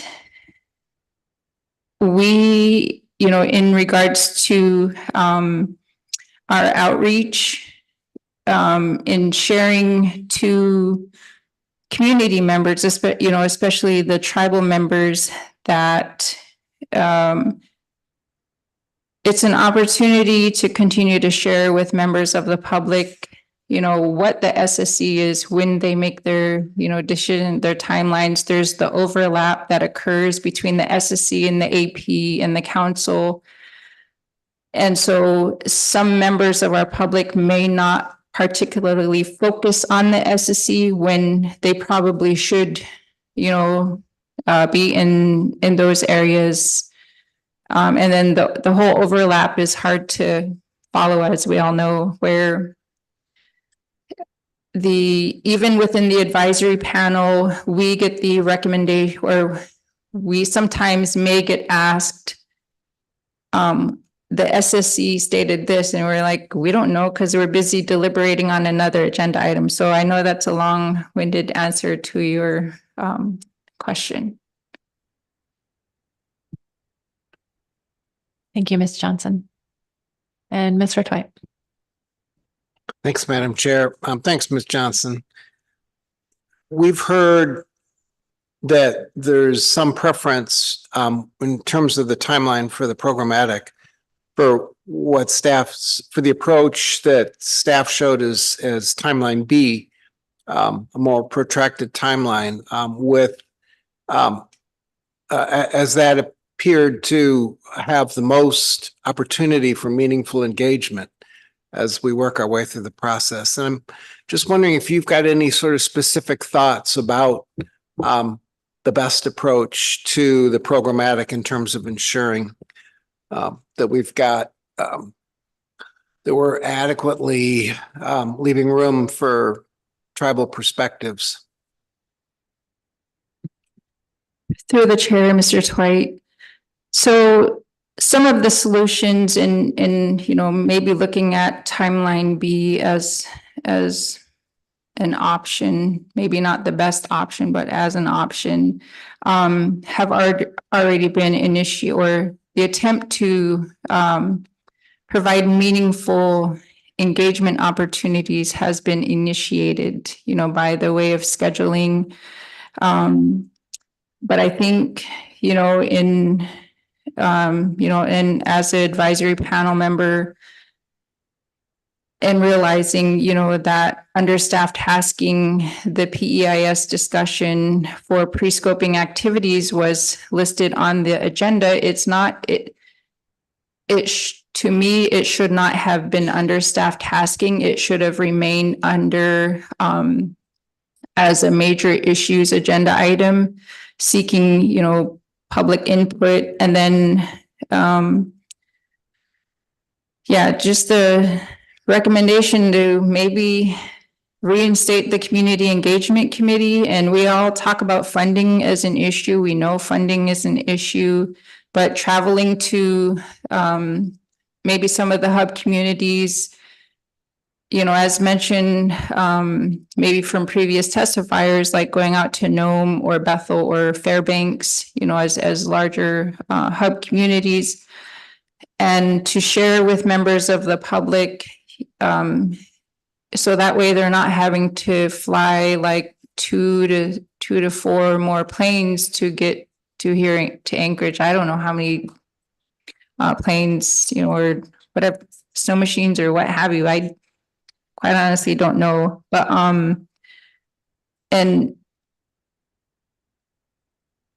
you know, it's fortunate but very unfortunate that our tribal members, even though there is a lack of funding issues and the capacities and schedules that we have, we continue to find ways to make it to meetings like this and continue to participate and work our way to inclusion as best as we can. So like I mentioned, community engagement committee, maybe, I don't know. I know staffing is like, oh, that's another thing we got to do, but it worked a little bit. And, you know, I know Amelie is not here. She is not an Alaska Native tribal person. She is still very new in her role that she carries. And I have been asked numerous times by Ms. Wilson, a series of things, and it's like, so if funding's an issue for her position to travel, there should be some allocations more to where she can do more outreach in person. Because over the phone or on a Zoom is not meaningful engagement, and engagement versus consultation, we all know it's two different things. So I hope that answers your question. Thank you. Thank you. Thank you for the recommendations, Ms. Johnson. Appreciate it. So our next testifier is Jim Simon, followed by Julie Bonney and Rebecca Skinner.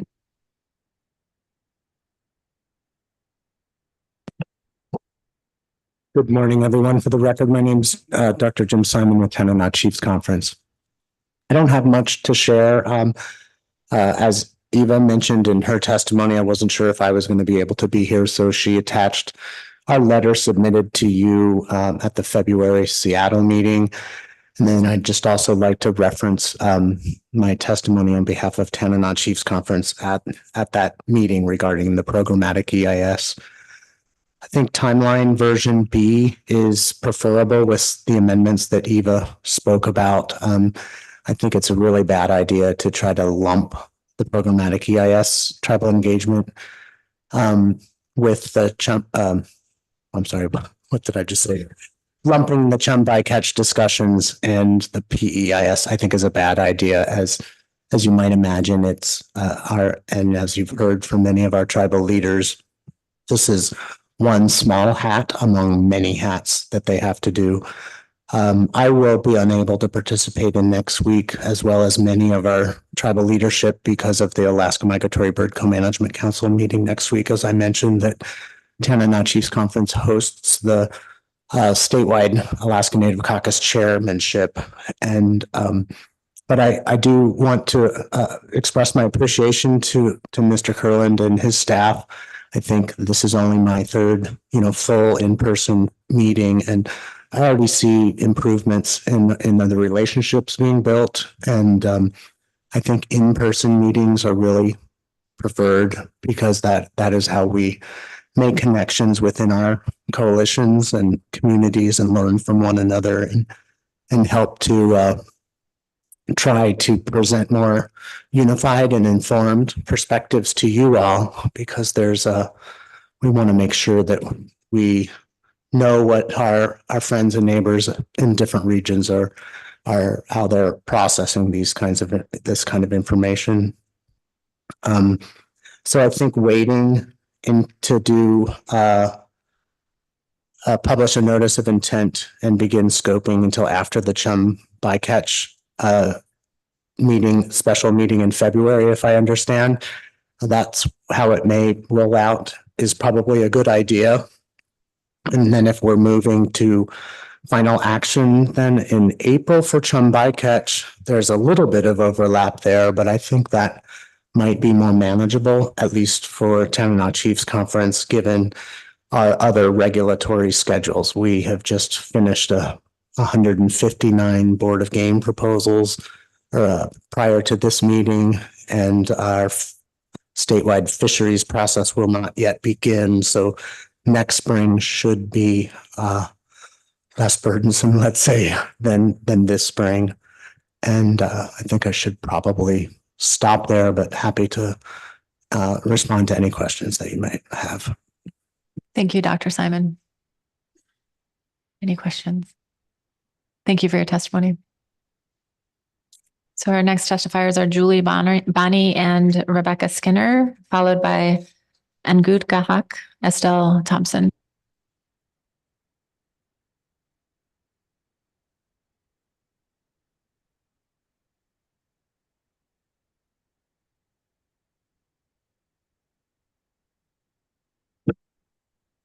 Madam Chair, members of the council, my name is Julie Bonney. I represent catcher vessels and processors homeported in Kodiak. And my name is Rebecca Skinner with Alaska Whitefish Trawlers Association, which is a catcher vessel association with boats primarily based out of Kodiak. And so I guess I'll go first and then let Rebecca do the cleanup. So the discussion of pushing off the rockfish program from June into October. And that's the work plan to do the program review. Nicole raised that during that discussion. We think that it would be a good idea to do that review in Kodiak if you can figure out how to squeeze it in, just because the fleet should be in town and the processors are in the same community. So all the stakeholders would probably engage in that work plan. Yeah, and I think all I would say is that you've heard a lot about the importance of creating opportunities for meaningful engagement. And the Rockfish program is the one rationalized program that Kodiak has or Gulf of Alaska trawlers have. And I think it is really important to have this item discussed in the community of Kodiak, because that's where you're going to have the stakeholders that are most impacted by this action. Thank you. And so just one other thing, I hear the scream for time across all the different elements. And I want to thank the agency for both meeting the timeline that we needed to have the Rockfish EM program being able to be regulated in the beginning of 2025, and headquarters actually bringing in funds to cover the gap for 2024. We also made a request to move along the amendment package for the Rockfish program, and that proposed rule notification published while we were here. And that had seen no work really until just recently. So you're responding and we appreciate it. Thank you both for your testimony. Any questions? Thank you. So our last testifier, if she's in the room, and good Kahak, Estelle Thompson.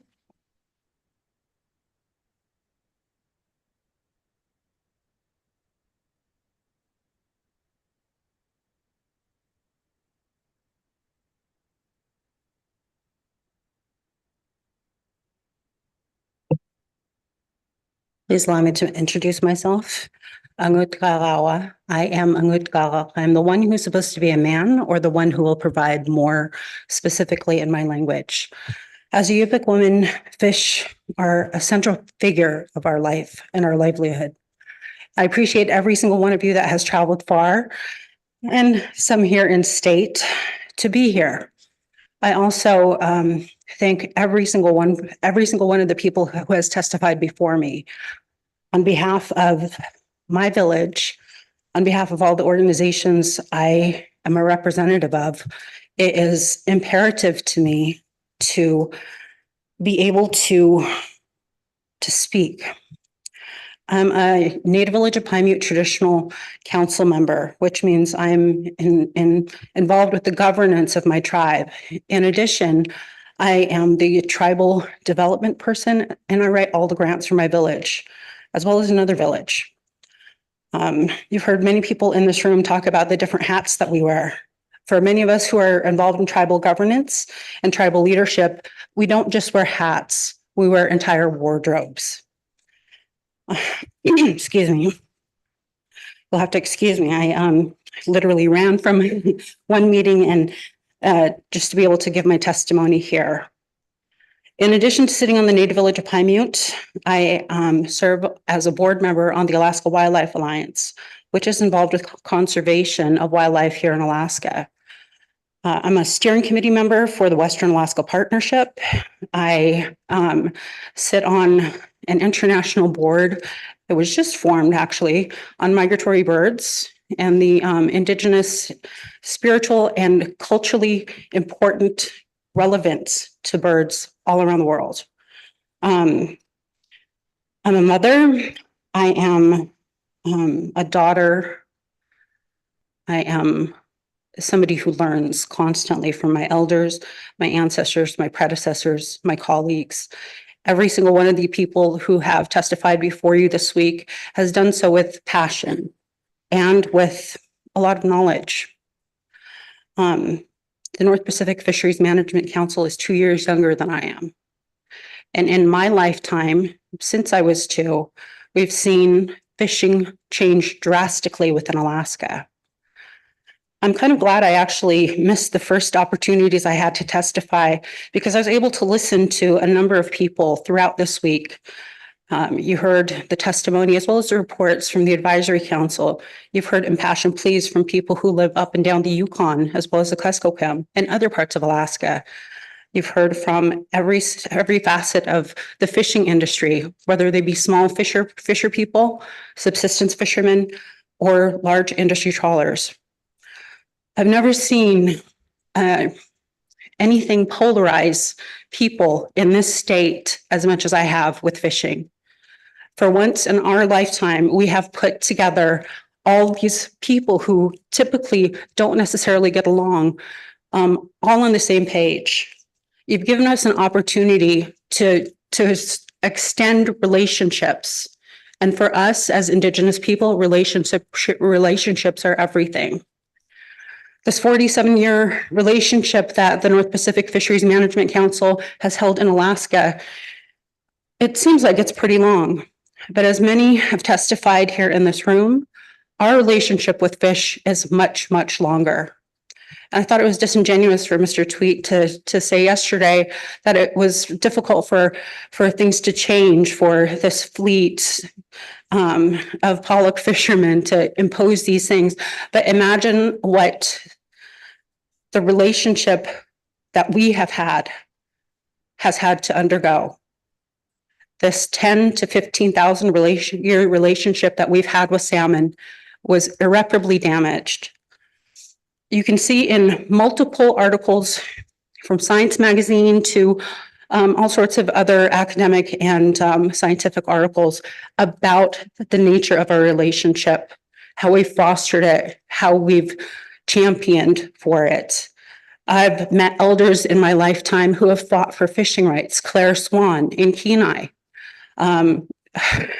innumerable others. But the reason that I wanted to testify, even though my words may not seem to make much of a difference, is because I want you to be aware that we as Indigenous people in the 21st century are now in a place where we have incredible tools that are working with us. We have the ability to share information across great distances with the advent of the internet and with this most recent pandemic that we had. We also have additional tools at our disposal. The ability for us to reach people in far off communities that are listening to us right now via Zoom.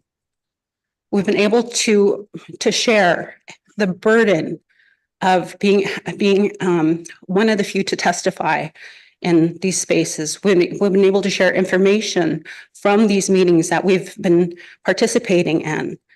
And for those of us that are involved in tribal business, it's not just about economy for us.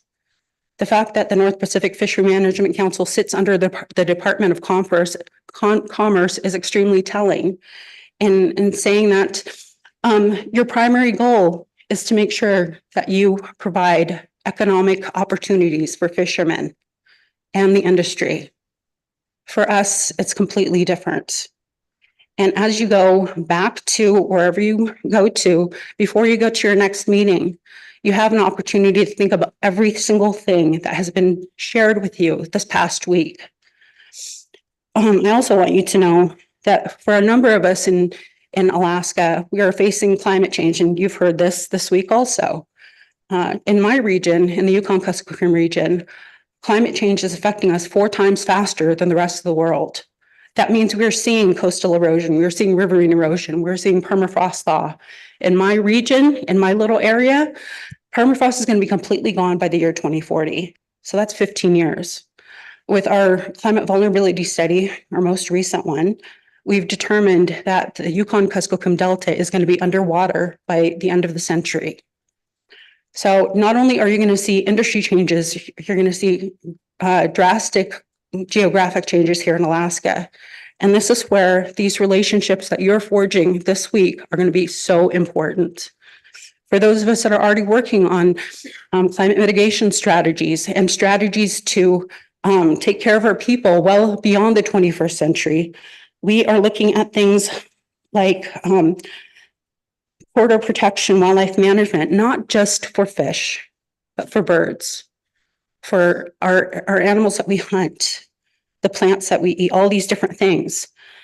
For those of us that are already working in this arena, we have opportunities to be able to forge relationships that you can't. And I think it's imperative that you continue to keep the relationship with every single person that has been able to testify, an open one. And you are willing to be able to take the information that we share, not only with a grain of salt, but also with the intention to actually work on it, to work on what's best, not just for the industry, but also these lands and the waters that you visit. As somebody who has lived in Alaska pretty much her entire life and whose families have lived here for, 600 or so generations, I ask you, I beg you to continue doing the hard work. I thank you for all the time that you've spent listening and all the interactions that I've heard throughout this week from various board members. The questions that you've asked have been thoughtful as well as compassionate. So I appreciate your time. Again, I apologize for not being able to testify earlier this week.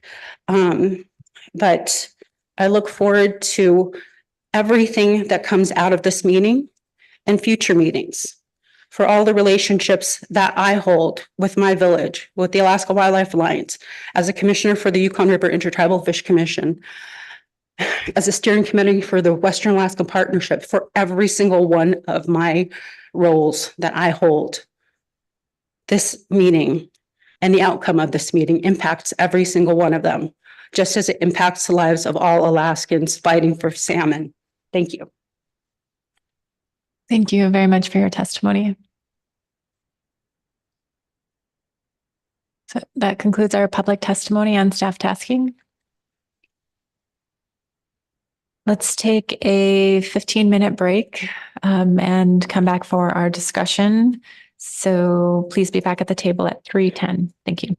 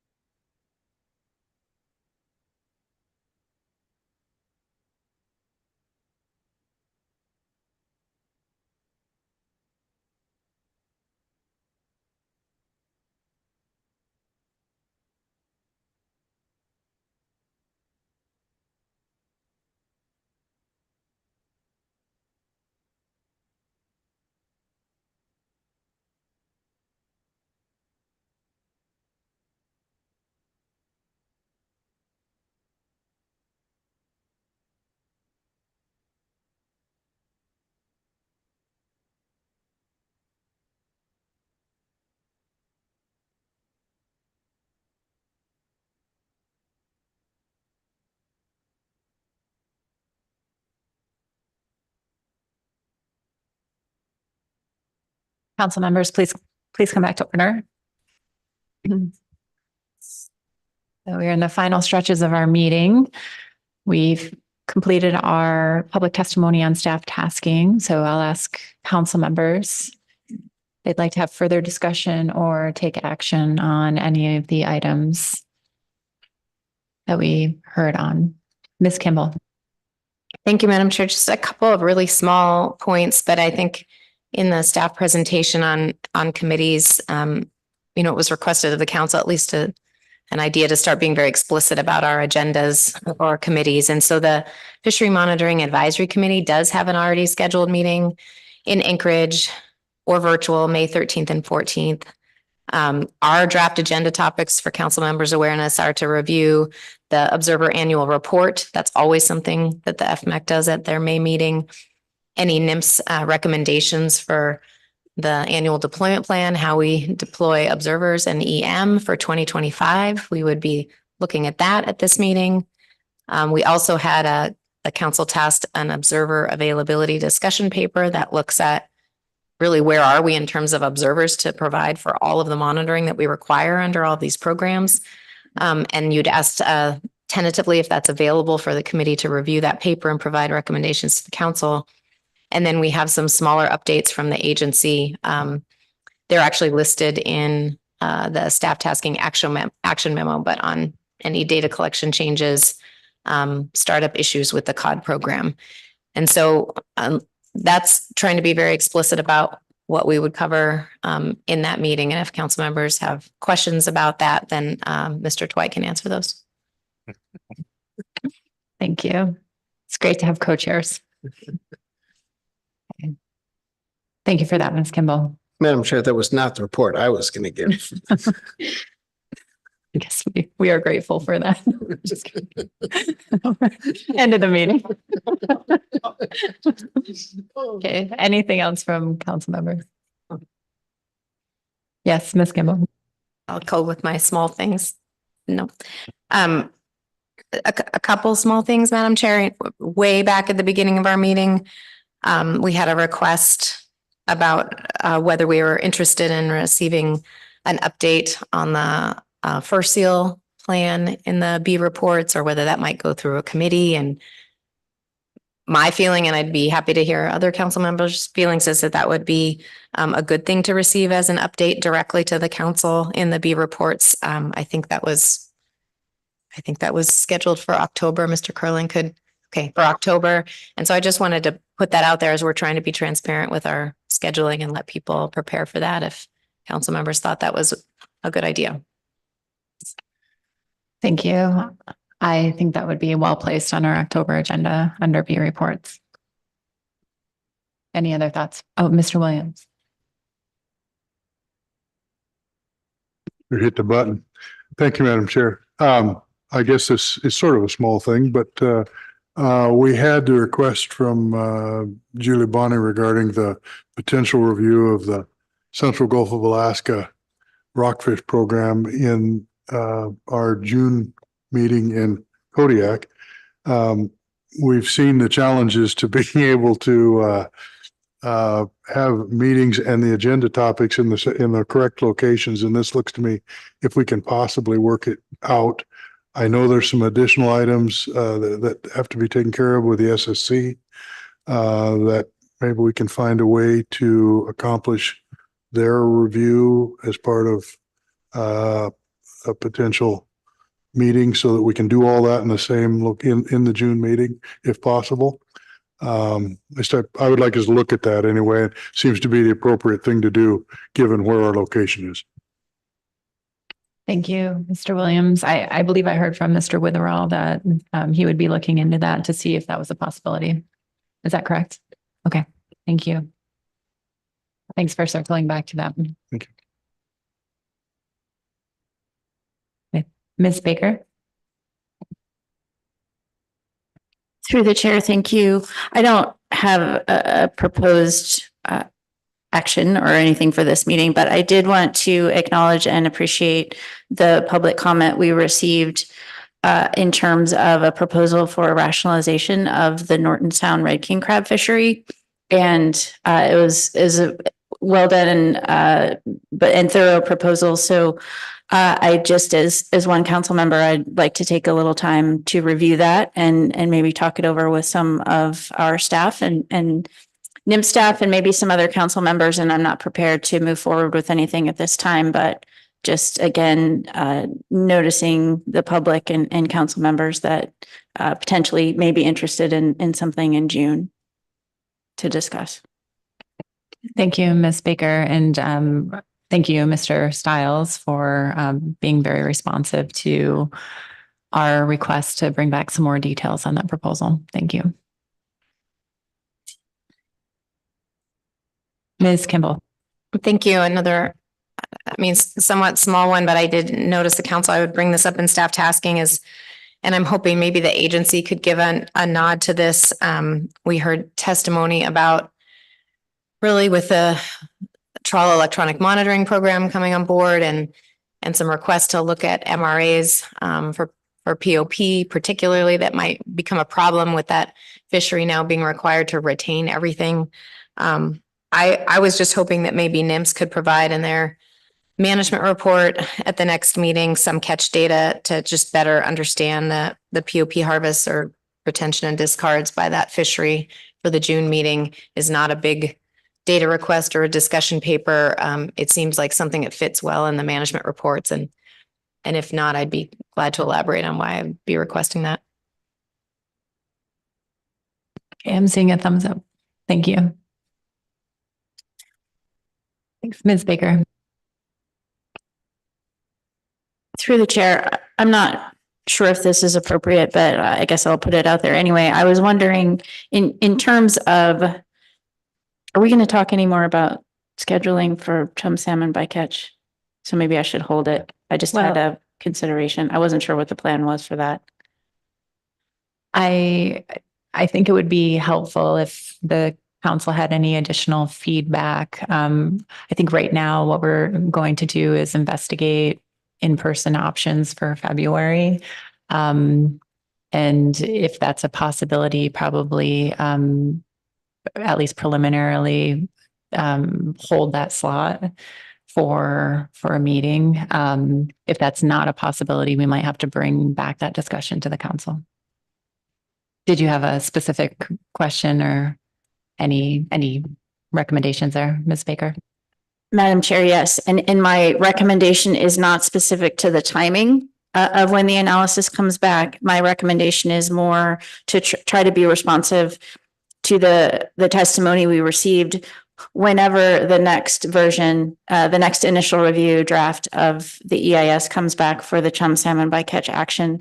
I just really request that we could build in 3 to 4 weeks for document review for the public prior to whenever the meeting is scheduled. We really have heard that consistently and clearly in terms of the need for sufficient time to review those documents for members of the public, particularly for members of tribal organizations to communicate with their members and provide meaningful comment on those. Thank you. Thank you, Ms. Baker. And just for clarity, that's not intended to suggest that we're recommending an expedited creation of this document from staff. It's just making sure we build in enough time with wherever our schedule lands for the analysis that there's plenty of time for review. Through the chair, thank you very much for that clarification. Absolutely, yes. I think when determining what is feasible to complete for the next version of the analysis, I'm just asking to build in the document review time. Thank you for that clarification.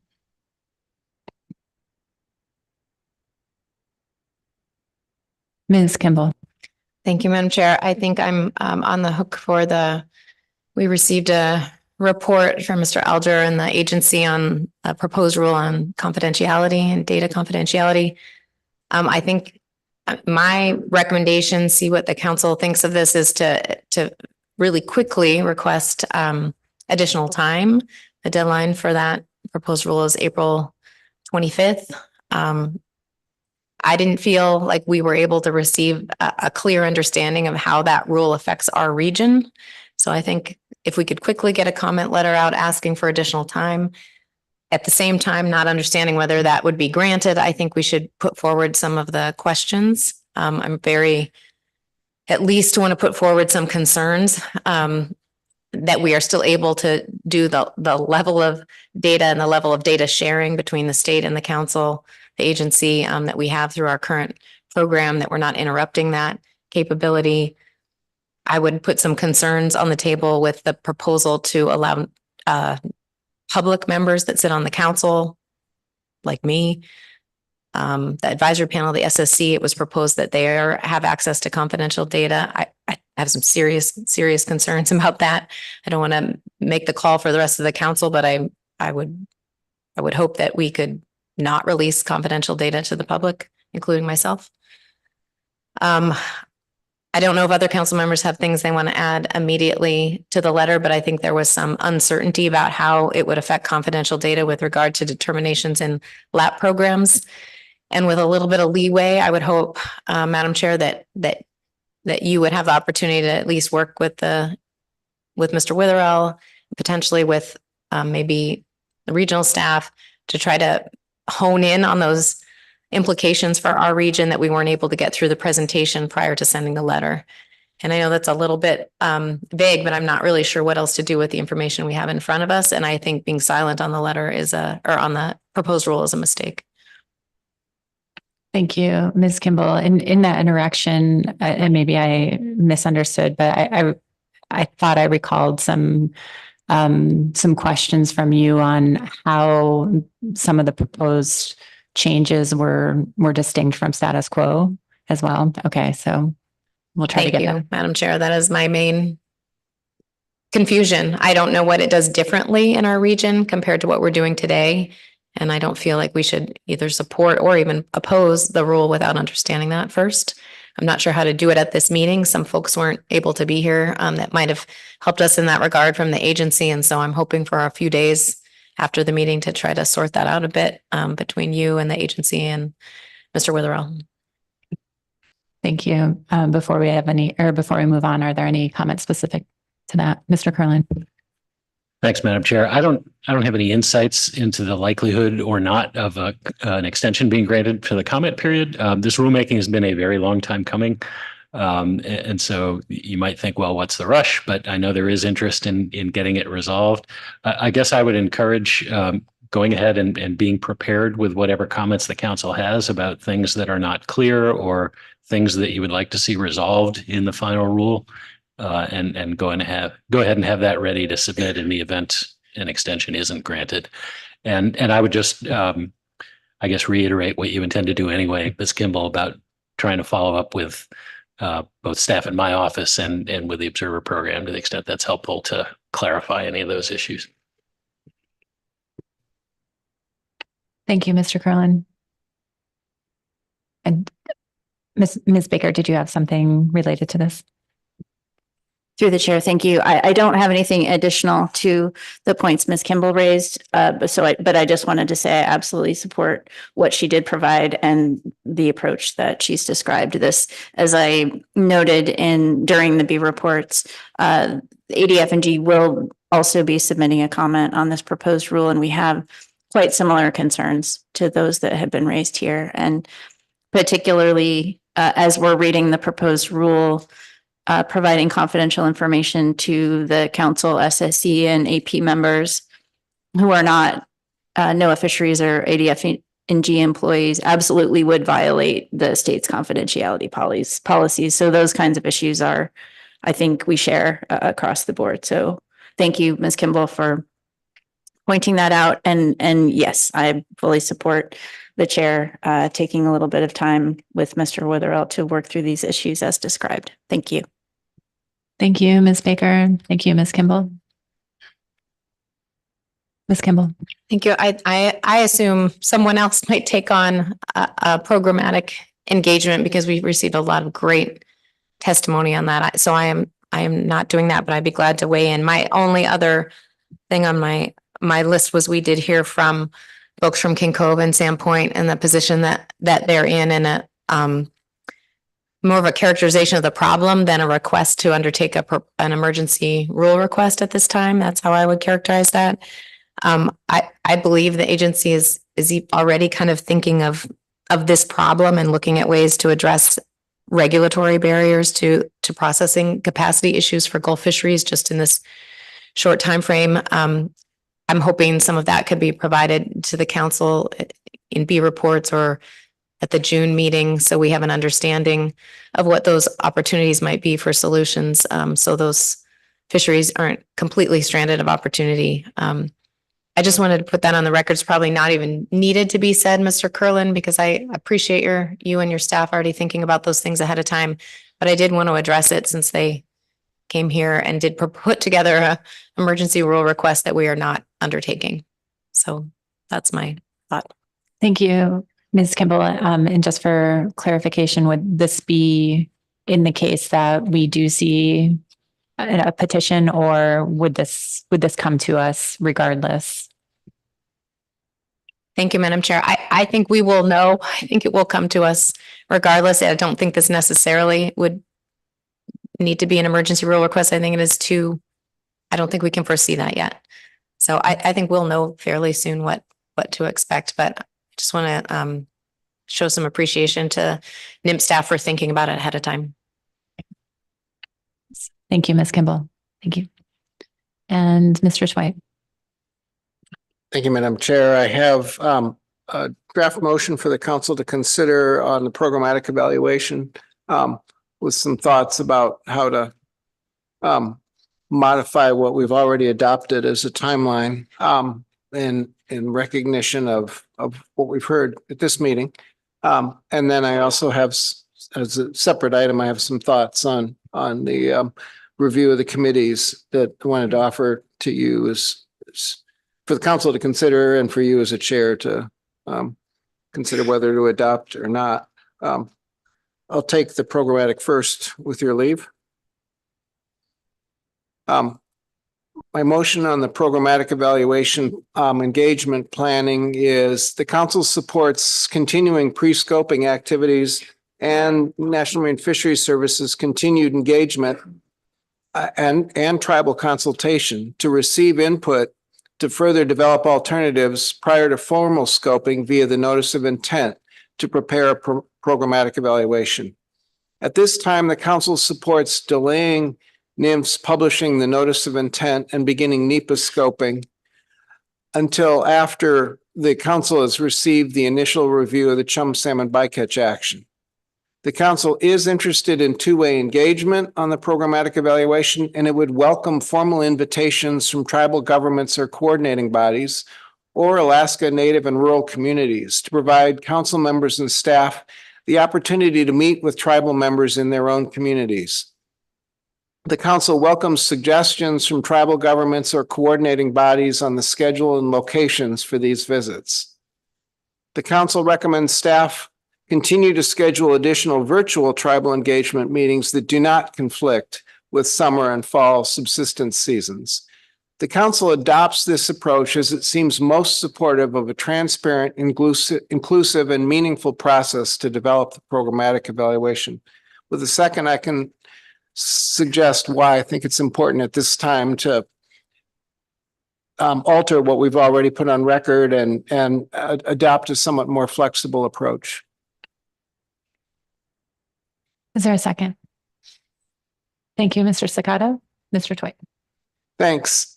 I don't need to say a lot more, I think, than what we've actually heard, particularly in testimony on staff tasking. We had some very constructive suggestions that were clearly couched by representatives of the tribes who've thought a lot about the competing objectives of advancing this in a timely fashion. We've heard a lot in past meetings, in particular, about the importance that tribal bodies, as well as many other bodies, place on us proceeding with a programmatic evaluation of our management framework.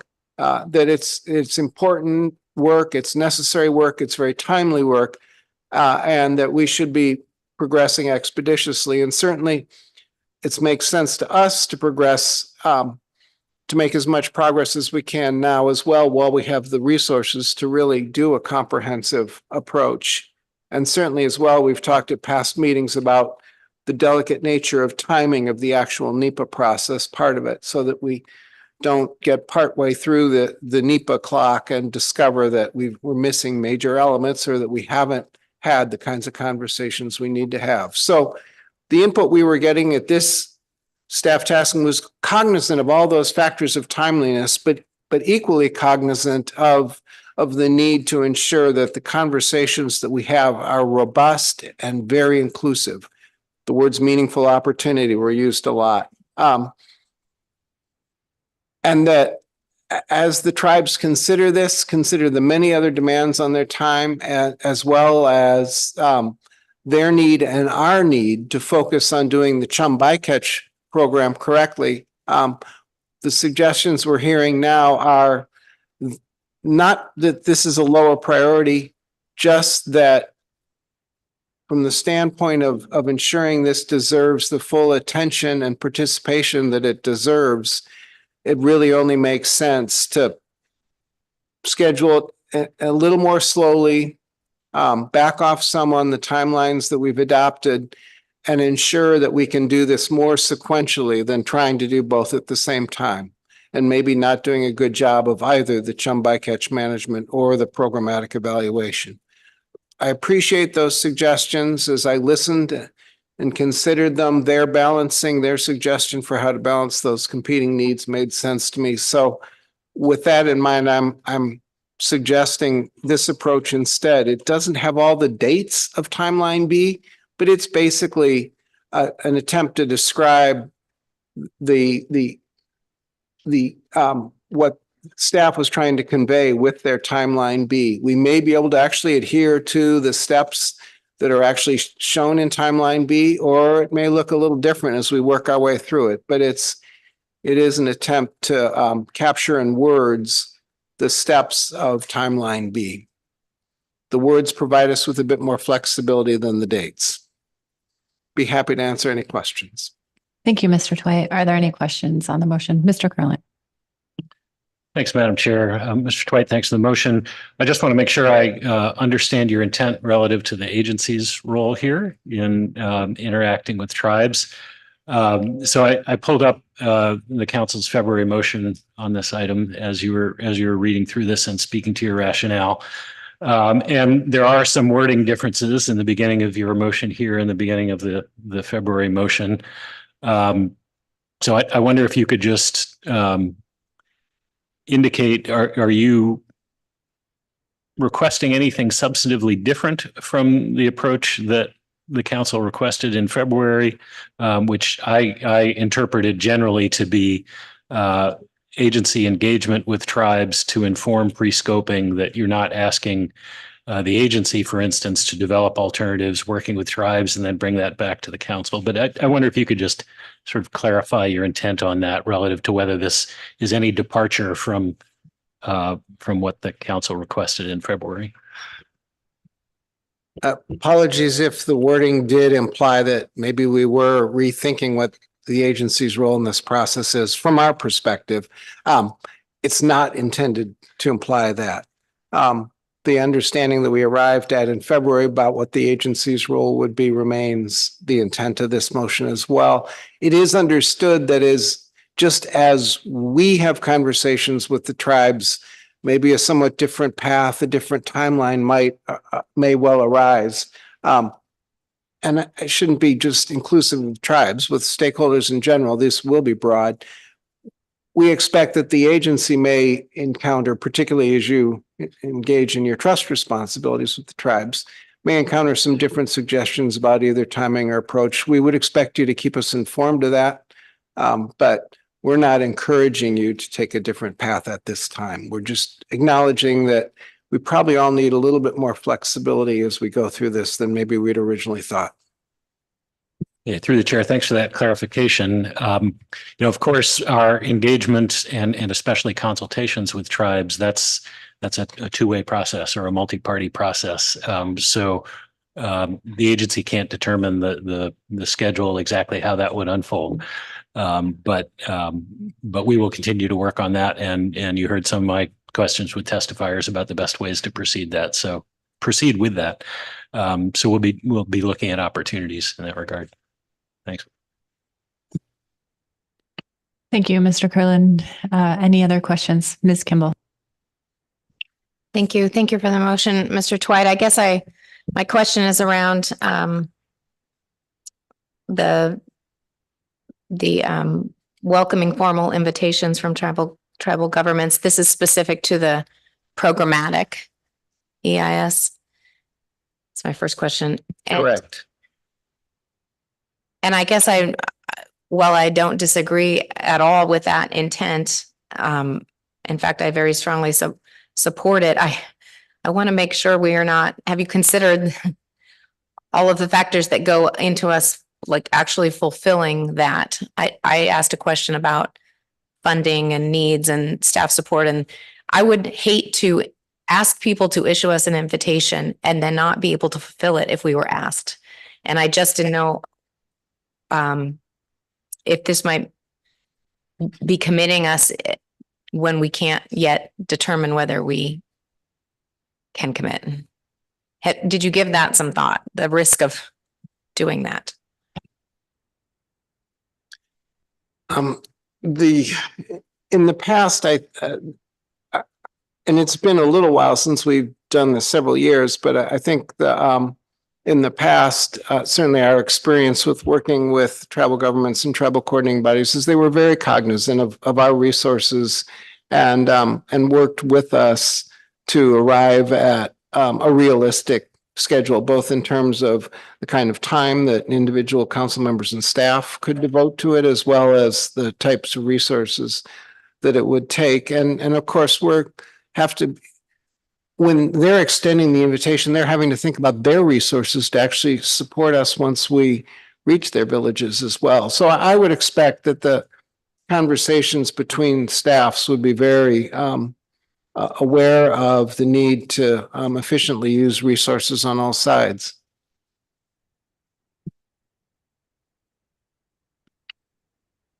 Are there any other questions for Mr. Twite?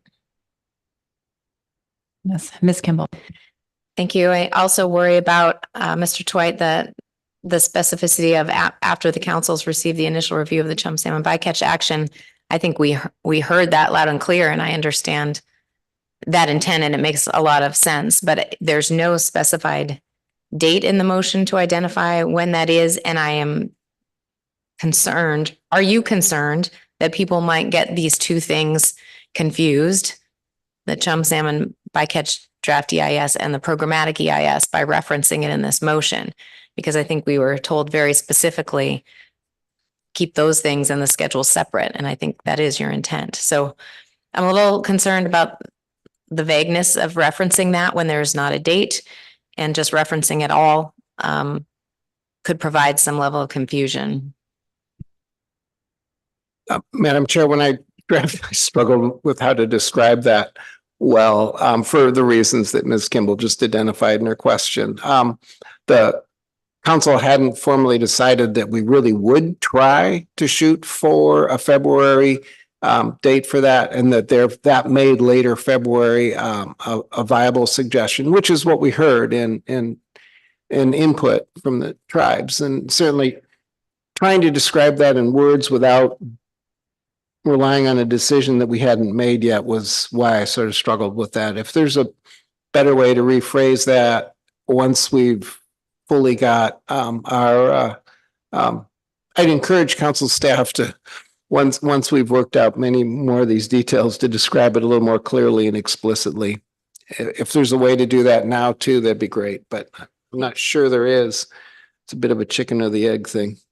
Thank you, Mr. Twite. I know it's really challenging to put these motions together, as we're listening to public feedback.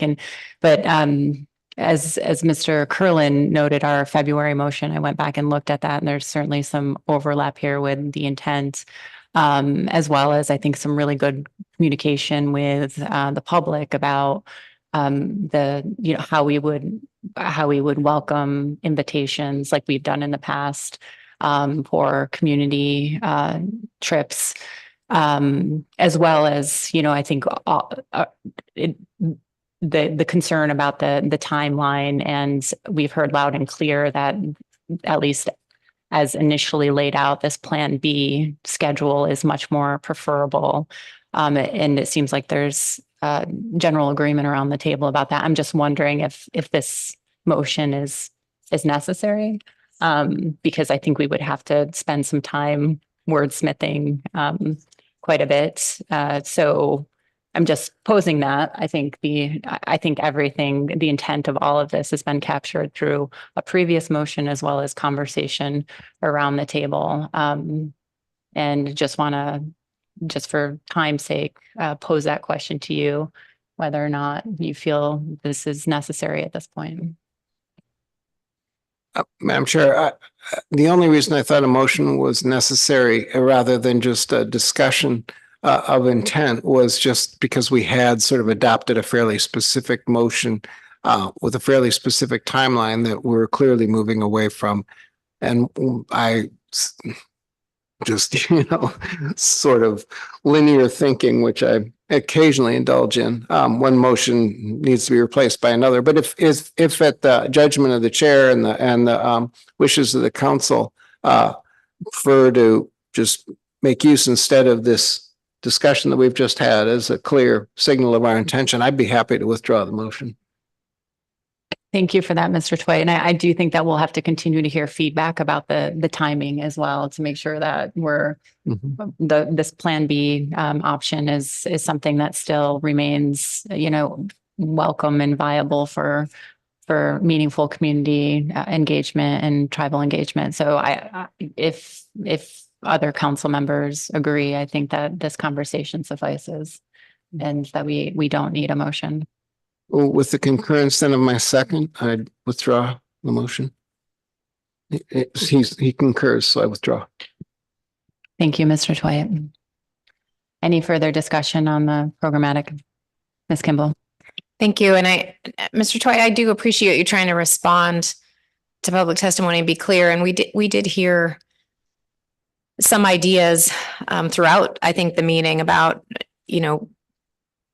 publish a schedule, let us know when things are happening. I wonder if we could take some of that discussion about tools. I think that there's a clear discussion around the table that more of the Plan B schedule is what people are interested in, that a notice of intent, well after a February 2025 CHUM meeting is what people are interested in, that dealing with the council revising alternatives, it would be fine to do in October 2025, but don't do it in June when we're not in Alaska. I think those things in combination with the staff presentation on timeline B with those adjustments, if we could put that somewhere front and center, whether it's in the newsletter or send directly to the tribal organizations that have asked for that as a way of communication, maybe that's some way to get at what you're looking at without causing confusion, because I do appreciate, what do you think about that idea? I do appreciate you trying to put on paper and the intent. There's nothing in this intent that I disagree with. I'm just hoping we're not causing more confusion, and all of these new informal relationships that we have, we're trying to build on as transparent and genuine as possible. Mr. Tway. Oh, I support that. To your list, I would add, I think it's useful to notify everybody that staff can continue on. We were briefed on some things that they could continue to work on, and that we're not directing them any differently on that. But I think most importantly, just that we would welcome formal invitations, subject to practicability, resources, et cetera, as you indicated in your question. But again, I think that's a natural part of the conversation. Thank you, Madam Chair. I think that's a critical part of it. I appreciate you adding that on. Yes, thank you very much, Mr. Tway. Okay, anything further? Yes, Mr. Tway. Thanks, Madam Chair. I've been thinking a lot about the report we got from council staff on the current state of our committees relative to current levels of activity, relative to whether or not they have terms of reference, as well as just a thumbnail sketch on what their sort of scope has been. With specific reference to a couple of those, I thought I wanted to offer some thoughts. And then I have one thought as well that I could start with regarding all of them. In the review, it was noted that there was a fairly broad discrepancy between, or a broad range of variation between committees in terms of whether or not they had either terms of reference or sort of a strategic plan.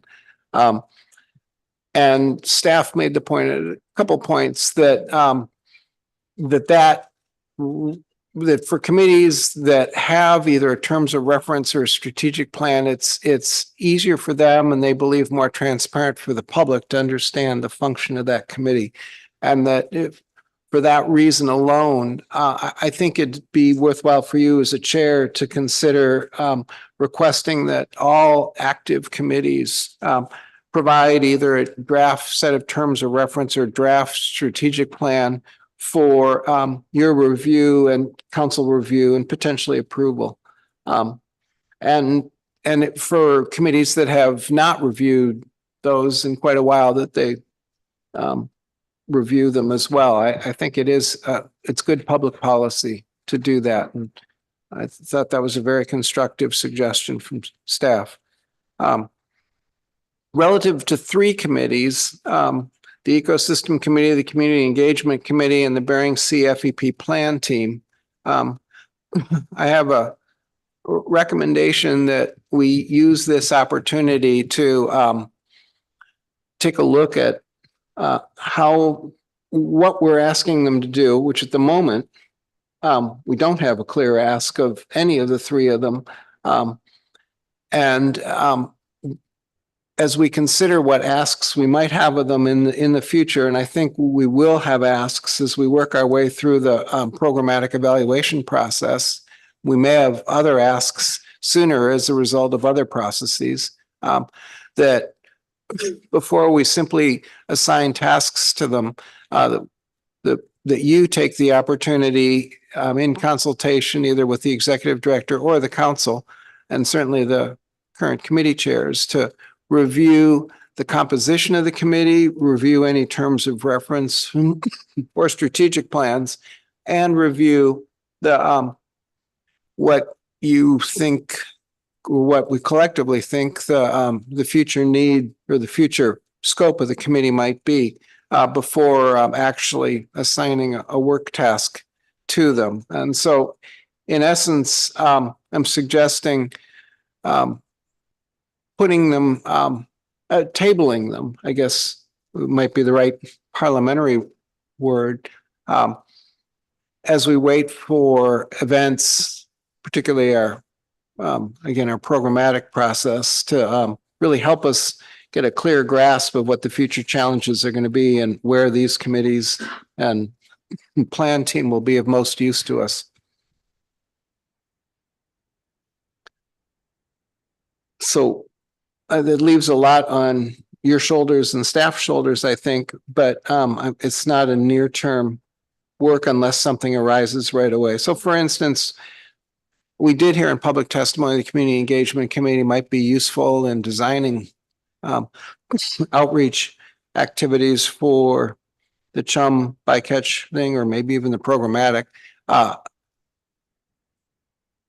If that turns out through additional conversations with tribal entities that it would be useful, then I think certainly I'd recommend you consider that. But it may well be equally well be that just notifying those bodies that were interested in invitations, receiving those invitations, having staff work through the logistics may well get us there in the shorter term. And then in the longer term, I'm confident we will need all three, but the future is a little unclear, and therefore the necessary committee composition is unclear, as well as potentially even terms of reference. So wait for some clarity. Thank you, Mr. Tway. I really appreciate all of those suggestions, and agree with all of them. Though, and I appreciate staff really compiling all this information for the purposes of this discussion. It was really helpful to understand where we were at with all of the committees, the kind of the how recent terms of references were, or the strategic guidance for each one. I do think looking at all of those and making sure they're up to date makes sense, as well as for the committees that have that you listed, including the Community Engagement Committee that may have a near-term role in assisting with our current priorities. I will work with the chairs and have that discussion and see whether or not there's some synergies there, and whether or not we have the right composition on those committees to address those issues. The one thing that I'm not sure you mentioned, there was, I think, some cleanup as far as those committees that had already completed their work product and their purpose, and a list of committees that needed to be removed at this point. So I would support the list that the staff has provided. So thank you. Any other discussion on committees? Thank you. Anything else on our list?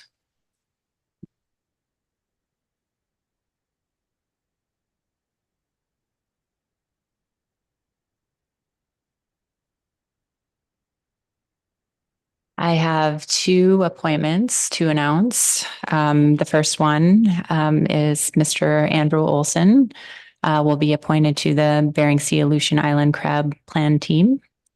And the second one is for the FMAC committee, and we will be appointing Todd Hoppy to that committee.